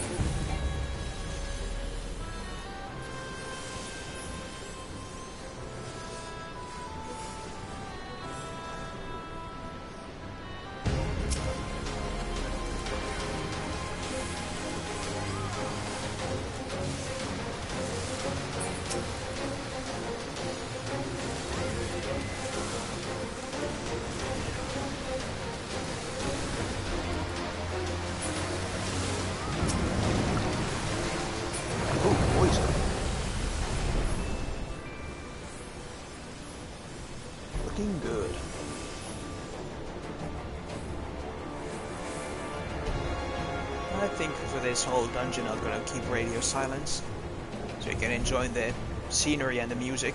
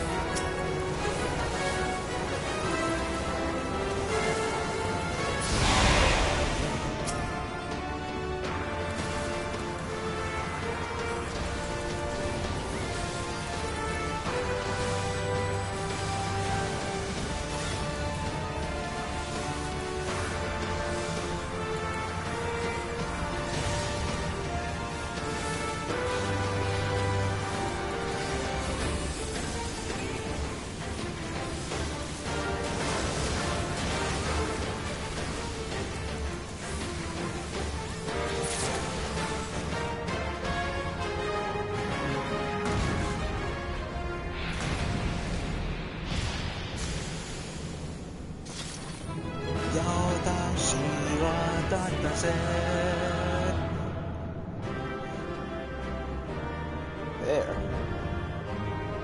Labyrinth of the Ancients complete.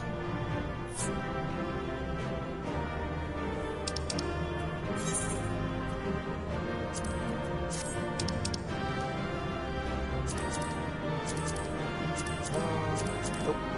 Nope.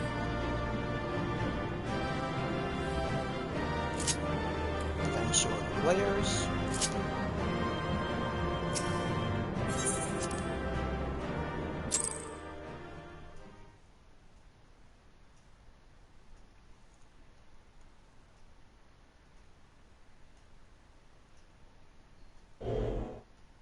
Hey, Maugior, thank you for the follow.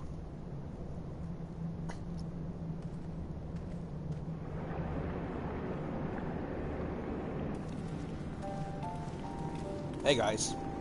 Hello there, Leo.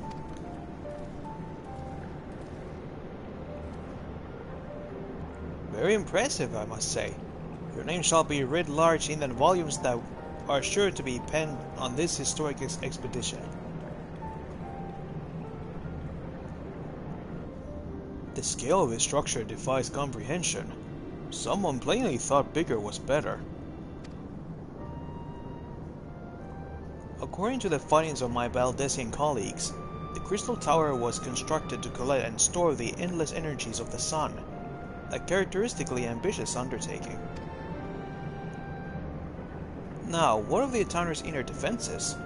Judging by your haggard expression, clearing out the labyrinth was no small feat.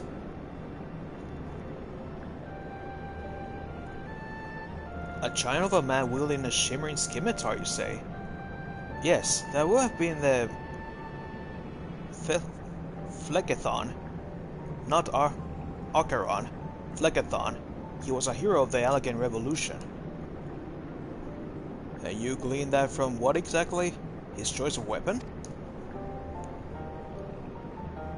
Well, I am a historian, and have a certain, shall we say, affinity for the lore of the Allegan Empire. It is, of course, all knowledge gleaned from the musty scrolls and tomes. The ancient texts claim that the Crystal Tower is defended by the champions of Eld, resurrected by an augment through the Allegan's extraordinary technology. Chief, you need to see this.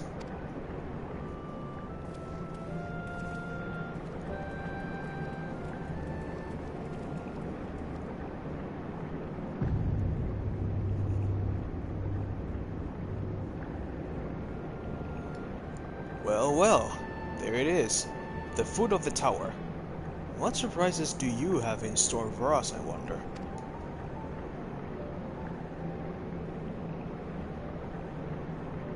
I can't tell you how glad I am to have you with us in this little jaunt, old friend. Had you not beaten a path through that maze, I very much doubt we'd be standing here now. Well, we have much to discuss and digest. Let us return to St. Quainac's find for the present and there plan our next step. Lest there be any doubt, our expedition has some ways to go yet.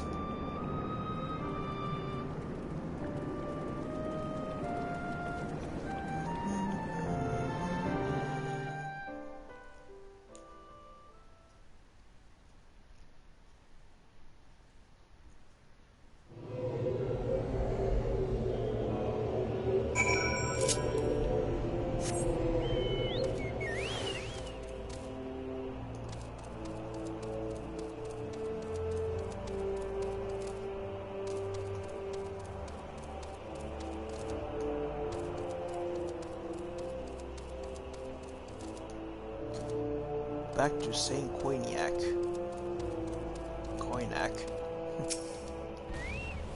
I always up to saying cognac, like the alcohol. Hey, that was rude.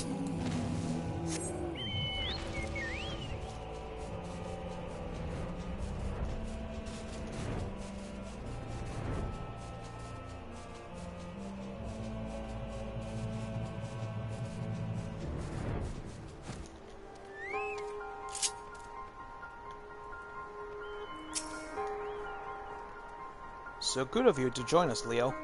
Our meeting will be dull indeed without a full account of your experiences in the labyrinth. Take a moment to collect yourself, and when you're ready, we shall debate how best to proceed. I'm ready.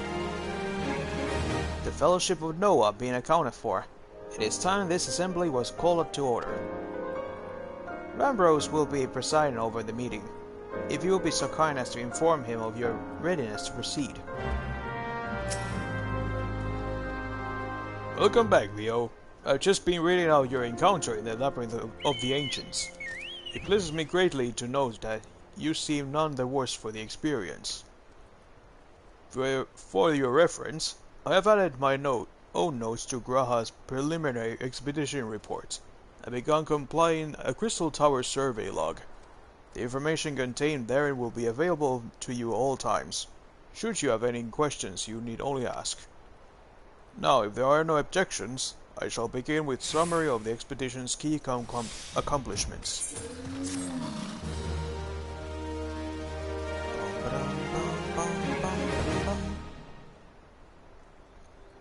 In the course of this, our first foray into the grounds of the Crystal Tower, we succeeded in neutralizing the structure's outer defenses, before proceeding to secure the maze surrounding the base of the spire.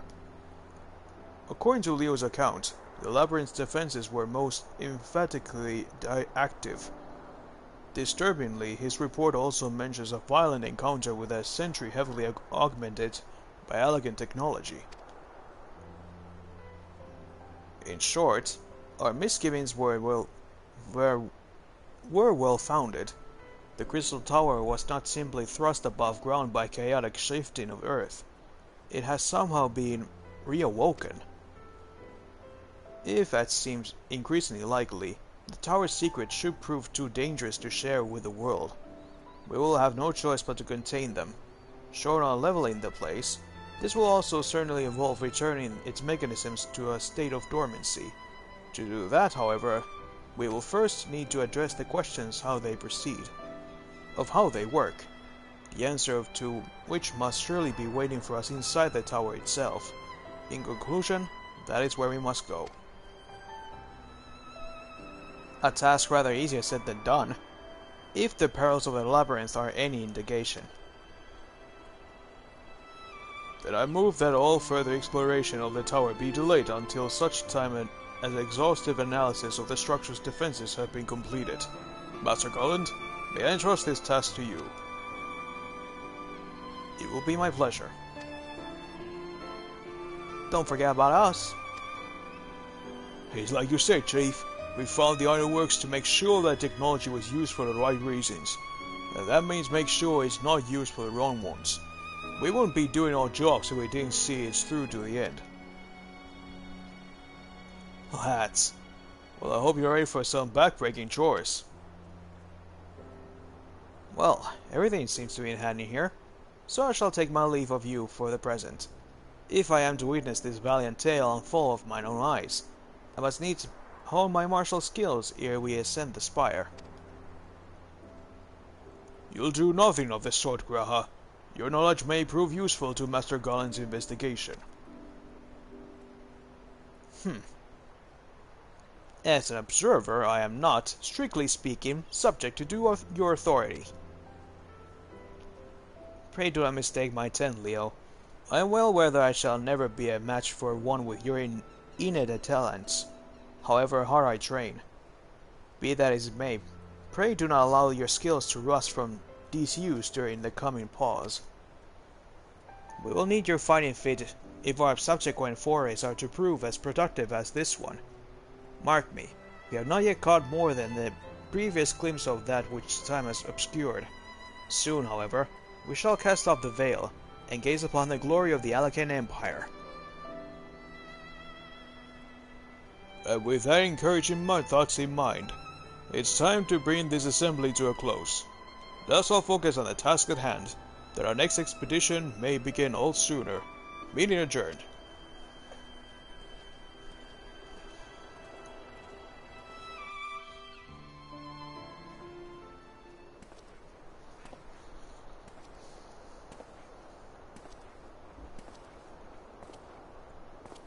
Oh, it's this guy. Well, I recognize that chin line. Such a terrible mess. Yet it does leave the door wide open, so to speak. One cannot help but be impressed. I'm beginning to understand the reliance of your place on adventurers, old friend. So, this is the legacy the Elegant Empire left behind. If my readings are correct, the energy source waiting atop the tower is a match for even the ultimate weapon. Nay, more than a match. A new toy for me to play with.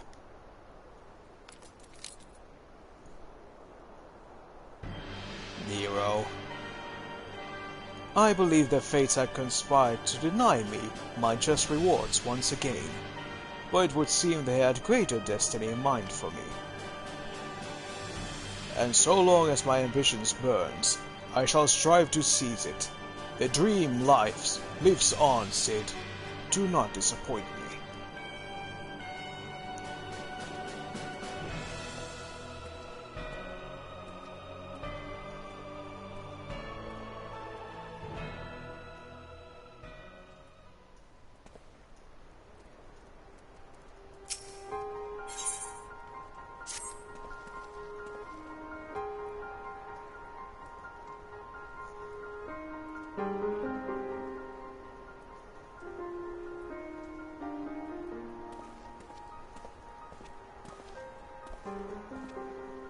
Yo. Ah, 'tis you, my friend. You're doubtless eager to hear of our progress on the Crystal Tower. Yeah. Excellent. I'd be disappointed to hear otherwise. Of course, disappointed is the word of the day, I fear. I'm ashamed to say that there is nothing worthwhile to report. The Suns continue to probe the labyrinth of the ancients, and every day brings new discoveries. Alas, the same cannot be said of the Crystal Tower proper. We've not been able to set so much as a single foot inside it. You will recall how the 8 sentinels stood between us and the labyrinth initially. In like manner, the entryway into the principal spire, Circus Tower, the Elegants called it, is also protected by technology far more advanced than our own. Sid and I have tried every trick we know, but without success. Frankly speaking, we're at a loss. It is discouraging, but we cannot give up. There must be a way in. And so the situation stands, my friend. Until we gain entry into the tower, I fear your talents shall await us. Shan't avail us. It will require time that I am loath to waste, but I have a mind to send my people to scouring such ancient texts as we have on hand. Perhaps we can be of assistance. And you are?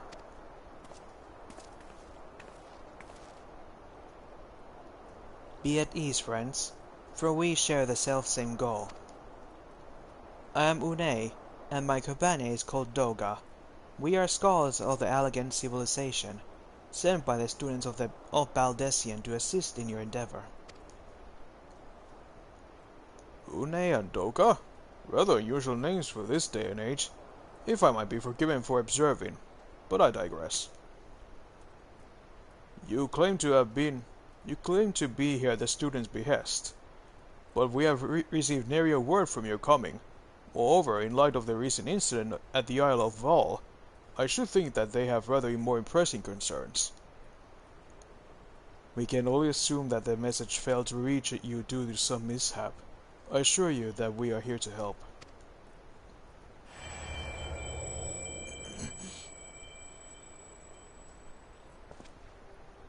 What is it, Graha?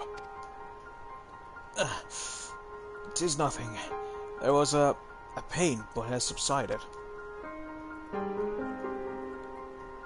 Well, this is rather unexpected. Your right eye is the same as ours. The same? You have the Elegant Eye as well? This sanguine hue is said to be a trait unique to the Elegants, yet I inherited it from my father, as he did from his. Only one child in a single generation is born with the eye. All my life I have sought to learn the truth of its manifestation. If there is aught you know, I implore you to tell me.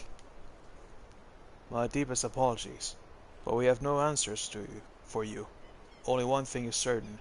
Those who possess the trait are bound by fate to Alleg. As your eye has placed you upon the path you walk, so too have we come here to fulfill our destiny. Absurd though it may sound, it is the truth. It seems to me you have naught to lose by accepting their aid. What say you? If that is your wish, then so be it. Yet know that I still mean to verify your story with a student of Baldessian when I'm able. I trust there will be no objections. Very well. As of this moment, I name Une and Doga advisory members of Noah. Without further ado, let us have them examine the circus tower entrance. I promise you will not cause to regret your decision. Leo, I should be much obliged if you were to accompany our new friends to the tower. Biggs and Wedge are presently surveying the 8 sentinels. The 2 of them can show you the way. Upon arrival, pray report to Master Garland. He will brief you on the situation. I shall join you, Leo. With Une and Doga's knowledge, along with your uncanny knack for setting events in motion, I'm hopeful that we will finally see progress.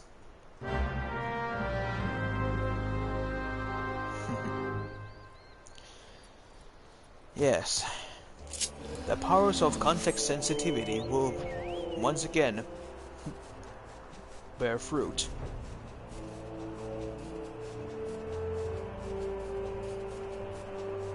Context sensitive. Clever.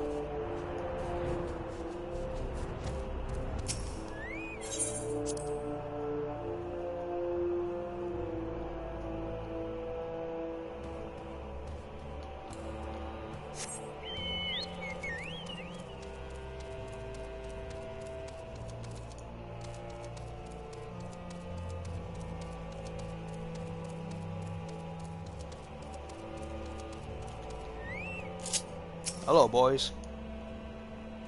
Well, it isn't Leo. He could enter Circus Tower and kill everything in sight, no doubt. As I'm sure you already heard, though, the place is locked up tight as a clam. New friends from the students, you say? Excellent. It's been slow going, or rather, no going, for the chief. He'll appreciate the help. If you just follow me, I'll take you to him.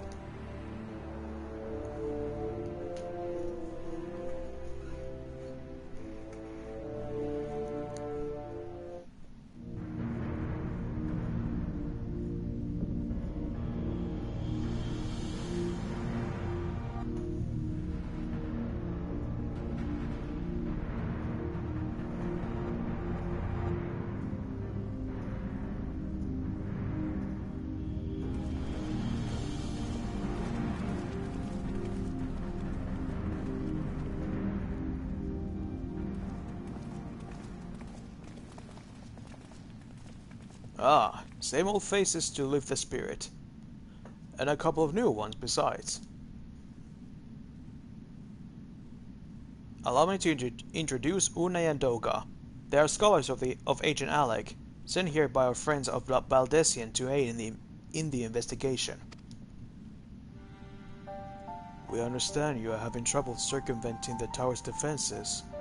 It is our hope that we can be of some small assistance. If your attire is out to go by, your assistance should prove invaluable indeed.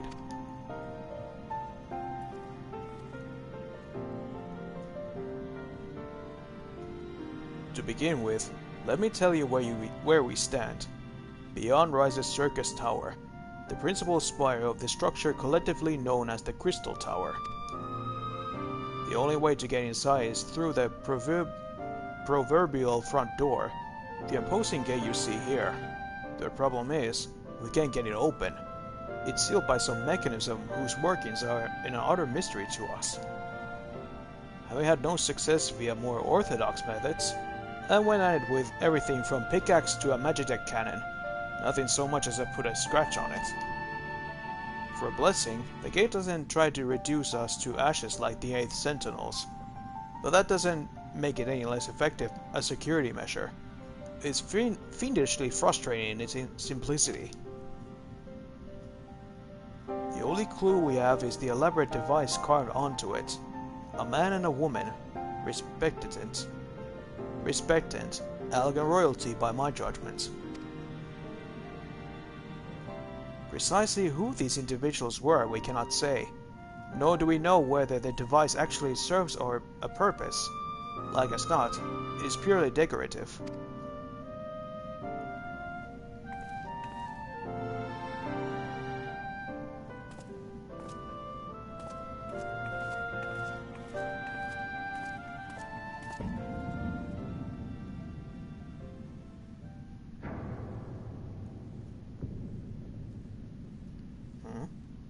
If you're thinking to force it, save your strength. It's no use. Just ask the calluses on my hands. Rest assured, we do not mean to waste our strength. Indeed. Why should we exert ourselves when the gate will open of its own accord?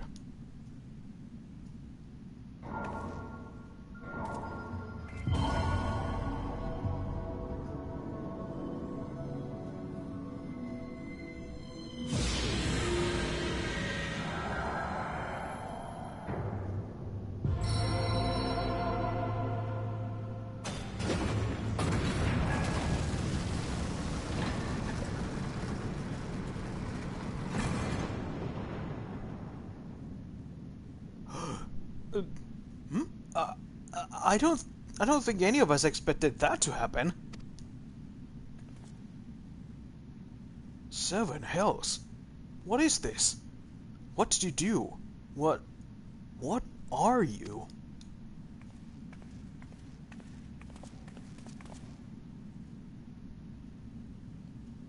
Piercing the heavens and gathering the light, a symbol of mankind's glory and might.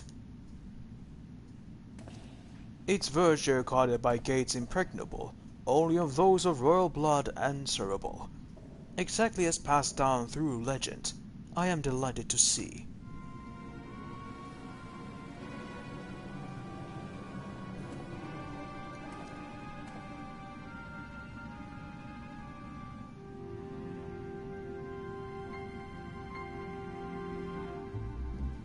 Beg pardons for interrupting your bewilderment. I couldn't help but notice the remarkable playthings you have acquired. Hero? You're still alive? Garland, Garland. If I didn't know any better, I would say you weren't happy to see me. But I jest. In light of our recent meetings, you have every right to be wary. But rest assured, I'm no longer a threat to you. My legion is, for all intents and purposes, defunct, and my association with it means that tight news awaits me back in Garlemald. And so I've been roaming this land of Eorzea, my regular interrants. In the course of my wanderings, I chanced to catch wind of your latest venture. It sounded positively fascinating, and so I decided to come here and join you. After the wrongs you've committed? You think us that gullible?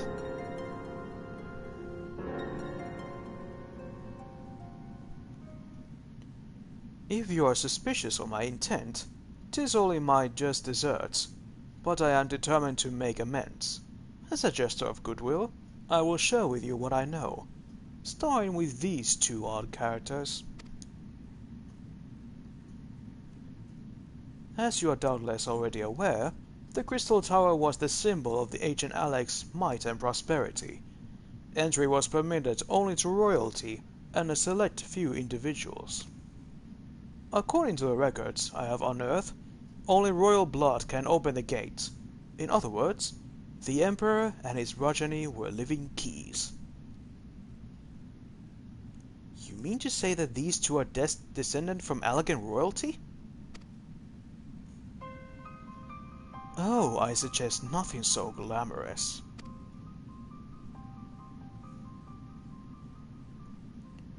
To put it plain, they are imitations of royalty, living keys born of elegant ingenuity. Clones, I believe, is the name your creators gave your kind. Is that not so?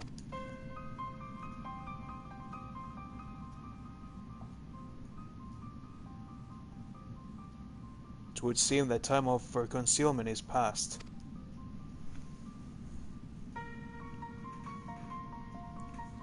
Pray accept our apologies. It was not our intent to deceive. We simply wished to avoid causing undue alarm by prematurely making what may would consider deranged claims. If it please you, let us return to the 8 Sentinels. There is much and more to tell.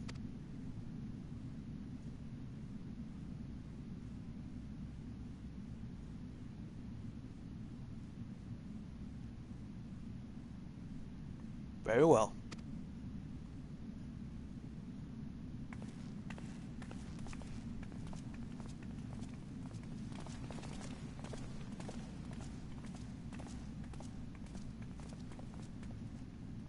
Seven hells. Do you seriously mean to follow us around? Oh? Come, Garland. You know me better than you think that I spoke in jest. What more will it take for us to be reconciled? A gift, perhaps?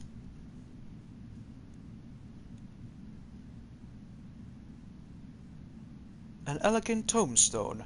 It holds the information I just shared with you, and a deal more besides. It used to be the jealousy-guarded property of the 14th Legion, but it's yours now. I wish you joy of it. I look forward to working together, old friend.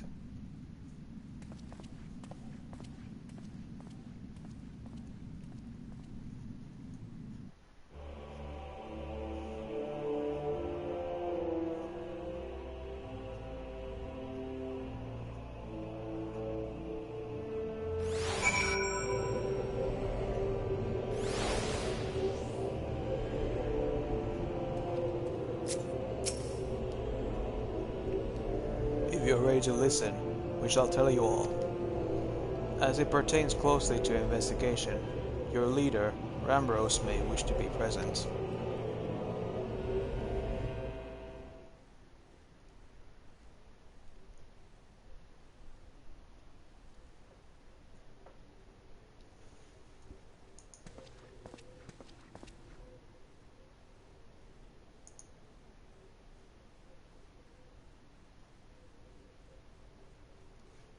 Before we begin, pray allow me to apologize again. It was not our intent to deceive you. As you will have already gathered, we are not scholars sent by the students of Baldessian. Nay, we are clones, copies of people who once existed, given life through elegant technology. This is rather a lot to take in. If it would not be considered unseemly, might I ask you why you and yours were created? And more specifically, what is it that you now seek to do? Answering your questions requires that we revisit elegant history. Pray bear with us.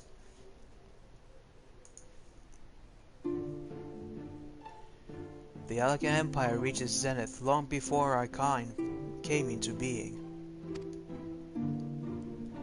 In that glorious age, the crystal tower stood tall as a symbol of elegant pride. Parents took their children there, that they might learn how that nigh limitless energy produced brought prosperity to the whole empire.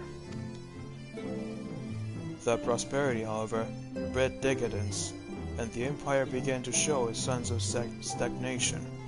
This decline was made all the more rapid for one towards strong leadership. In a matter of generations, the elegant civilization became a pale shadow of its former self. Its once gleaming cities fell into disrepair, and its frontier lands were given over to the wilderness. Lamenting the pitiful state of affairs, one technologist made it his mission to restore Alec to greatness. Amon was his name, and he believed that the alien empire wanted for but a potent ruler, and one was more potent than its founding father, whom he sought to resurrect. The founding father? You cannot mean Emperor Xande. No, none other. As part of its experiments, Amon created clones of the Emperor's descendants. We are the products of that experiment, copies of Une and Doga. Historical texts mention the reigns of two elegant emperors named Xande. It was commonly believed that the second was the namesake of the first. After all, such a custom is not uncommon among royalty and commoners alike. To think that the two were in fact one and the same. Aye. Xande returned from the grave and assumed his throne once more. And true to Amon's prediction, the Emperor restored his realm to the glory it once knew. Would they could have been satisfied with that. In his previous life, the Emperor decided to bring the entire world under elegant dominion, an ambition that ultimately went unfulfilled. Having been granted a second chance, he was determined to succeed. Realizing that he needed more power to wage his war of conquest, Xande returned his sights towards the forbidden source, darkness. In order to learn how to harness its power, he converted the Crystal Tower into a restricted research facility. Darkness? Again? Seven hells, what is it with megalomaniacal rulers turning to darkness in their lust for power?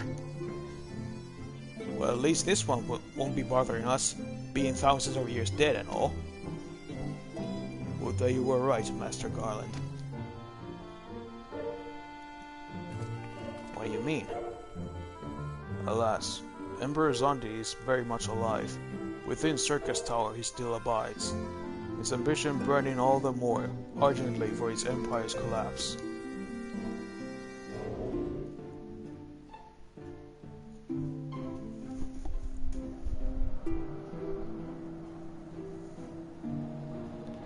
Wielding the power of darkness requires prodigious amount of energy that not even the Crystal Tower could produce. In order to augment the shortfall, Bahamut was created and launched into the heavens. On high it hung, gathering the sun's energy and channel it to the tower below.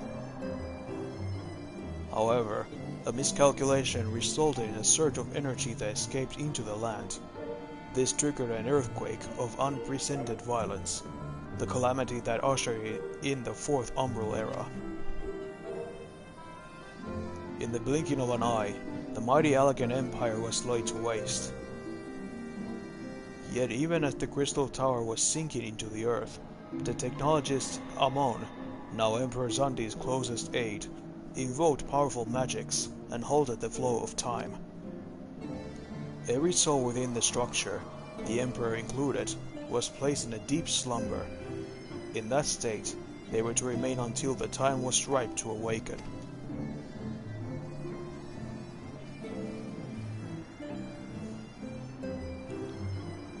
Eras came and went. After millennia lying dormant, Bahamut was summoned back to the earth. Its descent triggered the Seventh Umbral Calamity, in the wake of which the Crystal Tower re-emerged. At that moment, Emperor Xande awakened.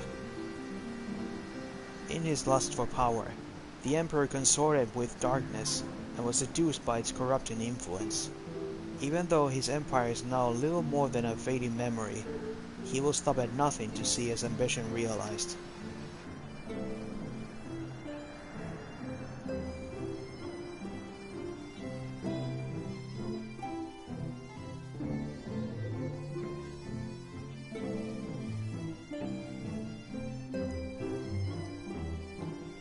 It is for no other purpose to put an end to Xande's madness that we exist.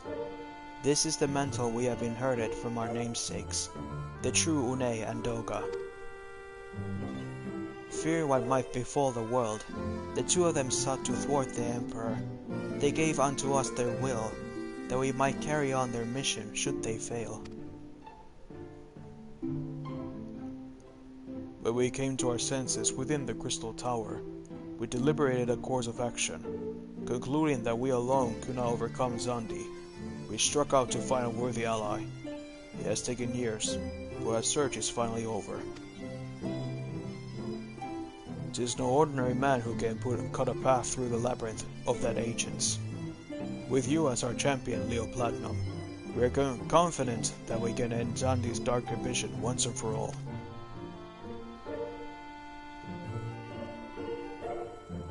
Well, that'll teach me for speaking too soon. Staring my charming aside, I see now that you knew about the students of Baldesia among a host of other things. You were observing our investigation the whole time. So, what will we do, Leo? The world's in grave danger again, and it just so happens you are an expert at saving it. Yeah, well, I am the Warrior of Light.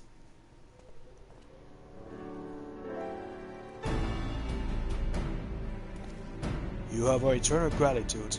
Together, let us see the Alakan Empire's dark past laid to rest.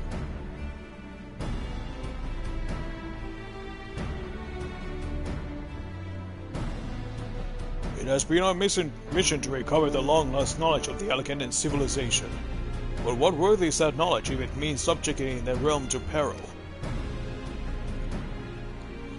Truth be told, it pains me to think that the tower's secrets may become lost to us, but the greater good must ever come first.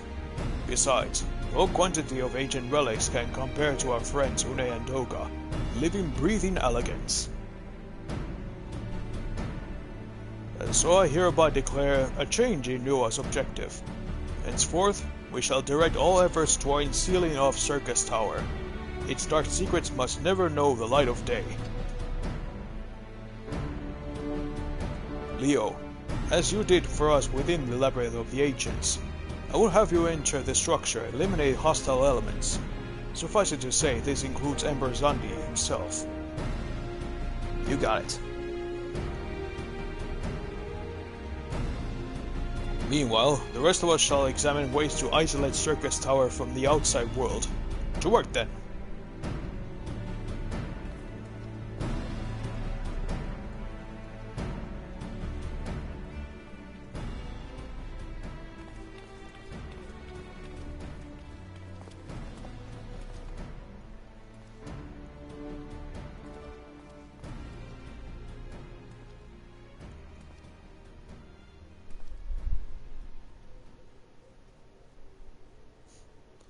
Wait, there is something I must know. My right eye is like yours. Does this mean...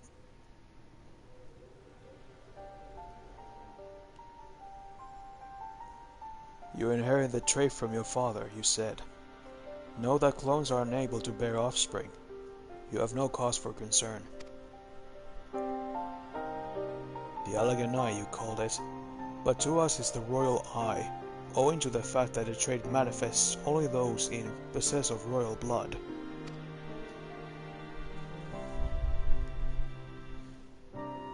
I cannot well explain why the eye runs in your line, but I'm disinclined to think it a coincidence. Though you are doubtless impatient to learn the truth, pray have patience. All will be revealed in due time.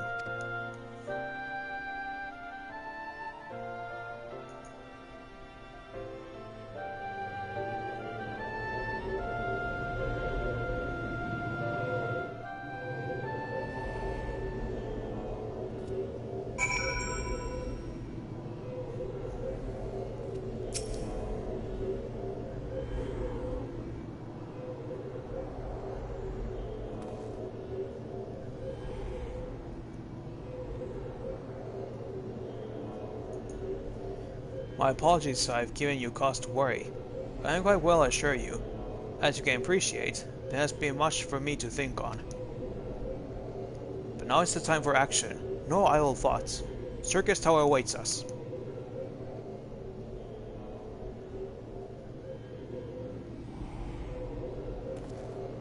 Your task is to eliminate all hostile elements within the structure, Zandi himself included.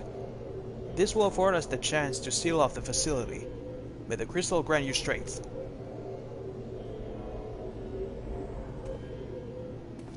Okay. It's time to take down the Emperor.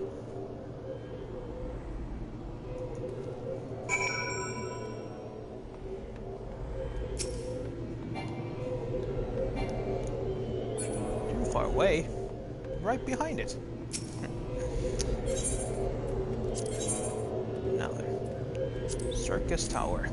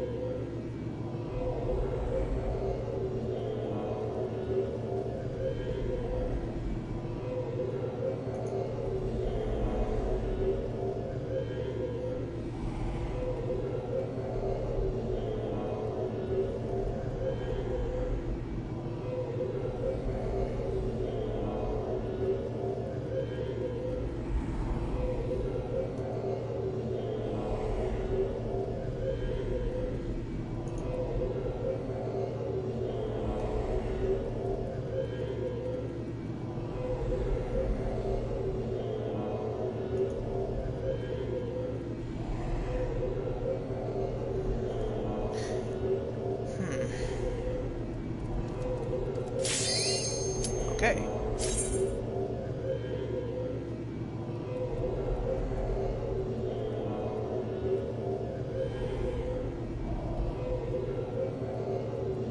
Oh, I just realized that Bahamut part is still up there. Oops. Need to take it off, then next time we off.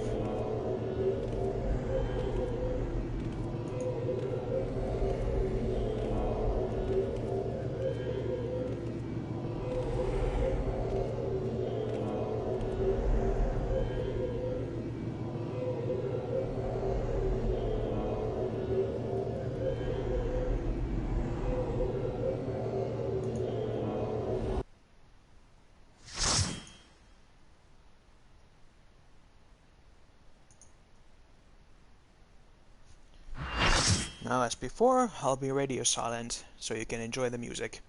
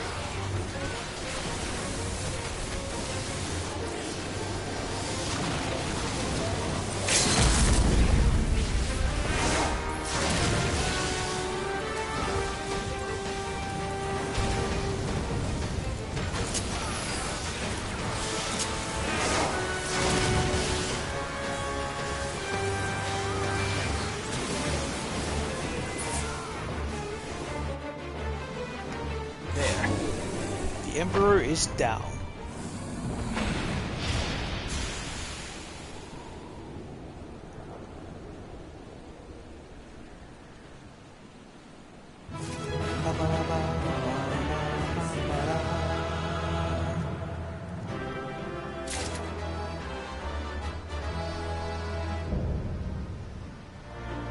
Circus Tower complete.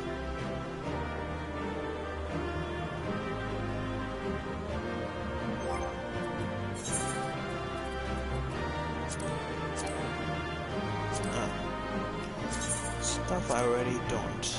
I already did have.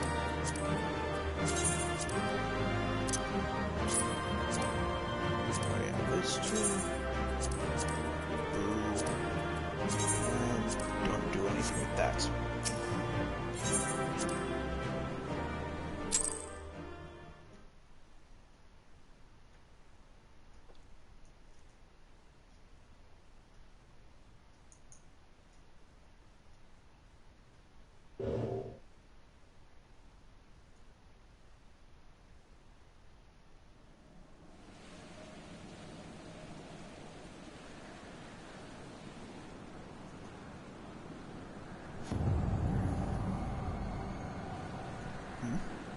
What's that? Leo!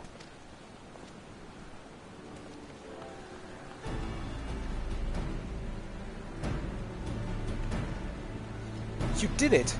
You defeated Emperor Zandi! The Empire may rise and fall, but man's indefatigable spirit ever lives on. Truly, you are the champion we had hoped for, Leo Platinum. With Emperor Zandi now at eternal rest, his dark legacy may be undone.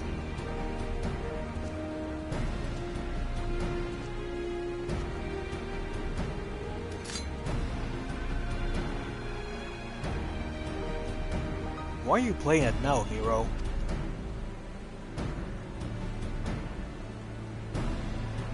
In case you haven't noticed, Garland, these are dangerous surrounds. Can a man be faulted for exercising due caution? At any rate, you needn't mind me. I'm perfectly capable of looking after myself. Go on and finish what you came to do.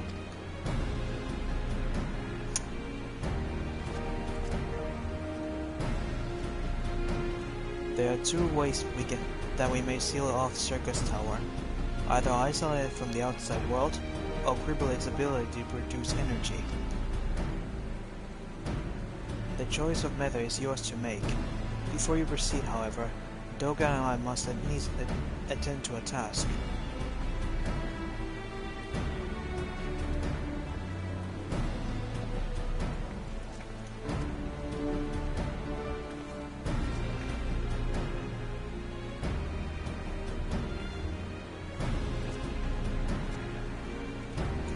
That distortion? What is it?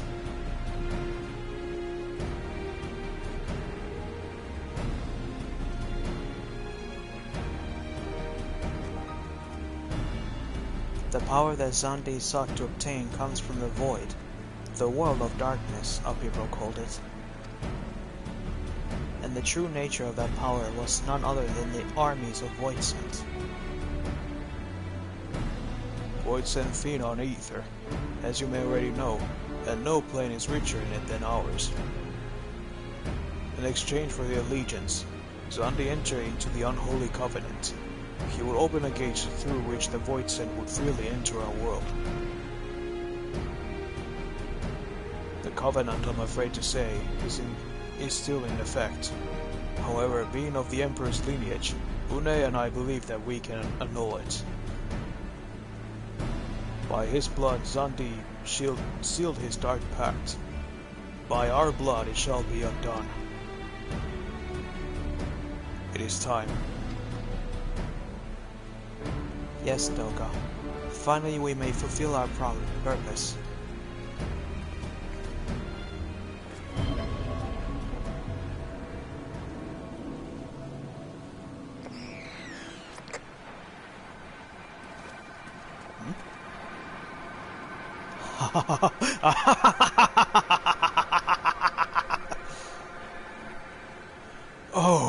Be still, my beating heart. For a moment I feared that this outing would end in disappointment, but my readings were not mistaken. Not even the ultimate weapon compares to this. What are you going on about?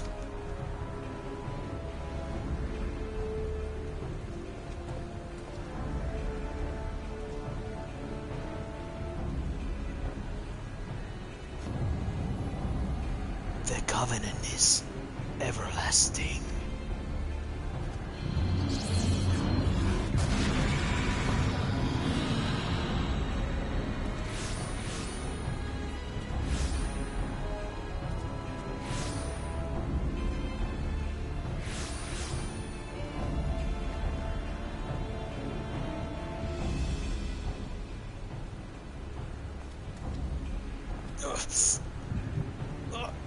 On my head.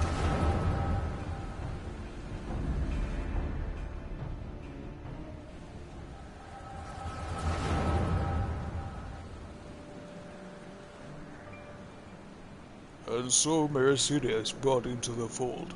Soon, all the world shall be united under elegant rule.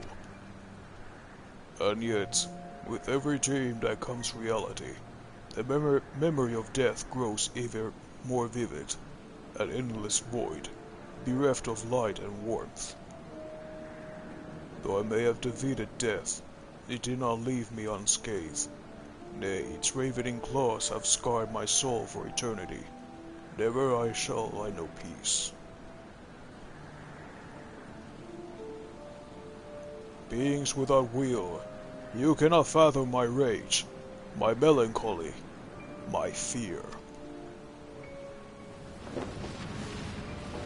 What worth is wealth and power when all must inevitably be consigned to nothingness? If man has nothing, he need not know the pain of loss. So let there be nothing. Harvest more power, that the gate may be thrown full open. Let the cloud of darkness come and engulf the world, devouring all life, hopes and dreams. Let all be returned to nothingness.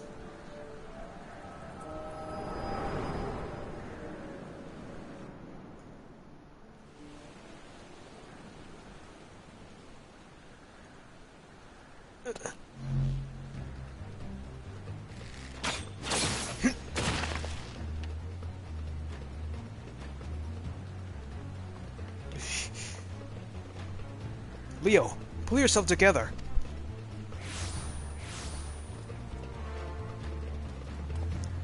Is there no end to them? What in the seven hells is happening? Not now! Damn it!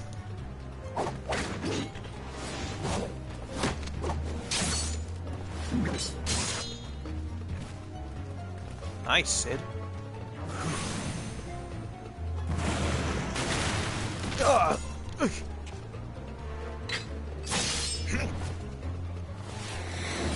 Ta!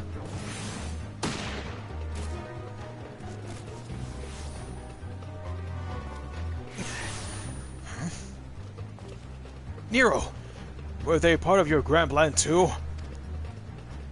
Save your japes, Garland. I did not put up with your arrogant face to play with worthless clones.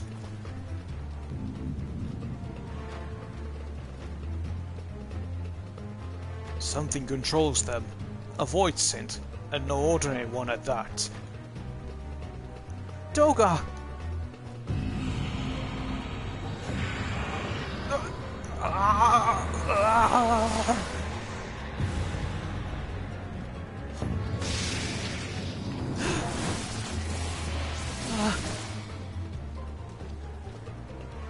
Confound it. Without them, there's no way to master the darkness. That power is mine! Ah! Ah!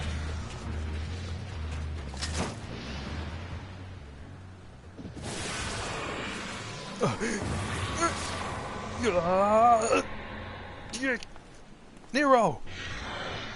Just... Ah.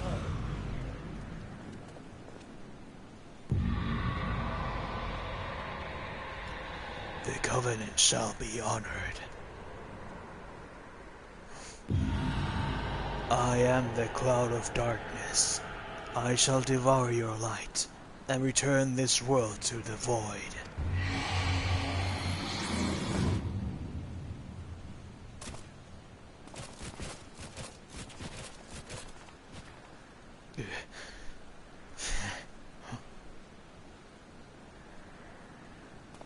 Damn it! The rift is gone. What are we supposed to do now? As much as pain me to leave without them, there's precious little we can do. Let's return to the fine and consult Rambrose.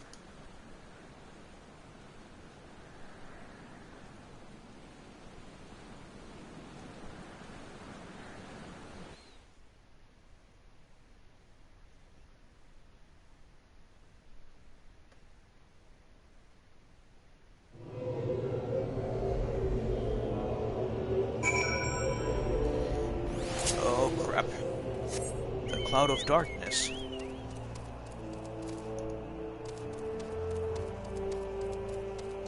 That's the main boss of Final Fantasy III.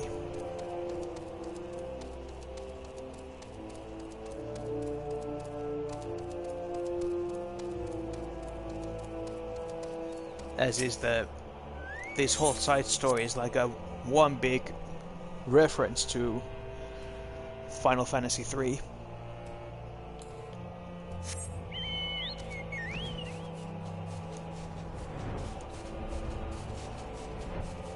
Like with the Emperor Zandi, Amon, and the other bad guys in this.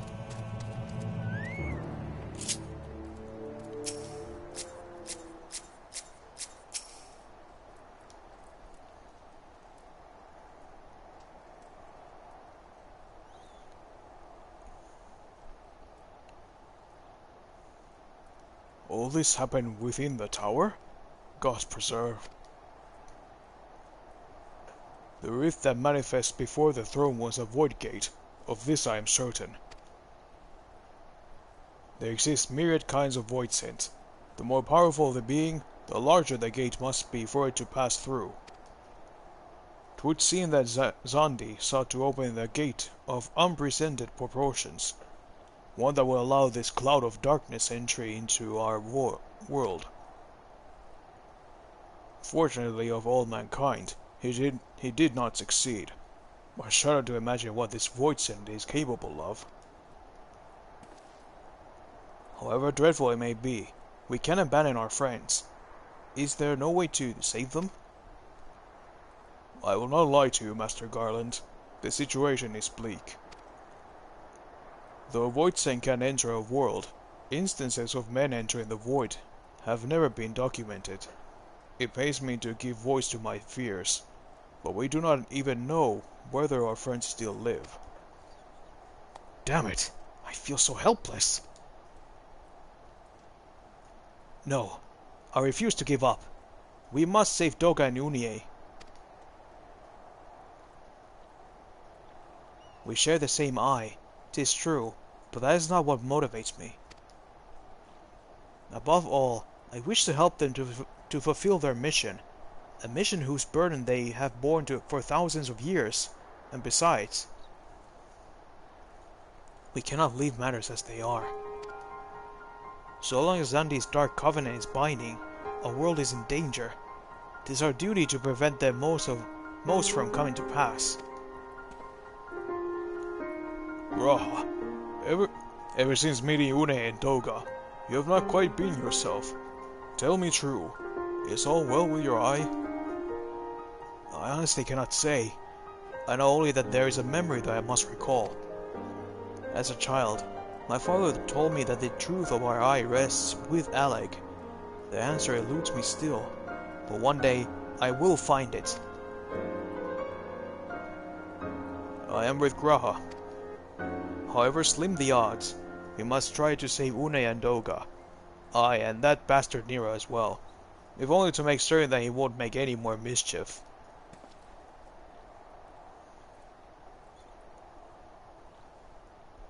You have the right of it. Though we have known them but briefly, Doga and Une are our comrades. We cannot fail them. I shall consult experts and literature both. I swear to leave no stone unturned. Yet know they may be a while before we are ready to act. I would ask that you all be patient. When dealing with the void, one cannot be cautious enough. My thanks again for your assistance. Pray rest now while you can, for when the time comes to go after our friends, you must be at no less than full strength. We'll save them yet, Leo. Mark my words.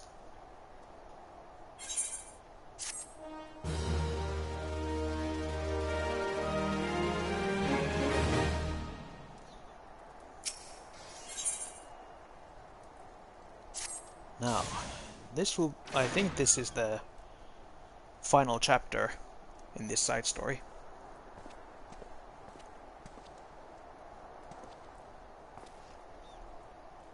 Ah, Leo, it is good you are come.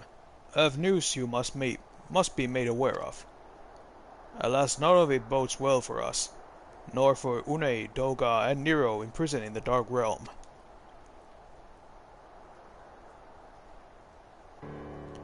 Think back upon our last foray into Circus Tower, if you will.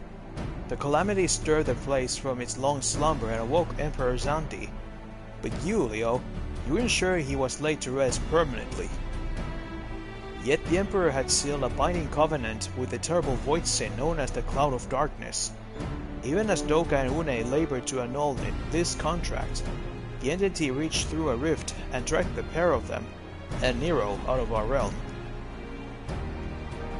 Since that day, Noah had devoted itself to rescuing Une, Doga, and Nero from beyond the rift. Our research, however, has exposed a far more dire problem. The Crystal Tower still acts upon Emperor Zandi's orders, and collects energy to open another void gate even as we speak. Indeed, the place nigh hums with energy. We have done all we can to stop the Imperial Edict, but to no avail. Just as the gate would open only for Une and Doga, so too will the tower heed only those with the royal blood of Alec. It is a most galling design, granted. This was not always so vexatious. According to the elegant tombstone Nero presented us, during the golden age of Alec, the royalty had some means of bestowing their blood upon others. If they hadn't such a technology, Amon and his underlings could never have controlled the Crystal Tower. But we do not have either this art or any with our royal blood. Every moment we wait, a vast rift through which the Cloud of Darkness can enter our realm threatens to open. Such a disaster cannot be allowed to come to pass. We must seal the Crystal Tower, and annul Zandi's covenant will be with the Dark Realm. If only breaking the ladder would suffice. But then one of the energy built in the Crystal Tower. Without suppression, that power could discharge and cause a calamity like to the one that destroyed Alec. In truth, we have more than just 3 lost compatriots to worry about. If we do not act, our very worldly will fall before the might of this threat.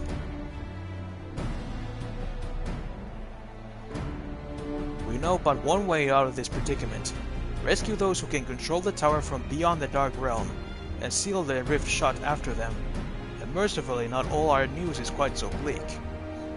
It is true we cannot stop the Void Gates from manifesting within the tower, but this can be to our benefit. We can use Circus's power for our own purposes, and create a portal to carry us into the Dark Realm.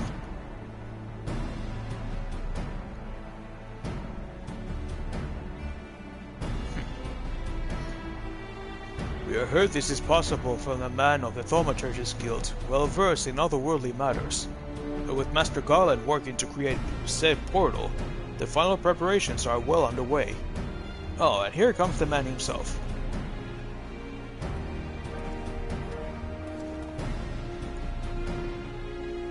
Leo, just the man we need. Yes, our fellowship is indeed complete, and all parties privy to our strategy, and you, Master Garland, how fare your endeavors? Quite well. The device is nearly ready. Though attaching the damnable thing to Circus Tower took every ounce of ingenuity the Ironworks has got. We should produce the energy we need. With just a little more fine-tuning, we can open a rift. I'm here to request your presence at the tower.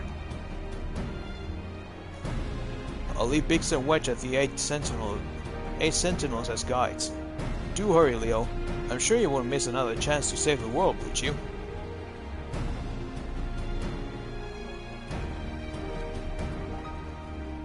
Well, Sid certainly seemed to have a firm hand on the helm. Shall we make our way to the Crystal Tower? Yes, let's.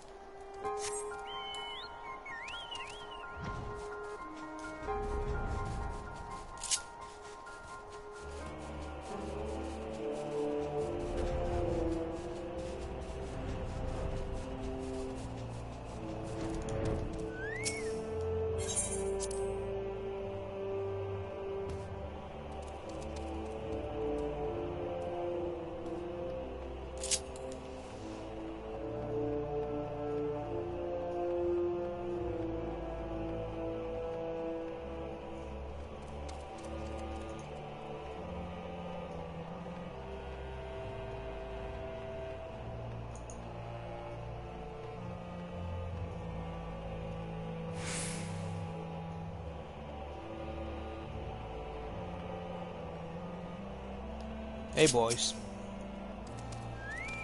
Leo, I'll bet you're here to watch us pry open a rift between worlds, huh? We're almost ready. Circus Tower is full of engineers scurrying around and making adjustments. We're dealing with a lot of power, and if a single coupling's off, well, boom. But it should be fine, really. Anyway, you best wait at the top. The Chief's there overseeing the whole operation.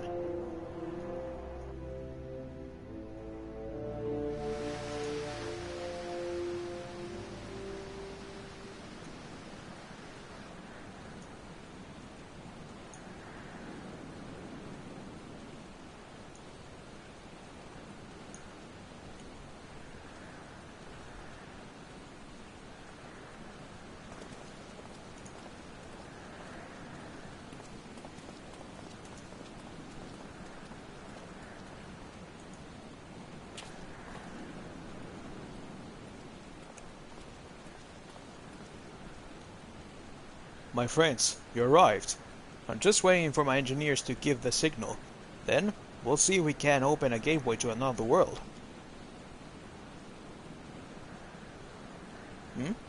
Is there something amiss, Graha? Ah, Emperor Zandi's throne. How the mighty have fallen, huh? Once it stood as a symbol of Alec's art and power, now it's nothing more than an empty chair. Just imagine if Alec and civilization had lived on, and a just emperor still sat on that throne. How different would our history be? How much further would we have advanced? Fortunately, there was no stopping Zandi and his ambition. There were those who tried. Zandi's war of dominion left no one unscathed. Unable to abide the horrors inflicted upon the people, warriors young and brave took up the sword against Alec. These men and women became as beacons of hope to those who had suffered, not unlike the warriors of light in our age. But all this merely hastened the destruction. Just as they moved towards Alec's heart for the kill, Zandi lashed out in anger and frustration, as trapped beasts are wont to do. In his desperation, Zandi desired that a great rift be opened to hasten the cloud of darkness's coming.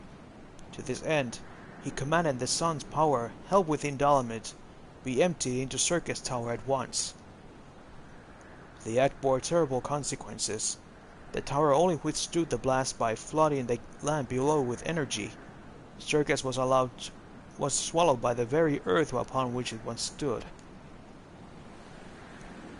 The fourth Emperor calamity. I learned of it caused from Une and Doga. I had no idea that rebellion incited Zandi to rashness, though. Your knowledge of Algan history is astounding, Graha. Why a man could study for 2 lifetimes and only learn half what you know. Mayhap.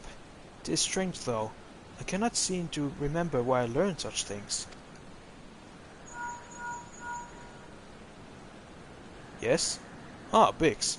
Are you ready? Ready to open that void gate, Chief. We reckon when this machine's up and running, she'll be able to float 5 airships the size of Algrius. Just so give us a word, and we'll start channeling energy into this tower. Good. Now let's get started. Our preparations are complete. Everyone, step away from the throne.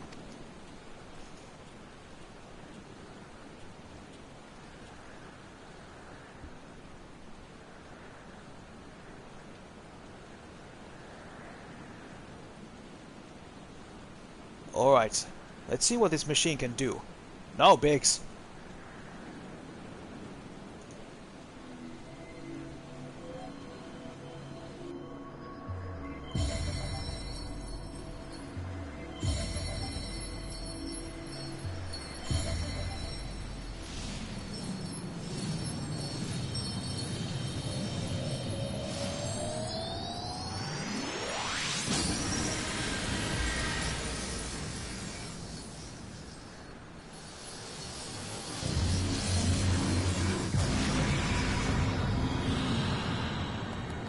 Yes, it worked.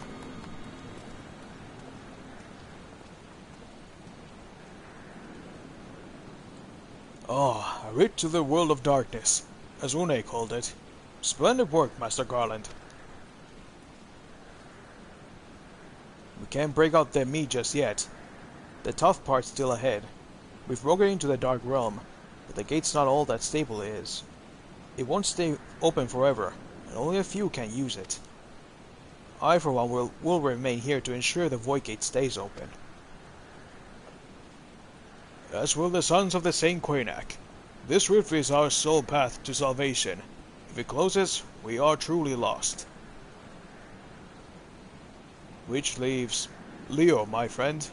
'Tis a heavy burden I must task you with, but there are none more able. Pray lead the adventurers beyond the rift. I do not know what awaits you, save the cloud of darkness and our 3 comrades. But you must go, for the fate of our world now rests upon your shoulders. You can count on me. This is our only gambit, but I have every faith you will succeed. It will be no small feat to return after you have passed beyond the rift. Make certain you are prepared before leaving.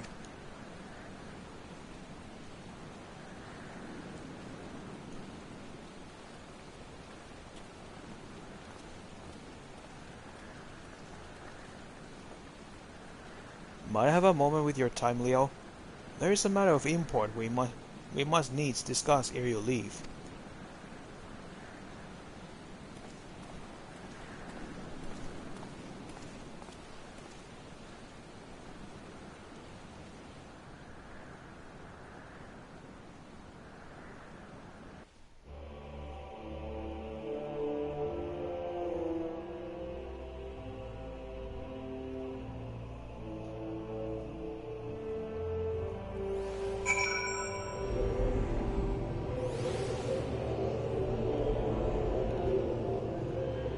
What's up, buddy, old pal? Leo, I wish to speak to you about my eye. As you are no doubt aware, 'tis a trait seen only amongst elegant royalty. Long have I pondered why such is my inheritance. The sanguine hue must have some bearing upon my destiny. This much Doga himself admitted. But what? In truth, the more I learn about the Crystal Tower, the less I am myself. Somehow meeting those two clones have wrought great chance in changing me. I am consumed with remembering something ancient, but never so important, but ever so important. And my father's words echo in my mind, the selfsame ones his father told him. The truth of our eye rests with Alec. Mayhap what I just wish to remember, and these words are related. Mayhap not, but I know I must learn the truth that history hides from me. I would see this journey, our journey, through to the very end with my own two eyes. So I implore you, allow me to join you beyond the rift. You have my thanks, my friend. Now let us venture into the world of darkness, to save our comrades and our realm.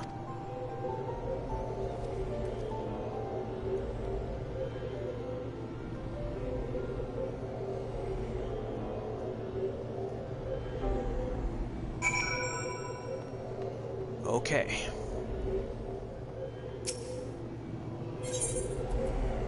The world of darkness.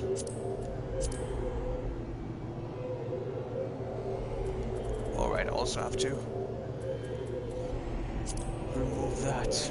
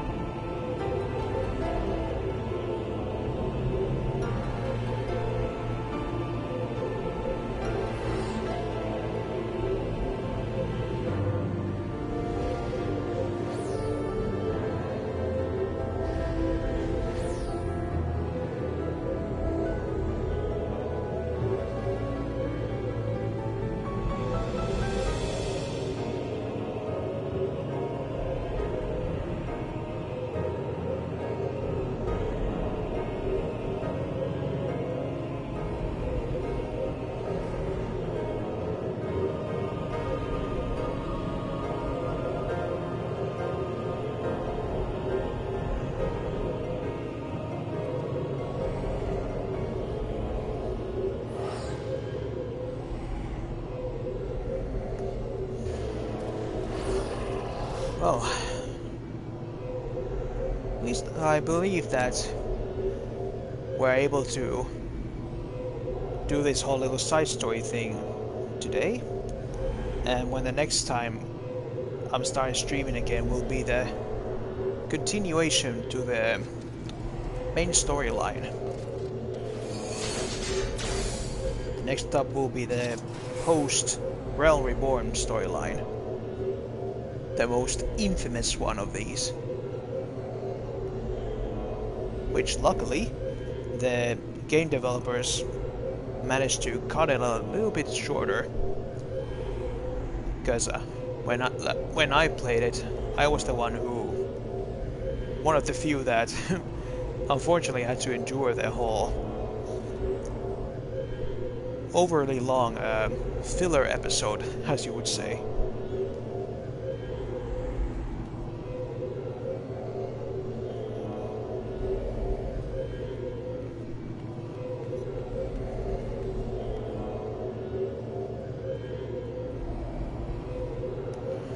Hopefully this doesn't take too long for the whole team to form up. Because it would be a pretty awful shame that it takes like a whole 10 minutes to form a party just for this one occasion.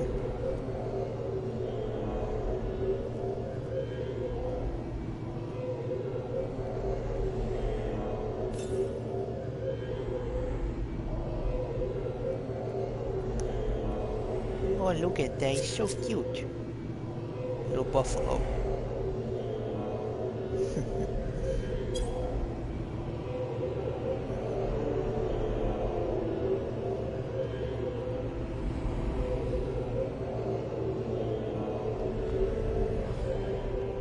Maybe I can speak with Graha. He has something to say. If you prepare yourself, let us waste no time in rescuing our comrades from the darkness. Yes.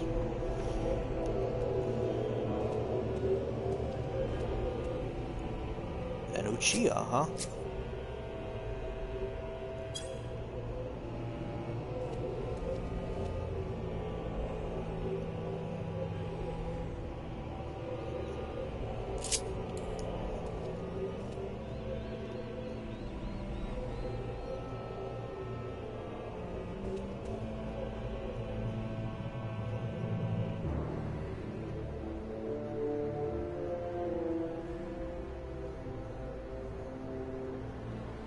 There we go, it's a little bit more centered.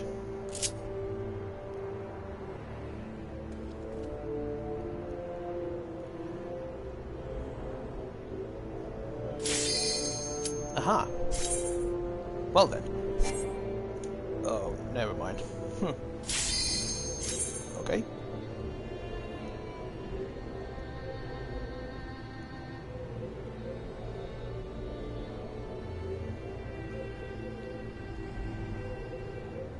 Once again, for the third time, a radio silence from me. So just sit back and enjoy.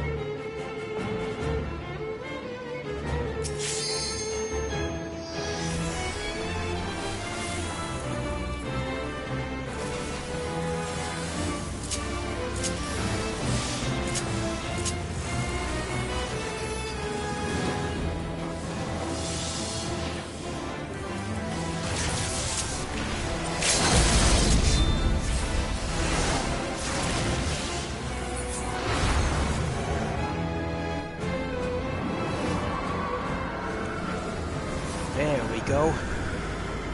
It is done.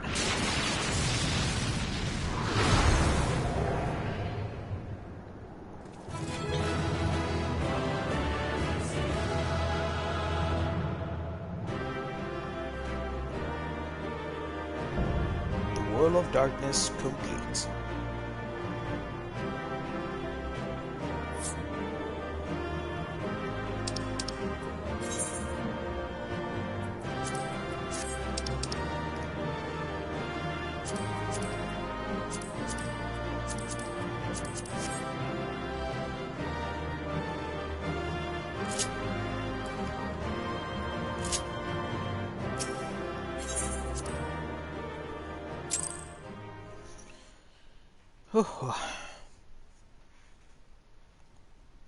Now then, where are our friends?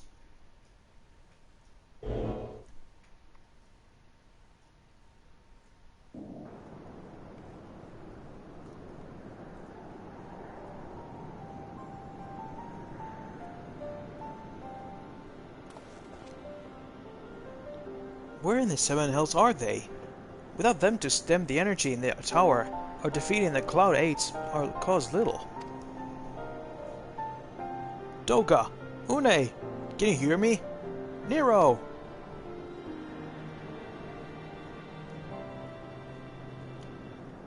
Must you be so infernally loud?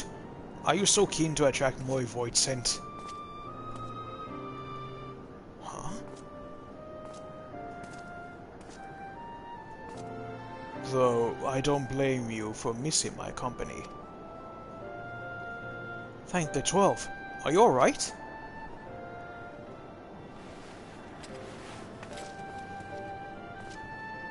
Alright, as I can be expected, Une has simply passed out.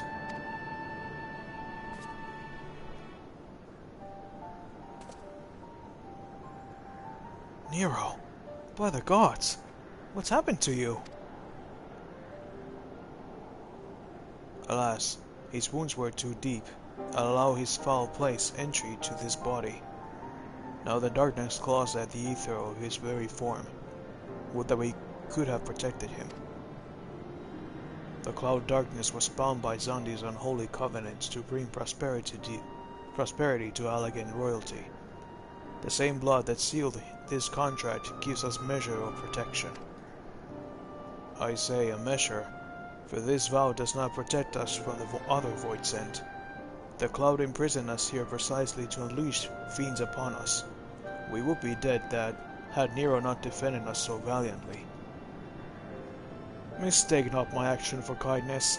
I have use for you yet in Eorzea, and simply couldn't let harm befall you here.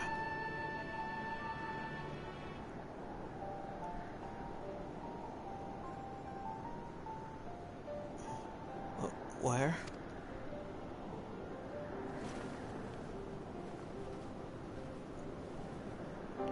Une, you're safe. Our friends have come for us. Have they? Then perhaps, Doga, there is yet hope we may fulfill our purpose.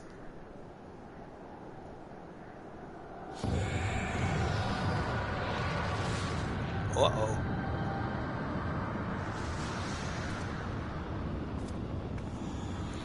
Mortals, you have dared to challenge me, and now must feel my wrath. Did you think to destroy me, my realm? Here I am eternal. I will smother your light, and entomb your bones amongst my shadows. Whoa. Are we truly so powerless here? As long as we fight in the cloud in this realm, I fear so. And yet, though we may not be able to destroy it, this may be our chance to stop it. If we strike now whilst the cloud can barely hold her form, mayhap we can sever Zandi's covenant. Yes, and raise the bridge between the Crystal Tower and this foul place once and for all. Leo, Graha, you must flee. You and Doga mean to stay here? 'Tis madness! You must return with us. No one can but you can save the world from the threat of the Crystal Tower.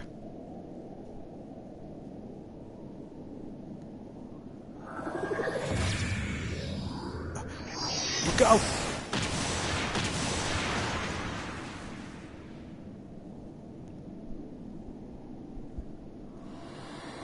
What is this trickery? Your blood.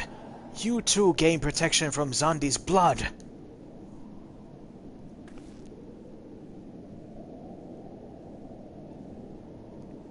Grahatia, you are possessed of royal blood. That is why the royal eye runs in your line. 'Tis a gift to you I inherit, Graha. You have been granted authority over the Crystal Tower. I thought time would consume all of Alec that was. That a man should still live with his forebears' blood in this age can be no coincidence. Some person must have planted this gift in your line, and used the highest of Algan technology to do so. True, the Crystal Tower is not like to recognize you as Algan, not as you are now, but your royal eye bespeaks a simple truth. Within you dwells one feeble glitter that will illuminate all, the light of hope. But how should I use this light? Pray tell me.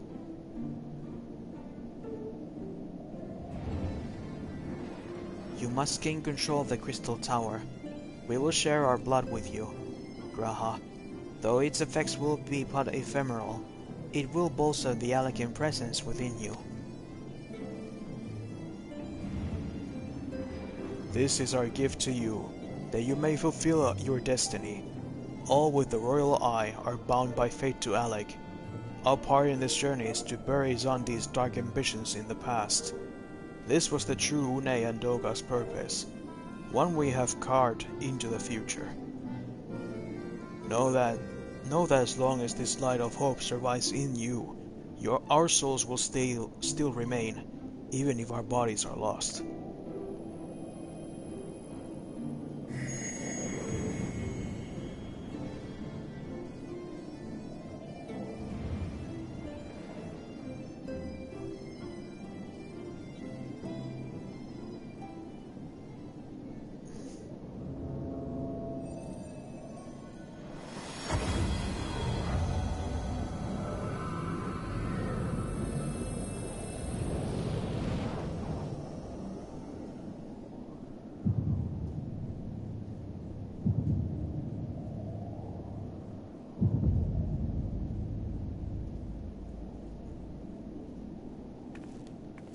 You must leave as well, Nero. I'm sorry we will not live up to your expectations. I must return to you what is yours, though. You've trotted whilst defending us.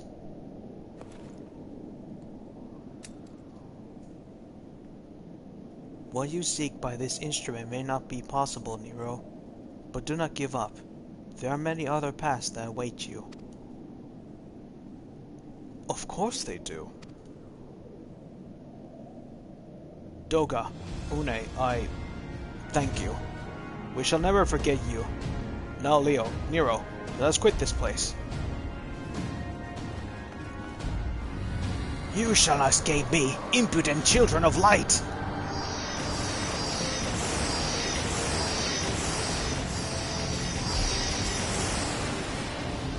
Run, boys, run!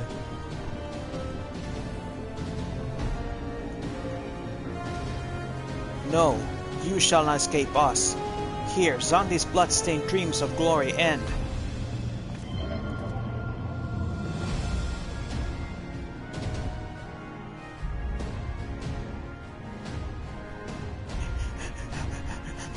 There! The glint of light!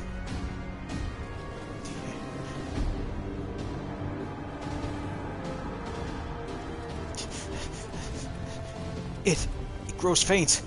Then the bridge between realms grows fragile by the Covenant's annulment. If that light dies, we are stranded here. Hurry!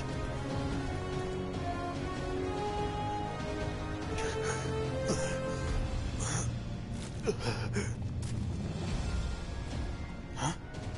Nero, no! You must move! Leave me! I don't need you. If I die here, it'll be because I bloody well decided to. I failed to master darkness. I'll not suffer watching a green boy master the tower. Do what you will with it, but remember me, son of Alec. I am Nero Tolskava, the man who'll yet outdo Alec and Garland. That was you hoped to. May the Crystal Tower again be a beacon of hope for mankind. Go, damn you!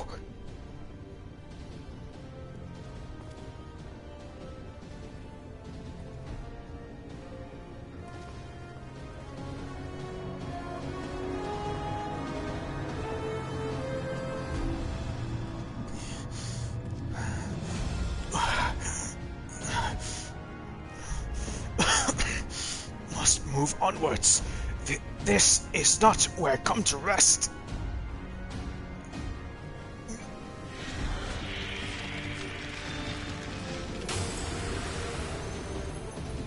But how did... So those damn clones did it after all.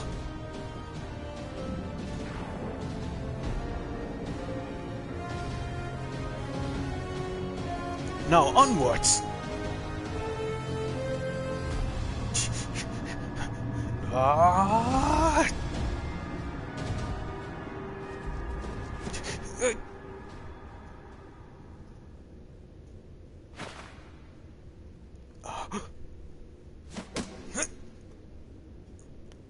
You owe me, Nero. The hells I do.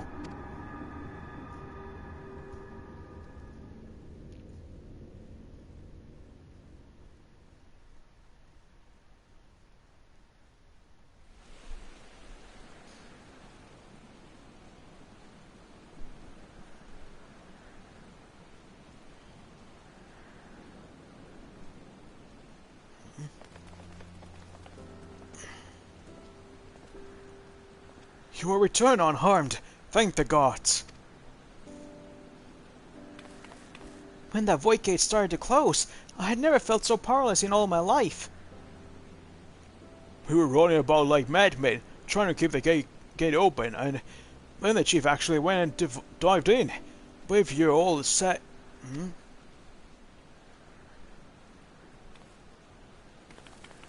Where are Une and Doga? They're not.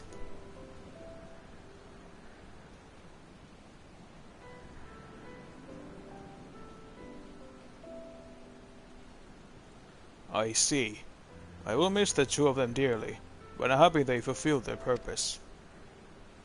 We who live on must still attend to the Crystal Tower, though we now have no one able to seal it. That is not true, my friend. Une and Doga have entrusted me with their blood.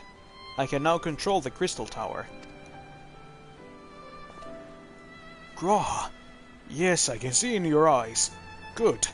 Then let us put an end to this, and seal away the tower. I understand your instinct, Rambrose, but please, give us a moment to rest. I am weary to the bone, and Nero and Leo are both emerged from long battle. Of course, you have the right of it. Come, we shall leave this place for a spell, and repair to St. Coinac's find.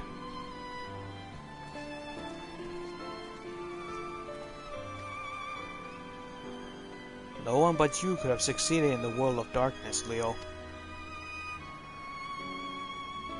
Would I could have been for more use beyond the rift. As it stands, I was but a vessel for Doga and Une's blood.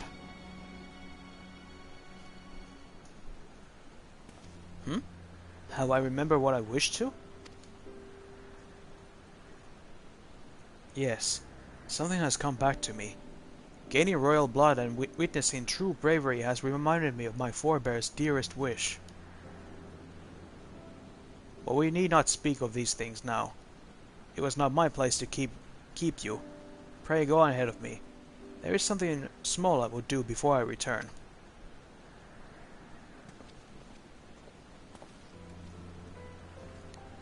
I could not ask for a better comrade. If only I could have been a part of your adventures for longer, Leo. Alas, fate dictates that I have a different role to play. A wish hidden for millennia, and brought to life by the good people of Noah.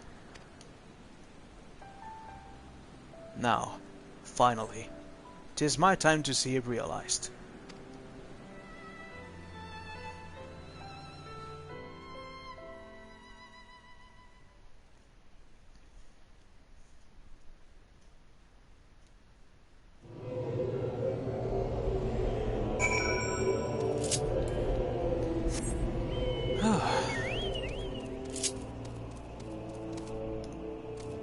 Now then, we managed to defeat Cloud of Darkness.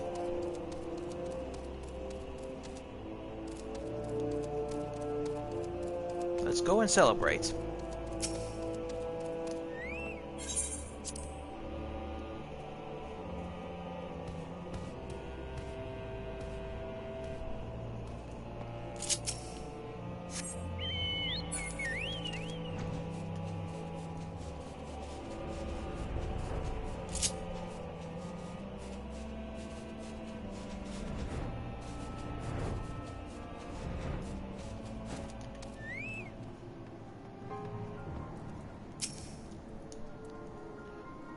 I cannot express how glad I am you returned safely, Leo, and with the means to dispel the threat of the Crystal Tower for good. Rest if you will, and then let us free ourselves from the spectre of the Elegance.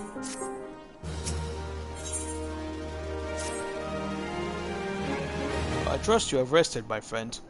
Good. I wish to seal the tower now, but there is something we must do first. Let me summon the others, and hear in full what happened beyond the rift.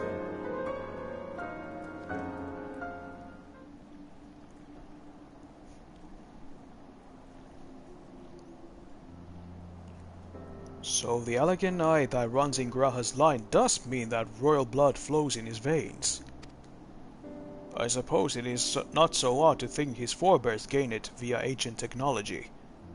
But who imbued his family with the blood, and for what purpose? Mayhap all this was fate, from discovering the tower to Graha gaining Une and Doga's blood. Has Graha said anything? For what of that matter, where is Graha, and what of Nero? I'm not sure about our resident historian, but Nero left the tower with me. When he's vanished to since, I cannot say. But knowing him as I do, I don't believe he'll scheme against us for the time being, though he is still Nero.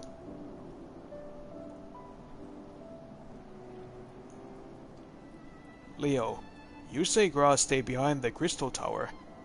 I wonder if he even now prepares to seal the place off.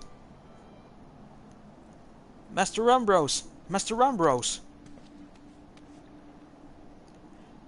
'Tis Graha here, sir. He came to the Crystal Tower and began ordering researchers out. What? Why would he do such a thing?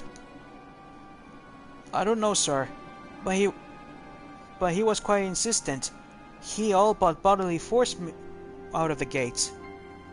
I suppose it's possible he told one of the others, but I wasted no time finding out. I thought it best to hasten here and ask your guidance. Very well. Let's go and speak with these researchers, and get to the bottom of this queer business. Master Garland, Leo, please come with me. No doubt Graha means to seal out the Crystal Tower, but it worries me that he did not breathe a word of this plan to us.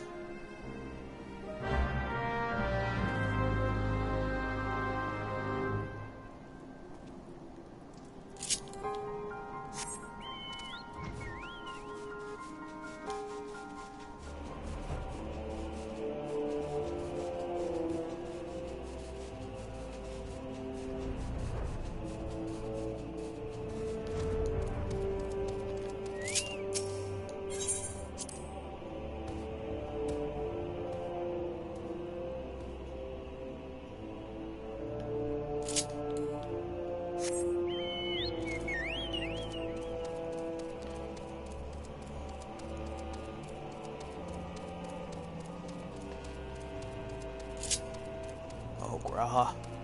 Hope you're not doing anything stupid.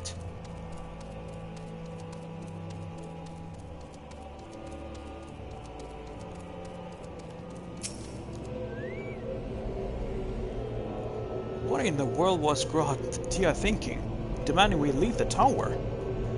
No doubt you want to know why. I wish I knew that myself. Of course he will tell me nothing, but he will be honest with you, sir. I am certain of it.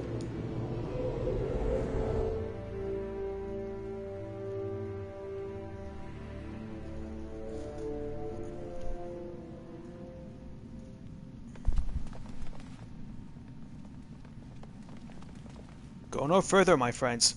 The doors will close ere long.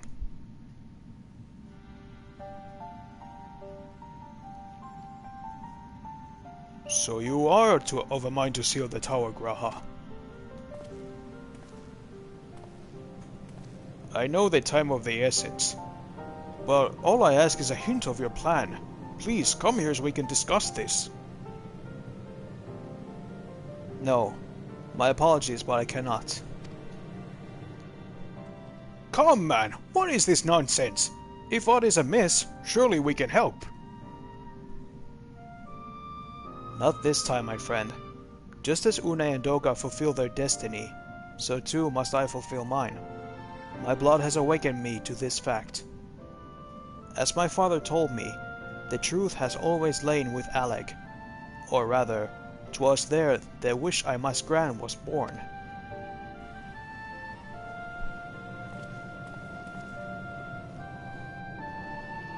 You see, not all the world perished in Zandi's calamity. Survivors stood amidst the ruins of Alec, looking to the Crystal Tower, but it was nowhere to be seen. Yet they hoped its spires would again dominate the land, and prayed that the Crystal Tower would be a beacon of hope to people everywhere. Word of this soon reached the only member of Alec's royalty to outlive the Empire, the Princess Selena. Selena was moved by the people's dearest wish. She used the very best of Alec's technology to give her blood and memories of he whom she trusted most. That man was my forebearer. For millennia we waited. Alec's art and ingenuity faded. Our royal blood grew thin, but before the last drop could vanish from the realm, the memory of all this returned to me. And now, I must fulfill the wish of the ancients. The tower will shine forth as a new beacon of hope. Graha, the Crystal Tower's strength poses too great a threat to Eorzea now. We would need technology as advanced as Alec to use it correctly. As things stand, we barely understand the tower's workings. Else, we may never fully comprehend them. 'Tis as you say, Sid. We could wait for someone, someday, to reach the same heights as Alec. But by then, we'll have lost the royal blood, and the means to control the tower. But what if I do as Amon did, and put the tower into a deep sleep? What? You cannot mean that! I am deadly serious, Sid. The tower may only be used once men rival their elegance in knowledge. I will slumber within Circus Tower until then, to greet those with the means to open the gates. Then I will guide them, and thus will the tower shine forth as the beacon of hope it was meant to be. 'Tis the only way to make the wishes of the ancients come true.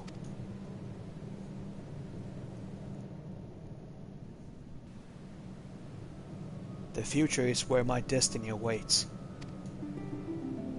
But yours lie outside of these doors.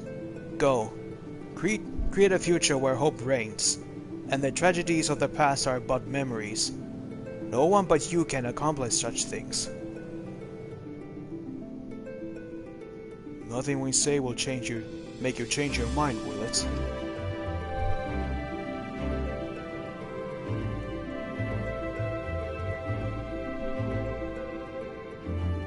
Onwards to a brighter future. It won't be easy, of course, but that's exactly why we'll do it. We'll catch up with Alec, just you wait. We'll cover all that lost ground before you even know it. Well said, Wedge. It'll be a few years before we come knocking, Graha. Then you're in for a rude awakening. You shall be witness to Noah's accomplishments. Pray keep alive our successes, and forgive us our failures. And may we meet again, my friend. The 12 keep you till then, Rambros. I look forward to learning of your exploits. And you, Leo. I know history will remember you. No doubt your heroism will be the star by which I chart my course when I wake. Well, I must now rest. Recalling so much has put me in a mood for sleep. Farewell, my friends. I eagerly await a future born of your courage and the ancient's wish.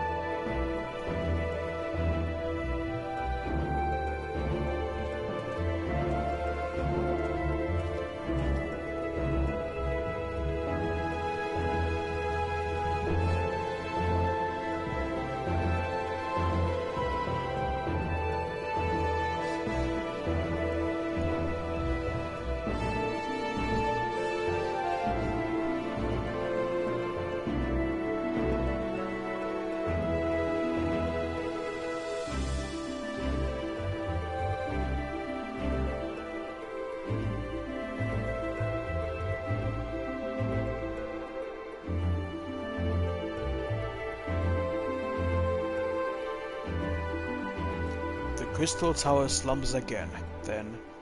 'Tis too quiet for my taste.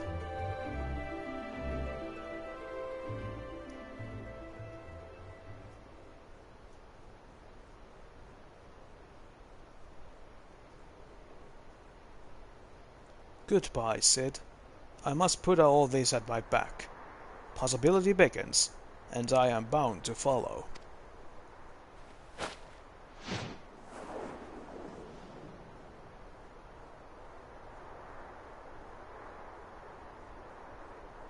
A new dawn has come for me.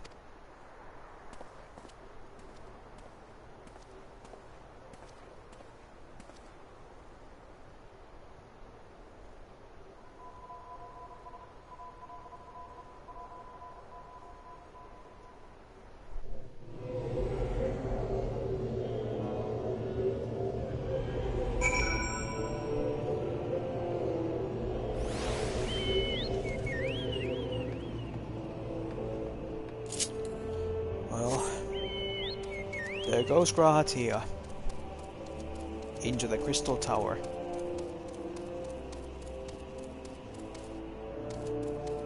Hopefully we'll see him again soon. Somehow, some way.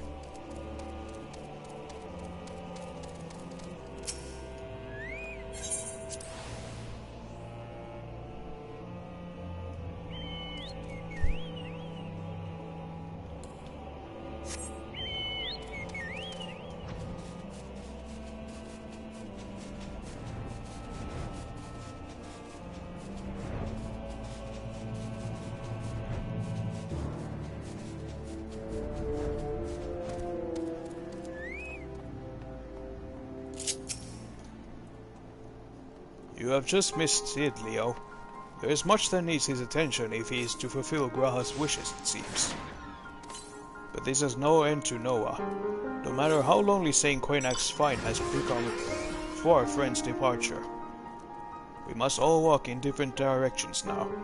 Remember, that we labor for a brighter future, lit by Graha's beacon. Sealing the Crystal Tower was but the first step. Farewell, my friends. May our paths cross again. Thank you for you too, Ambrose.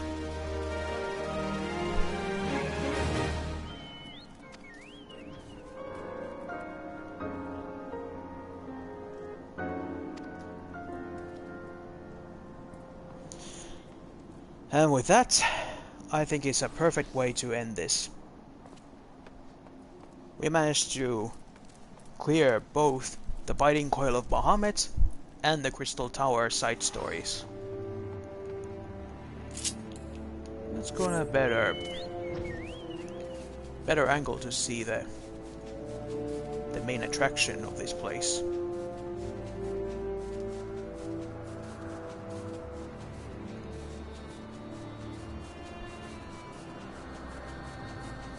There. See in its full glory.